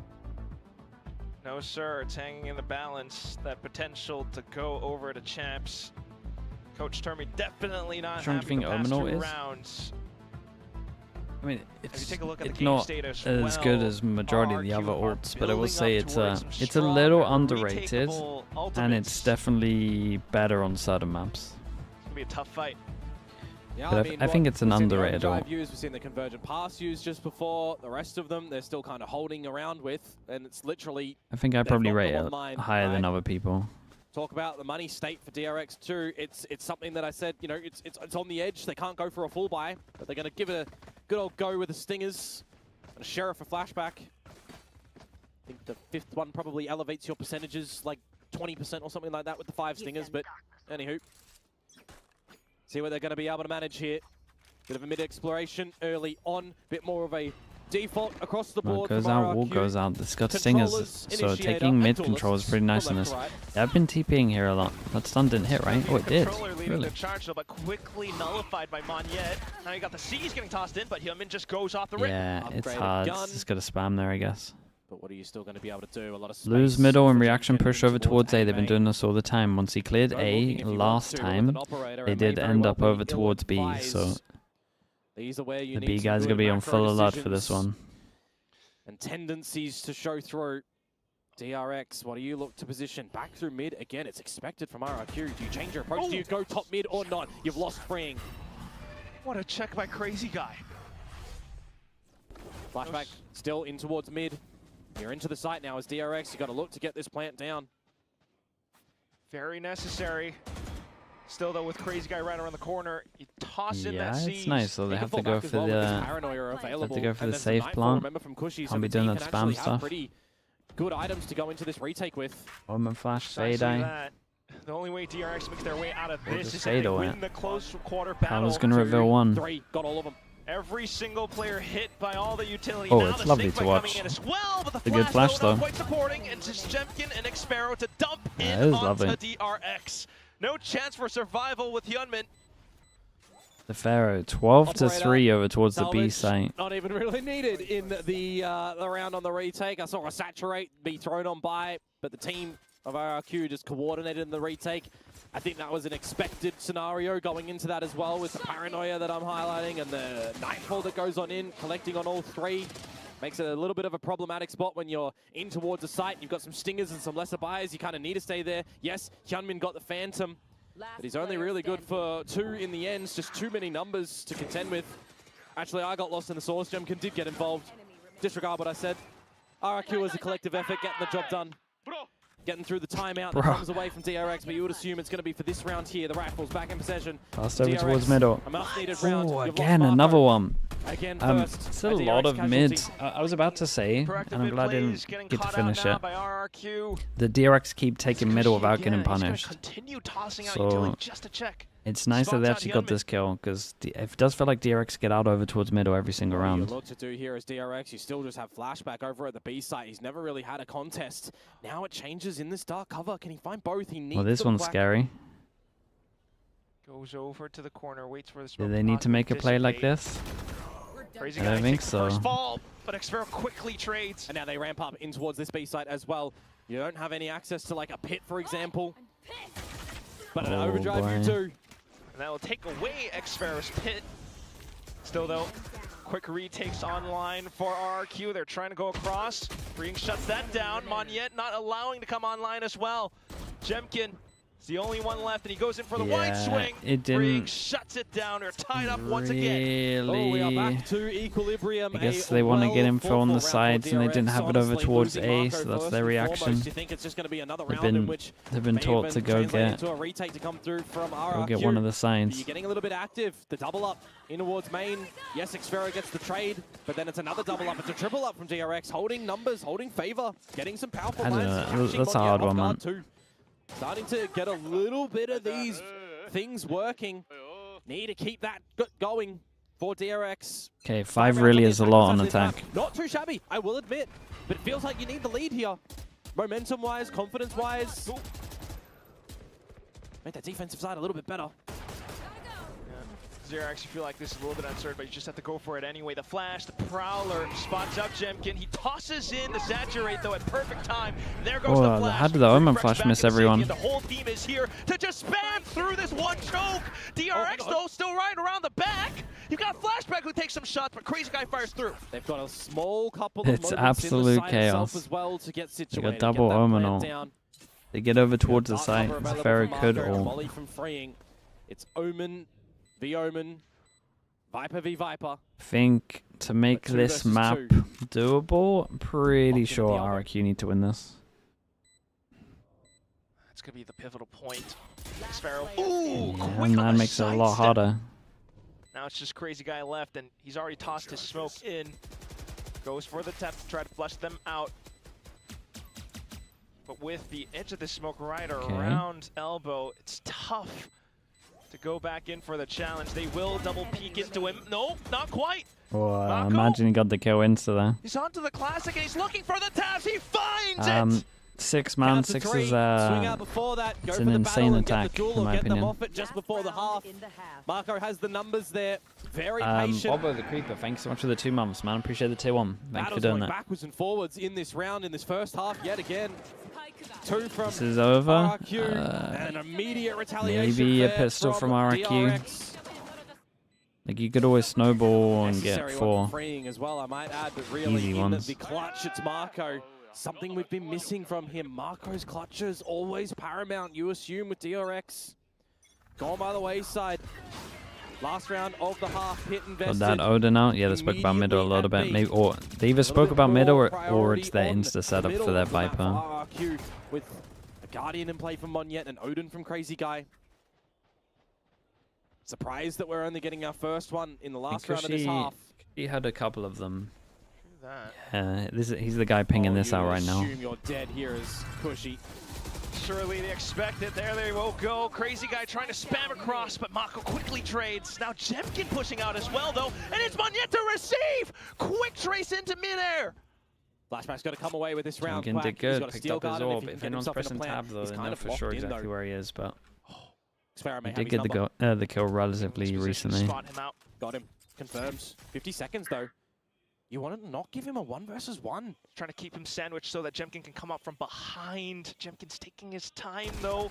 Xpero just very nice. down, 6. displaces It's a must-win the crosshair pistol, placement. no doubt about it. Tie things up at the end of the first half. Especially with how DRX defenses looked on the exchange though, in the right? past. We're talking about the double duelist not looking too good for RRQ still, despite coming away with some victories and such. And they go onto the attacking side, which is kind of how they close things against Gen G, right? So we'll see if that is going to be the play. 6-6 tied on up. And on the flip side, against Team Secret, for example, when this map came out last from DRX, it was 10-2 on their defensive side, so they've got That's some the same for the Gen G defensive game strength. side. That's very true. They played that they played that half first though, so they didn't actually need too much on the attack. And stylistically now as well, I thought that was done. Right, different agents and such for both of these teams. I'm looking to flashback on this Vice to see what he can do with the shear that should be over towards A site. Especially with those thorns behind it too. Which play do you prefer though? Reliable, ever-dependent Marco? Or what was that one? Didn't want to pick one. Probably Hyunmin with the way that things have been going. Marco's been a little bit here. Yeah, that's more emotional moment. DRX winning kickoff, RRQ winning stage 1. So probably for the fans in the arena DRX, but for like all of SEA, RRQ. Just the fact that RRQ hadn't made it to playoff before that. Yeah, that's where I rate them. But that said, as we go into the second I'm half, so confident DRX will have a good defense. It was setup only DRX against Team has. Secret. Yeah, but it doesn't matter who it's against. If it RRQ looks figure good this and out? makes sense, then it's good. Well, they need to, that's for sure. If you're allowing DRX to start to find their footing on this map and on this defensive side, well, we may very well go to the third that, yes, this series deserves, but who do you really favor if that one does come into fruition then? To the pistol round for RRQ. On this attacking side, quick mid. Ooh, fade eye scanned. Jemkin double dash over towards middle.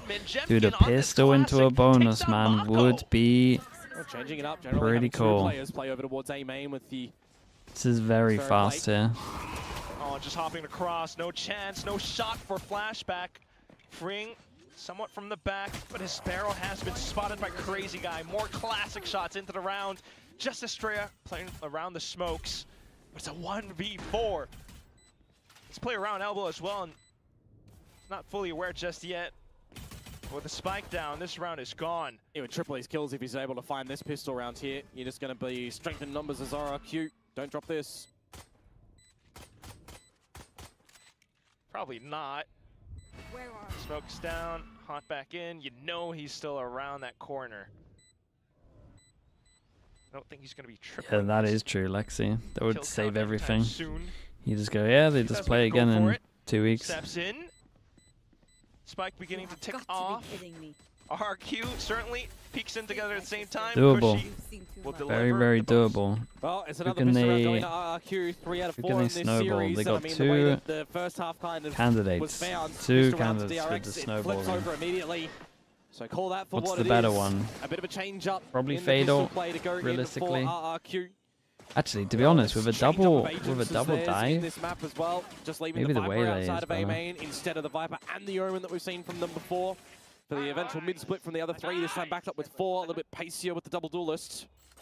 They get that pistol round though, and they should be able to find the second one here too to make it 8. Before we see what DRX's defenses look like today on this map.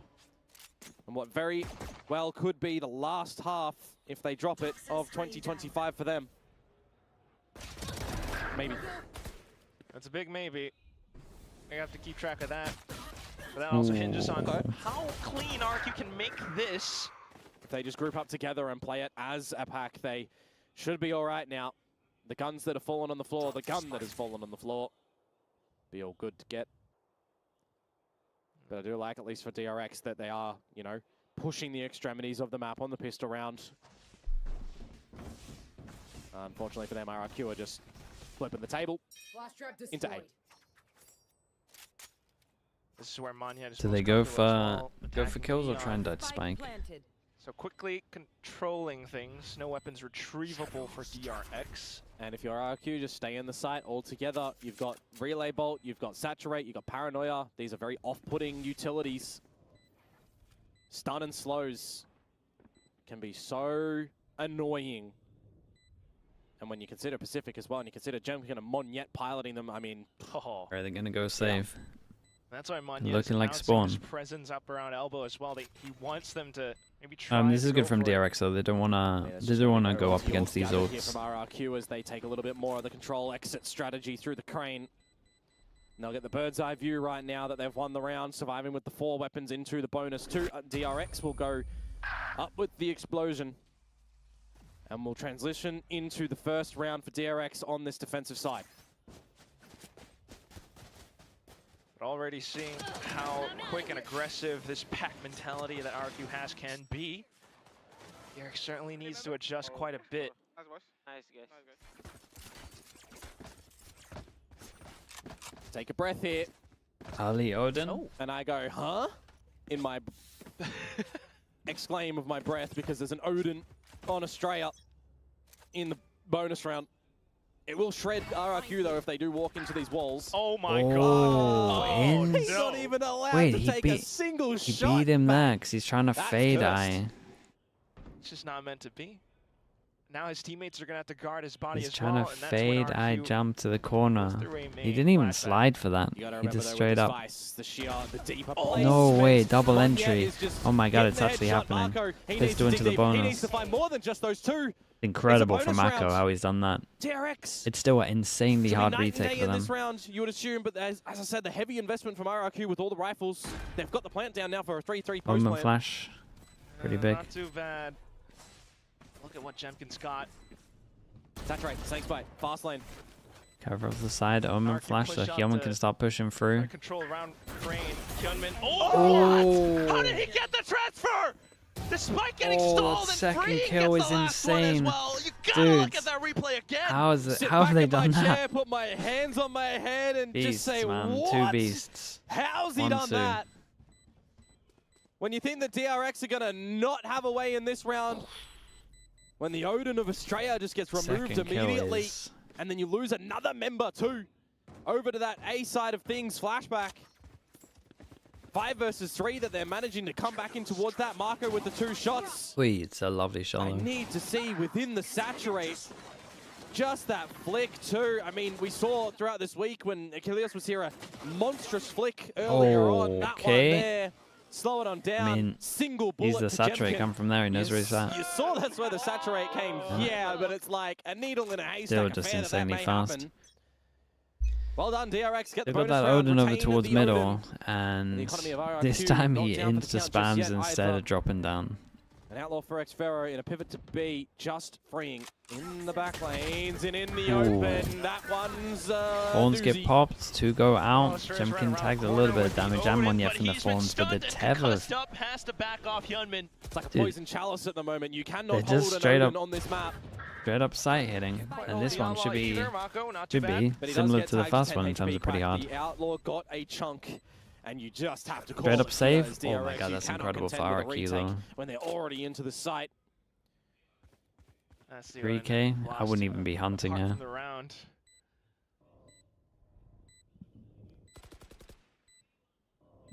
Quick executes for RRQ working out a treat, and DRX have not yet found a solution. They tried to hold down mid, but RRQ just find different ways. You don't hear the marching bells just yet, though. RRQ, it's only 9. Job's not done. DRX got to recognize that. You go for the save. Genji in shambles. They're definitely worrying a little bit after watching this. There can be a drop of weapons from Flashback on over, but they're somebody gonna be looking at Freeing's money, thinking, well, this guy can't buy. Flashback's got to drop him something. Freeing. And then if they lose this, it's having a really they're in an insanely bad spot. Feel like in this such a committed swing before the wall. Out cold currently by Crazy Guy. He just had no idea. In the server. Yeah. I mean, even over on Icebox, he was the lowest kill person on 8, right? And that's in a series where Jemkin and Monyet are on 13 kills apiece in a map. Not really even up there, but F by committee for RRQ. Hard pill to swallow. Fashion yourself a buy for DRX here. It's not the worst thing, with the Bulldog being the worst weapon for freeing. Oh, God. Toxins going up. X-Verse still looking for targets. You've already got so much space control over at B2 with a quick little take of he main did that see him, more but... can be gathered on over there. Monyet one away with the overdrive. Nightfall, Cushy for 2. You'll pick up the overdrive on that. Now you look to reposition. You've been having your vision blocked at mid time and time again. Definitely want to see an angle for Xferro here with that Outlaw, but you can't also got to imagine that it was used previously. You'd expect it to still maybe even I don't think he would have seen him, but he might have gone for a jump. Couple of light shields going into this round with the save call from DRX last round. Okay, they wait out the smokes, they take their timing, they push over towards middle. Prowler goes out, so they go back, but then Crazy Guy goes forwards. So, it looks like he's got some kind of plan. Plan was a little bit of fake over towards here. Dude, how is this guy alive? What's happening with the aim duels? Cannot find any bullets there. That'll be the quick entry from RRQ into the B site as well. Jemkin already marking the off angle. Oh, flashback off put, not quite. It wasn't deep enough. 2 kills now found. 20 HP, flashback must be worried. Marco will have some more smokes later on and a paranoia available. You set up the plant. At least gonna buy him a little bit of time, because you would imagine they would send it with the neon ult. Crazy Guy does re-clear mid. Uh-oh. Smoke. Oh, he's gonna be ambitious if he I wants mean, to go if the smoke is meant to go there, it's actually pretty good. Sets the smoke up for his team to play underneath Heaven as well. Monyet getting a good spray across. Hyunmin, the only one left. He's bought enough time. Crazy Guy eventually for the flank. Wait. Hyunmin expects it though. Yeah, could have gone up to the must have tower, had something. but now Monyet repositions. Oh, spotted. 7 rounds in the mag, and he unfortunately will not be able to connect the shot. Hyunmin has a chance now. Crazy Guy making the quick sprint across. Hyunmin gets off at the half, beginning to wallbang across, and he will find it. 3K for Hyunmin, and DRX managed to scrounge up around together. Dude, I think at one point he had given up, and then he found the guy close, and then he's like, hold up, I might as well just go for this. Because he went for a really long wraparound. You know, in those sort of situations, sometimes generally you think that the Omen is going to try and step up towards the tower to get a new angle of reposition when you've opened up the whole site. But Flashback, he was always kind of in the halls, right? He wasn't polished off. He gets the kills. He gets the double. So I'm wondering, did Crazy Guy actually make some noise for Hyunmin to know where he was coming from? Yeah, he must have. He knew the whole time he was there. I don't think he used a paranoia or anything like that to reveal his position. Anyways, that was a much-needed round from DRX to keep things interesting in this map. 8-9, they still trail by 1. Still got to win this one, though, for DRX. Still in the play, but it's a reset situation for kind of both parties here. Slam doing good. RRQ's not too happy Thanks for asking how you done. Very decisively taking space down middle. Oh, and look who's around the corner. Hyunmin. Spotted out by the Prowler, but still has a relay. Oh, and it's all the utility that's traded across. They just go in for the spam around the edges of the vision block of the smoke was there the whole time. Straight trying to stall as best as possible. And I'm looking at Mako's gun, thinking, if this was a Phantom, this is a different round. It is so absolutely abusive. Feels a little criminal too here. When they've been smoking, this is a default. Both have Bulldogs, so they can't spam this. Like, this guy got no help. He actually got no help. Hyunmin. So he can't get traded by his team. He can't shoot. He can't see. It is just such a gorgeous set of utility that comes through from RRQ on this agent set that they want to run really low. that they want to make their own. And they're going to survive with 5 alive here as well. Quack's going to back up their money. It's going to give some padding. And for DRX, they just have to scurry away as soon as all of that eventuates, freeing them Flashback. Gonna give an F to the teammates on the grade there. Could not hold down the A side, unfortunately. What can the weapons do for them in the next round? Timeout. Yeah, I mean, they just got through this small choke without getting punished. Getting into round 11, getting into round 12 for RRQ. Gun's not there, Obviously nice from RRQ right there. Got their smoke to block this. How Jemkin pilots his waylay as I'm not sure that should ever feel that quite impressed by easy. so far. The whole team working alongside him. Just unfazed. You know that there's a vision for RRQ right now and what they want to do to close out this map. They have a Nightfall to throw into the mix, and just those 2 weapons DRX are in so much trouble. That means Gen G are in so much trouble. Pennies. All goes towards middle. So they want to just prod over towards B, maybe? Pistols, not even all of them are with the Outlaw? Get that orb as Jemkin. Get close up. to the convergent pass, or maybe Xfero on the pit. He's just watching mid. Quicker utility. Gonna draw out some of the bits from DRX. Gotta try and figure out right now, what does the investments look like for DRX? Uh-oh. Nightfall. Oh, we're sending it. It's 2. There it goes. Complete Oh, it actually nightmare hit for Yaman as well. DRX as they get trailed across. Monyet pushing Yeah, on the and they right can flank. see the extra trail back of sight. Just Hyunmin, who has to back off with his one hero weapon. Yeah, he was Nightfall actually, so those traces They got one more still timeout, right? a little bit trackable. 5 versus 3. Crazy guy just plant. So good. He's trying to min-max it. Oh, they're going to min-max it. Here's a Gemkin. No, okay, just making sure they can have a better plant. Set up for it, but right now he's not really finding too much. Just plays around the corner. He crouches in for a 2K. Oh and then flash back god, out and from they were on the messing other about side. with the spike a little 1v1. bit. No real smoke available yet. Hyunmin still has the movement. Still though, health very similar. You gotta slice the pie around the corners. Crazy guy gets the flick onto Hyunmin. Look at these rounds, Another clutch man. from Crazy Guy. These rounds are Yesterday, he was close. so good Yeah, at they were messing finding about on site a little some bit with the crucial plant. bits And then they outside didn't of the have the calling. perfect crossfires, people peeking out, we getting kind picked of off. gave him the MVP for a reason, right? He had a monstrous effort in that series. Yes, he doesn't get as many kills overall as Gemkin or Monyet, but it's a masterclass in calling yesterday. Get him on the Dude, analyst even this desk guy's as like well, having a chat with waiting him. for the swings on site and they never This happen. guy There's has no one just there. elevated so much throughout this stage with this roster. It's the 11th round now found for RRQ, and DRX will call their last timeout unless RRQ give them one to have another chat. They need overtime for the chat with Termi and Ko to come back in. I mean, this is a heart It's punch up big. to DRX right now. It's big. Yeah, I can see it No written all doubt. across your face, Komodo. Oh yeah. Literally called timeout But for RRQ, at the 11th hour. RRQ are just thirsting, salivating, mate, looking for the last 2 wins. They're drooling right now. They want this. They are earning this themselves. Dude, look at That's the what money they've diff gotta though. do. The 5 in the server. Money diff is 4 pretty ults for outrageous. DRX Bulldogs lose again, this, never and that having is the comfortable game, I buys. would say. Full set of rifles. Convergent pass available Waylay for ult's Gemkin. He can use it. huge. The Waylay is Same huge, but similarity DRX as have a such Nightfall good in towards ults this to B-side. retake a site if they want to. Start to creep on up towards the site, bait out any forward utility, see if the shield Yeah, is there. and they If might not, have it's got over maybe a to good A-side, idea on get this the kill. one. We've got a mid-deep push for DRX. When aggro over towards B, Xfero they at just least find out hang out there's no wall here. and chill outside A main. Trying to get the vision on the cross. Well, smoke top mid, send your prowler in, check the corners. Very committed Expect here, crossfire in this sort of considering they location. have Marco to pull a lot of attention ults. away from Hyunmin. There's some kills are mid to be had. So diligent from RRQ. Gotta clear that corner. Gotta recognize it.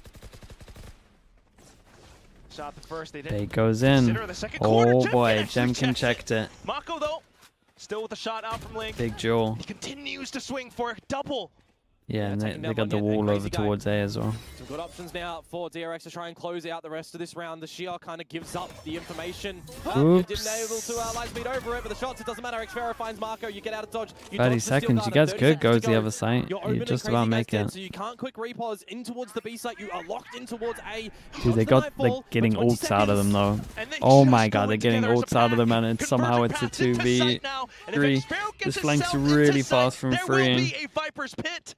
Estrella trying to hold the angle to the best of his ability. Goes Oh in, takes boy, it onto a second, he's but it here wasn't so enough. fast. 1v1 freeings here. Pit is done. He can beat the timing. He can deny the defuse. Oh, He's got it No with the way, it's the defuse. instant trade. Trades it Instant up and trade. RRQ secure He ran at the series end, he went for the points. hero play of stopping Now, the this is spike. moment.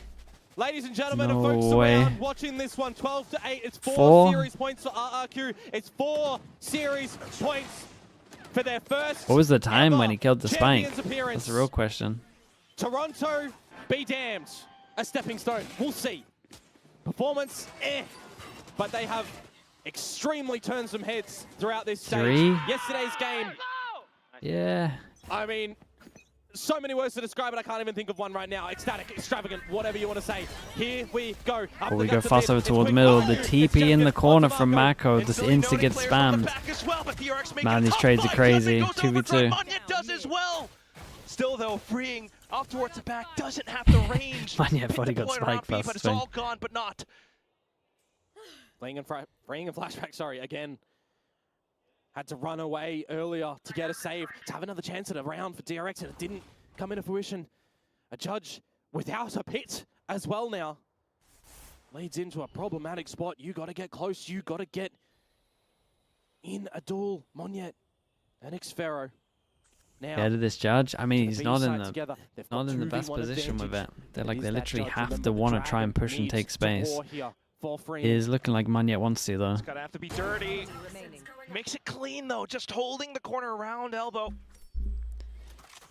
There is a bit of time with this plant going down as well. Xfero knows where one is, but where does he expect the second to come from?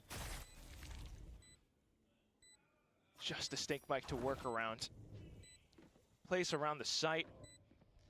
Maybe backs off into Link, where he has the best. Not bad. He knows the judge won't go over towards heaven. You would hear him pick up the gun, and then he would have to go back heaven. The Korean counterparts. He plays into the corner. Flashback goes in to check for it. It's a pre-fired shot. It was a little scary though. A little scary. We'll count this one down. DRX, 3 more goes. 3 more goes at it. What ults are they gonna get? At one point they're gonna get a fade ult. That's pretty much it. They might get a Waylay ult as well if they started planning ahead. But trades abound.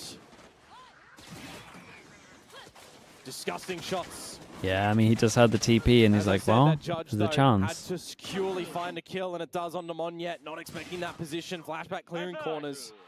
Very patient retake to come through for DRX. They have 3 more chances. RRQ have their investments here. Surely your boys have got it, Bacon. Go for the last round of regulation. That's where I'm at. They still trying to play aggressive up middle. The spam's going through. Noting at least a straight. They win for RRQ though. Oh. They take mids. Link control. Can imagine they spam this again. Force them back from mid. Take the space. Wait, it's actually a big win right now. Position to lean towards A. The sheer to not be contended with. Last time they just got through here free. No one even spammed it. This time, Mako quickly setting up more what does he have? Dude, they never have the right gun to play this pause, right? No, he had a Phantom. But unfortunately, pulls off. From the shadows to just clear all of elbow. You get the information now that Flashback is there. Hunt and everything tossed in, but it's going to be Mako with the burst. Monyet trades it up. Hiding inside of the smoke is Estrella. Oh, he fires off a blind shot, reveals his position. Crazy guy chiming in. Flashback through the smoke. The whole of DRX are starting to circle around. Big. There's such a big duel with the Viper off in mid. Strategy freeing late to the party. Looked after by Xfero. More pressure. Oh, Xfero stands tall though. Takes down freeing. Holy 1v1. Knows where he is. 24 HP. Xfero, position noted. Can't quite go, but he swings wide! He swings! He just goes for a swing as he's walking forward. Okay, RRQ make it to champs. Genji, the RX are out. Honestly, the guy in chat was saying, how do you know about the defense being good with the Team Synchro? That's right, because they just let him through mid, yeah. A learning experience. Oh man, that's so insane. It's time to yeah, for man. The King's Crown. This means so much to these yeah, players. Look they at have him. made it to champions. RRQ the victors today. And DRX knocked out. Not out just yet. A slimmer of a chance for them to potentially still get to champions, but it's out of their own hands now. They will take a bow, a very heartfelt Wait, how did DRX still make it? I thought they were fully done with it. Here in Korea, and they'll give fist bumps And they need to everyone for RRQ. This team now propelling themselves as to well. be the Korean Slayers. Dude, I love how every Korean team is just praying for Talon's downfall. Wait, that's kind of fitting though. It's DRX, they're praying for Talon's downfall. I'm pretty sure they were doing that already. Or at least REX one REGUM member. QEON. are going to master the Champions Paris. The King of Kings, it's a burst of emotion. You can't wait to hear from them on the stage. What a series it has been. What a lower bracket run it has been. And you just look to this team. Southeast Asian fans will definitely be rejoicing. I will really take a 2-0, 2-0. I'm so tired today. My goodness. With the winning interview with Jit. This is a great day. Dude, I thought as well, you know when RRQ came back from EWC, they just bombed out of Toronto. They looked rough from EWC in terms of the results from what I can tell. I thought these guys were fully done. It's a very nice bounce back from them. Once they get time and they understand the meta, they're proven very good. Need 60 kills to win. Here you go, Kushi. Join me for an interview. I'm a big fan of the coaches. We know this. 9-hour break, dude. I'm gonna sleep for so much of that. 이렇게 계속 뒤에서 지금 파리 간다고 문예 선수가 너무 신나 있는데요. 파리행을 확정지었던 승리입니다. RRQ에게는 두 번째 국제 대회이기도 하고요. 이번 챔피언스 한 해 가장 큰 대회인데 결국에 참가하게 됐거든요. 소감부터 들어보도록 하겠습니다. Congratulations, Kushi. You guys are going to Paris. I mean, Magnet was excited. He was crying and everything. And, you know, this will be your second global event for you and the team, but also the biggest one of the year. So, what are the feelings? How are you feeling right now? I have no words like how to express my feelings right now because basically it's my first year. I'm so happy to be here, but suddenly I'm like going to champion, so very happy for sure. 정말 말로 다 할 수 없는 기분이라고 얘기를 하면서 Thank you so much, man. 퍼시픽 본인에게는 Thank 첫 you, 해인데 bro. Appreciate that. Thank you for everything as well, dude. 하나의 가장 큰 대회에 참가할 수 있어서 정말 Thanks for the 너무나도 33 기쁘다고 months. 얘기를 했는데요. 사실 아까 경기 끝나고 you, 문예 선수가 정말 많이 울면서 막 좋은 감정을 표현하기도 했지만 뭔가 굉장히 많은 눈물을 보여주기도 했는데 어떤 얘기를 팀원들끼리 하면서 다독여줬고 또 어떤 얘기가 오갔는지도 물어보고 싶네요. Right after you guys finished that map on Corrode, we saw Magnet just crying. What were the talks? You know, what were you telling him? What was he saying? I was just saying like, congrats, bro. You went to champions, and yeah, basically that's it. That's it? Yeah, Why do you think he cried? Happy. Happy? Happy. 기쁨의 눈물인 것 같은데 그래가지고 쿠시 선수는 문예 선수한테 야 축하한다 우리 이제 파리 간다 이렇게 얘기를 해줬다고 하는데요. 또 푸나틱이 챔피언스에 진출하게 됐단 말이죠. 아무래도 토론토 때 푸나틱을 상대로 패배하면서 퍼시픽으로 돌아오게 됐는데 좀 복수를 하고 싶은 마음이 있을 것 같은데 다시 만나면 어떨 것 같은지 그리고 챔피언스에서 만나고 싶은 팀이 있는지도 물어보도록 하겠습니다. These are the only two that can make it. DRX lose this game and they lose this game. That's it, they're done. DRX go through. If they win this or they win this, then Talon go through. I think for no me DRX. personally, I would like to meet Fnatic again. And the outcome will be different this time around. You mean Talon? Did I say it wrong? Of course I did. Yeah, we definitely did that sleep. 그리고 좀 다른 결과를 가져왔으면 좋겠다고 얘기를 We try it again, or 했습니다. you guys understand, 그러면 right? 다음 상대는 또 다른 한국 Win 팀 this, T1인데요. you're 각오 through. 안 Win 들어볼 this, 수 you're 없겠죠? through. And Mod for you guys DRX. just have You guys one get it. more Korean team to take down in order to be the ultimate certified Korean Slayer, and that's T1. What is the mindset? Yeah, we're just gonna focus on ourselves basically, like practice and do what we usually do, and yeah, basically another Korean team, another day. My goodness. 그냥 평소에 하던 것처럼 연습 열심히 하고 또 They want to take them all down. 경기력에 집중을 해서 경기를 치르겠다고 하고요. 뭐 평소에 한국팀 상대로 승률이 좋았으니까 그냥 내일도 또 다른 한국팀을 상대하는 평소 같은 날이다라는 식으로 마음가짐으로 임하겠다고 얘기를 했습니다. 이렇게 해서 쿠시 선수 만나봤습니다. Thank you, Kushi. Congratulations. Best of luck tomorrow. Thank you. All right, chat. Give me a streamer to raid. Thank you so much for watching. Thank you. I'm gonna go sleep. If you're up in 9 hours, my goodness, that sounds incredible. If you're up in 9 hours, we've got America's games tonight. RRQ, so if that's not your time zone, we have. It's only one game tomorrow, right? This is just an RRQ that has definitely defied all of our expectations. Oh no, yeah, we get the Talon Paper X game.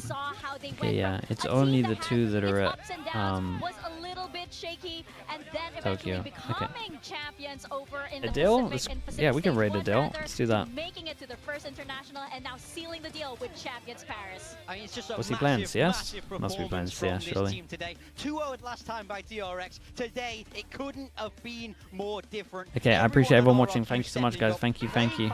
They had scream for me. I appreciate you all. I'm gonna go get some sleep. We'll be better for Americas. And yeah, thanks for watching. I appreciate every single one of you. Have a good rest of your day. If you are around today and just like, what do we do? What do we do today? Liquid Academy playing in 2 hours. Bacan, it's your chance to flame him. 2 hours. I promise you, he's going to be. You get some great rage cams when they lose. When they start losing rounds, it's incredible to watch. We have Ewok on the couch with us. Congratulations to you. Yeah, go check it out. There'll be some streams on VLR for you to look at where to find it. I'm sure you're still running Alright, on adrenaline. bye everyone. Thanks so That much was for watching. definitely a very, very important Bye. match, and I know the coaches, as these guys do so backstage, you tank a lot of the emotional stress of that YouTube match. chat, thank you so much for watching as well. Thank you. In that game, I watching appreciate your you all. players and just surrendering everything to them. And yeah, subscribe if you can. Really emotionally draining. Alright, bye everyone. This whole week has been.